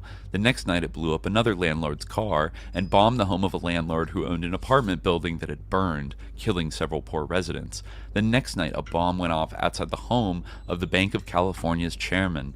Rogier merrily delivered the communiques, as he had before. Across Valencia, detectives watched him come and go, unable to stop him. Rogier shot them a middle finger from time to time and showed no signs of distancing himself from the underground. Within weeks, in fact, he began publishing a new journal called Tug, the Urban Guerrilla, which was essentially a counterpart to The Dragon by the Bay Area Research Group. The Salayas, a repository for bombing communiques. It is true, the Dragon's just full of NWLF bombing communiques, basically. So, finally, during the third week of Hearst's trial, the NWLF turned its attention to the proceedings, if mildly. One afternoon, a bomb threat was telephoned to the courthouse, forcing an early adjournment. Then, on February 12th, a bomb went off beside a guest house at the Hearst family's fabled San Simeon estate. Right? It caused about $1 million in damage. An anonymous caller took credit on behalf of the NWLF, demanding that the Hearsts put up bail money for the Harrises. Afterward, Randolph Hearst was beside himself. Quote, "These people, they're just a bunch of maniacs," he told a reporter. "Just a bunch of maniacs." The following week, Patty broke down in tears on the witness stand, insisting her life was in danger. Asked who would want to harm her, she sniffed, "The New World Liberation Front." The break the FBI so badly wanted, it appeared, came that same week after police in Lagunitas, in Marin County, were called to the scene of a shootout at a local home. 2 Berkeley radicals were arrested. This is what Krassner was talking about. They were members of the New Dawn Collective, a tiny group of activists that operated a bookstore and published communiques from a new underground group that called it the Emiliano Zapata Unit of the NWLF. The Zapata unit had claimed credit for 8 bombings in recent months, mostly against Safeway stores. The shootout arose after members of New Dawn had attempted to raid the home of a local drug dealer, apparently in search of money, a la the Black Liberation Army. A search of the suspect's van found reams of Zapata and NWLF literature. That led to the address of a Spanish-style bungalow in Richmond, in the East Bay, mere blocks from the home where the SLA had hidden out 2 years earlier. Just before dawn on February 21st, 30 FBI agents and SWAT teams surrounded the house and got 6 members. They found 150 pounds of explosives, most of it stolen from Santa Cruz, from a quarry in Santa Cruz a year earlier, and more communiques. FBI officials were jubilant. One crowed to the Chronicle that they had broken the back of the NWLF, but they hadn't. The San Simeon bombing came the very next day, and after exhaustive questioning of the New Dawn suspects, the FBI was forced to admit that those arrested were members of the Zapata unit, but not the NWLF. They were just using the name.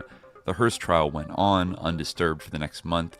Then on March 11th, after 3 more unrelated bombings, the NWLF struck at another Hearst estate, the Wintoon estate, up north, near Mount Shasta. A woman caller to Cron TV in San Francisco took credit, again demanding that the Hearsts contribute $250,000 to the Harris Defense Fund, but the Hearsts said there hadn't been any explosion.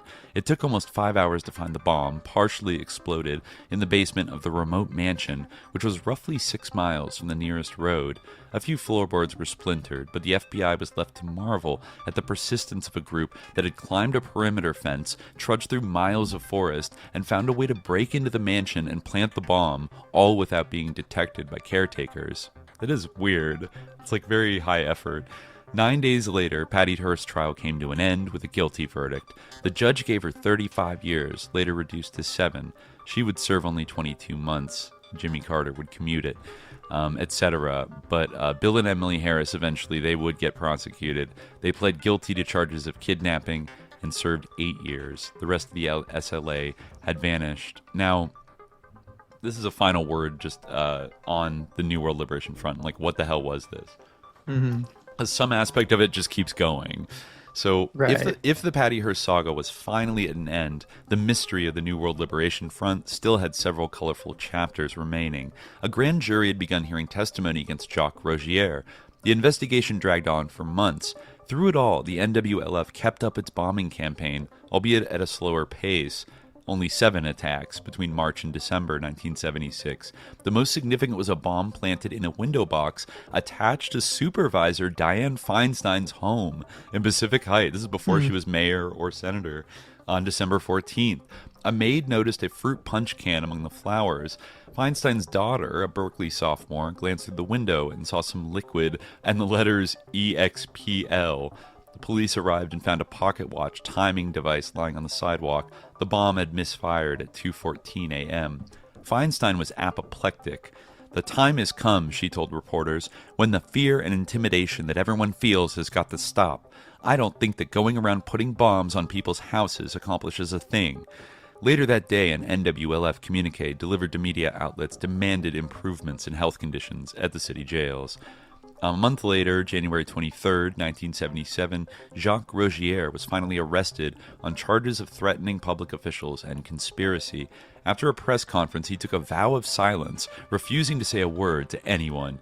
The next day, the NWLF issued a communique threatening 3 supervisors with death if Rogier should die in jail. It then commenced its most intense spate of bombings in months. After 3 bombings in the 4 days leading up to Rogier's arrest, the targets once again were PG&E transformers. It detonated 4 more bombs the next week, a campaign that climaxed on the night of February 4th, the anniversary of Patty Hearst's kidnapping and the day that Rogier was formally indicted. 1 bomb exploded inside a woman's room at the Federal Building. An hour later, a second went off directly beneath a green Volvo station wagon in the driveway of District Attorney Joseph Freitas' San Francisco home. The car was blown to smithereens. The NWLF communique warned prosecutors not to make Rogier a, quote, scapegoat, and once again threatened the supervisors, saying, if necessary, the poor and oppressed will take freedom over your dead bodies. Mayor Moscone, irate, denounced the bombings as an effort to terrorize and even paralyze city government. So then 6 weeks, they didn't do anything. Then March 22nd, it again targeted Supervisor John Barbagallotta. An unusual bomb was tossed toward his home on Portola Drive. It landed in a neighbor's yard, obliterating a swing set.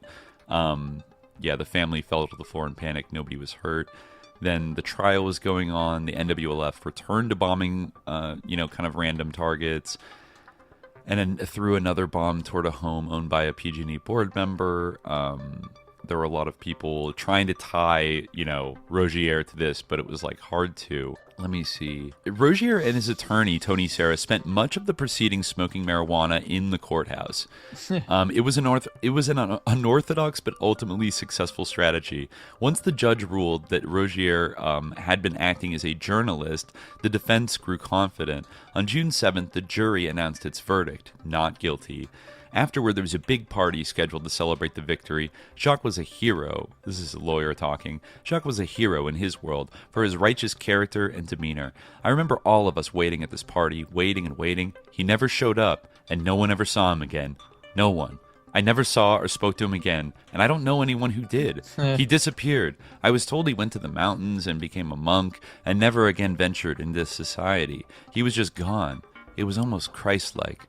Jacques Rogier's days as the public face of the NWLF were over. Almost 40 years later, his fate remains a mystery.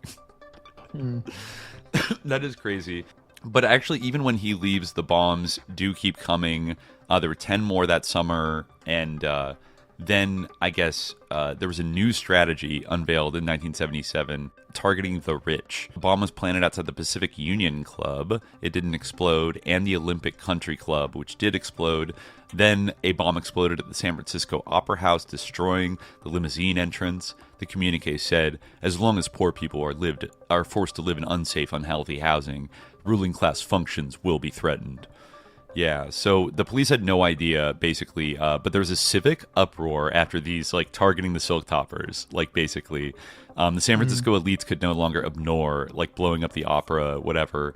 So the detectives, though, they're just these guys have been bombing for years, blah, blah, blah, and they really just had, no leads. I guess the lawyer, Tony Serra, then became the new NWLF spokesman who would direct them where to find communiques.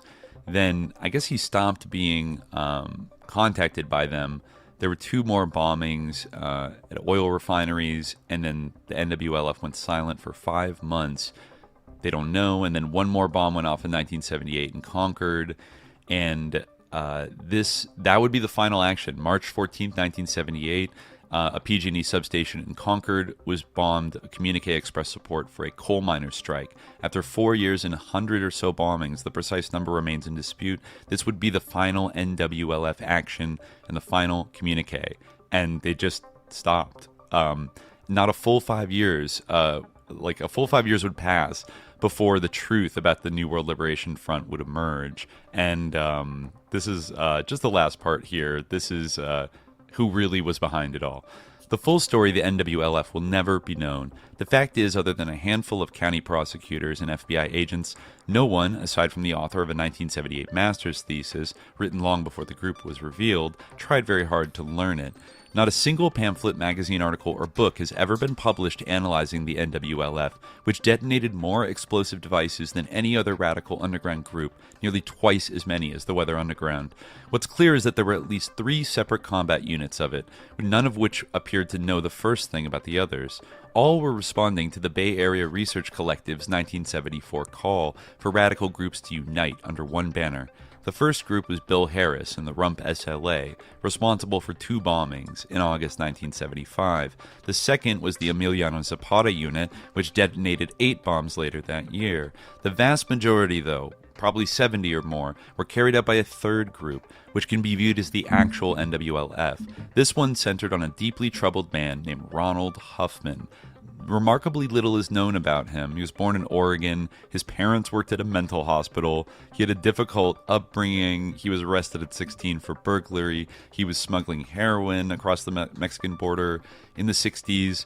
And by 1971, he seems to have been a small-time marijuana dealer in San Jose, a balding radical typically adorned in biker regalia. His customers called him Revolutionary Ron. According to Stockton Buck, who became the FBI's expert on Huffman, Huffman met his girlfriend, Maureen Minton, around that time. She grew up in Mountain View in Silicon Valley, the daughter of a family who owned one of the town's oldest stores, Minton Lumber. Described as a quiet hippie girl, she graduated from Berkeley and then moved to an island commune in Vancouver. She met Huffman on a return visit to the Bay Area. They lived in Canada, then went to Santa Cruz and they rented a bungalow in the remote mountainous area in Bonnie Doon. Among their neighbors was sci-fi writer Robert Heinlein, which is funny. Then the couple comes into clearer focus. Huffman, Revolutionary Ron, was a colorful, if little noticed, character on the streets of Santa Cruz. Minton worked as a volunteer at Planned Parenthood and at some point began to study nursing. From all available evidence, however, their lives were overwhelmingly focused on two things only: marijuana and bombs. They constructed an elaborate marijuana farm in the dense foliage around their home, 4 enormous plots of cannabis plants. The surrounding brush was so thick that he cut tunnels through it. They had irrigation system. Everyone said Huffman's weed was the highest quality. That's probably what Rogier and Sarah were smoking at the trial. Watering and harvesting marijuana is a full-time job, but they had spare time, and they appear to have used much of it building the New World Liberation Front. To this day, no one knows whether the NWLF had 2 members or dozens. FBI guy thinks it might have been 6 or 7. Years later, the FBI used fingerprint evidence, and they were able to establish that the couple had been engaged in underground activities as early as 1973 when they moved to Santa Cruz. Their first action was mailed in October 73, commenting on the Weather Underground bombing in ITT office in New York. It was sent in the name of the Weather Underground, but it was actually them. And they threatened a bombing but didn't do it. Their first actual bombing came on November 27th, 1973 at a PG&E substation in Cupertino, 3 weeks after Marcus Foster was killed. A communique sent in the names of Americans for Justice demanded a 10% reduction in utility rates. Then there were a few more bombings at Shell oil facilities, and they demanded Shell give away oil for free. The Americans for Justice bombings garnered a few headlines, but they happened to coincide with the SLA's rise in kidnapping of Patty Hearst. That spring, BARC made its open invitation asking other groups to carry out bombings in the name of the New World Liberation Front. Huffman and Minton, it appears, were the first to accept. Their subsequent bombings were all in the name of the NWLF. They all the ones done the candy box bombs, the power stations, the Dianne Feinstein's flower box. In all, the FBI would be able to tie Huffman and Minton to only 16 bombings and attempted bombings between 1973 and 78. In all likelihood, the vast majority of the other NWLF bombings were theirs as well. Little's known about life inside the remote marijuana compound or their relationship with Jacques Rogier. It's possible the couple simply mailed their communiques to Rogier anonymously. It's possible they never met. It's also possible that Rogier made his living selling Huffman's weed in San Francisco. Nor is there any clue as to why Huffman and Minton stopped in 1978. We just could never learn much about them, said Madeline Boris, a prosecutor. We could never find any real friends or associates. It was just them. They did have a dog named Che. But Huffman, it's clear, was never the most stable soul. According to a relative interviewed by prosecutors, he was prone to violent mood swings. In the wake of the last NWLF bombing in 1978, there is considerable evidence that Huffman began losing his grip on reality. Feral dogs and coyotes roamed the Bonnie Doon area in those days, and Huffman became obsessed with them, calling them, quote, demon dogs, whose incessant howling was the voice of Satan.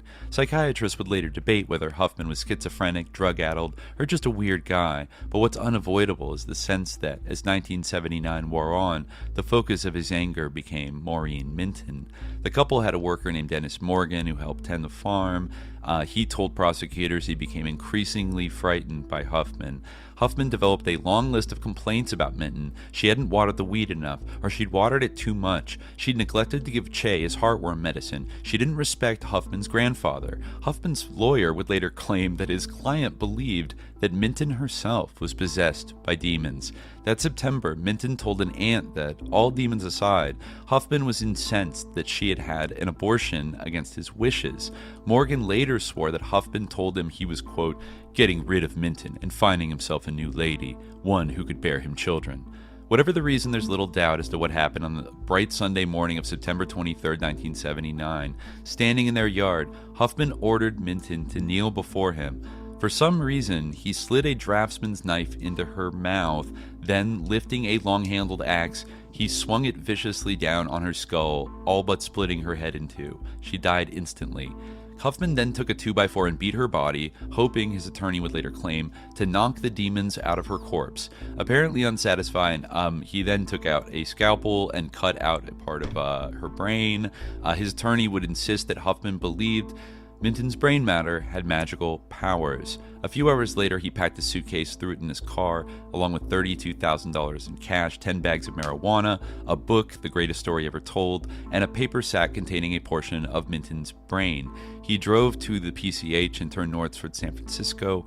Just miles up the road, he picked up a German hitchhiker, driving off so quickly he left the young man's girlfriend in the road. Huffman, who appeared highly agitated, was talking a mile a minute, and the poor German couldn't understand a word he was saying. He pleaded with Huffman to stop the car, at which point Huffman produced a knife and began slashing at him. A struggle ensued, during which the car skidded to a stop outside the Shortstop Market in Half Moon Bay.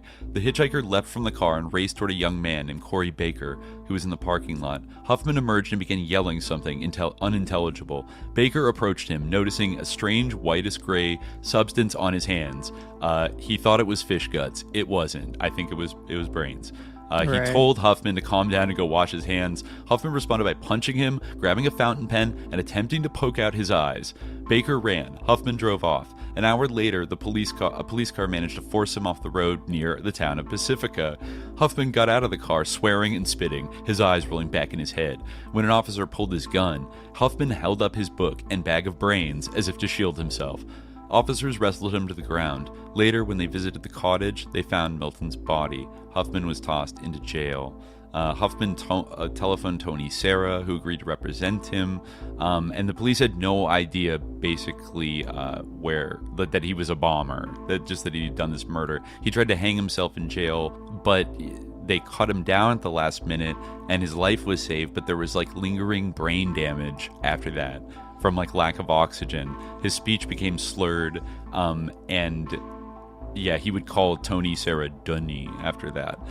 He said to the lawyer, he told me where he'd buried all his cash, hundreds of thousands of dollars, and a huge freezer of marijuana. I go, far fucking out. So I go out there one night with 2 shovels, 2 friends, and we dig where he told us, beneath a ladder in an old shed, and we found this massive freezer. I was so pumped. Wow, 500 pounds of marijuana. And then we open it, and the whole thing is empty. Sarah later returned to the cottage and dug dozens of holes in the yard. He never found anything.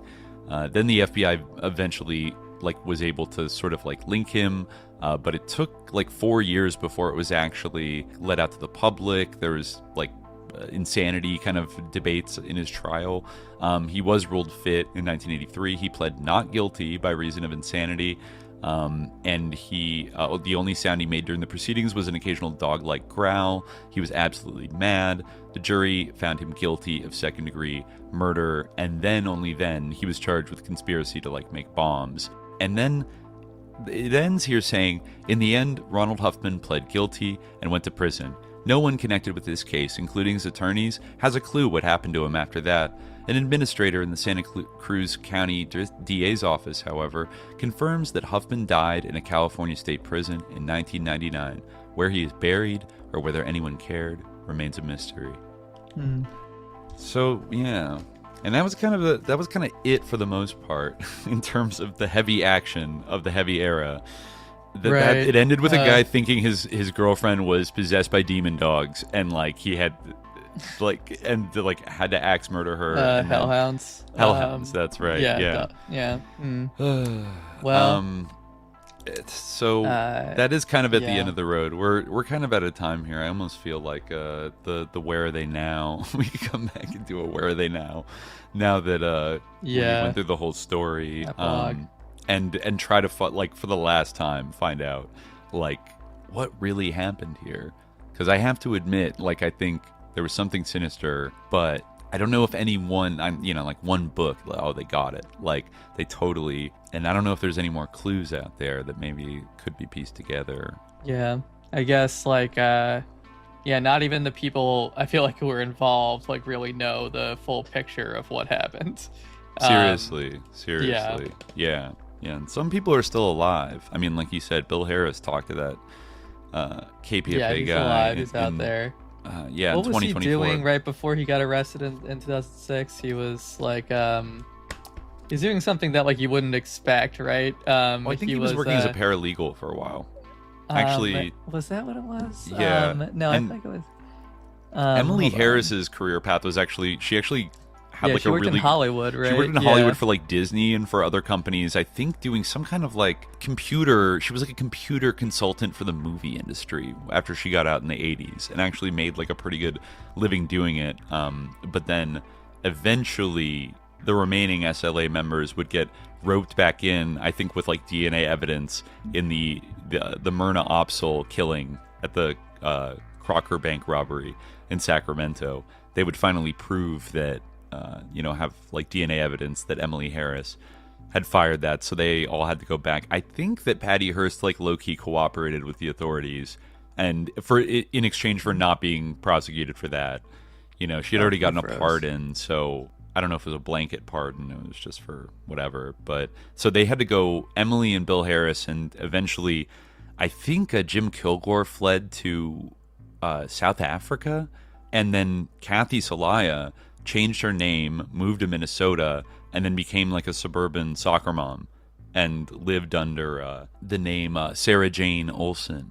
And then she was eventually unveiled and prosecuted, and some of these people went back and had to do more time, in the 2000s for the Sacramento robbery. And, Wendy Yoshimura was very strongly supported by the Japanese American community, and they provided her a lot of, financial support and everything. And I think she had to do a little time, and then she just became, like, an artist and a painter in San Francisco. I think she's still alive. Yeah, there's a movie about her, isn't there? Or loosely based on her. There might be. There's some interesting interviews that you can find on YouTube with her, talking about her whole experience. And Tanya, of course, she's interviewed multiple times in the future. But even her recollection of things, some guy asked who seems to have forgotten everything about it, asked her oh, how long after you robbed that bank did they kill everybody in LA? And she was like, oh, I don't know, it's 5 or 6 months later. I'm like, damn, girl, that was a month after. Yeah, I get the time dilation, but damn, she seemed to have a spotty recall of the specifics about. I mean, yeah, it was thing. Yeah. Yeah, but maybe we can stretch out, and now that we've gone through this whole story, maybe we'll do I guess since this is part 9, 10 seems like a clean number. And we can wrap up our final thoughts about it, and all that. But yeah, thus is the saga of the Symbionese Liberation Army, folks. And we'll be back, I guess, with our final revolutionary autopsy, as to what exactly this shit was. But we'll be back just next week, with that. And probably on Tuesday, maybe. We might do Tuesday this week. But I'll be out of office in the vortexes. But yeah, we'll see y'all then. But until then, dear listeners, stay vigilant. Peace.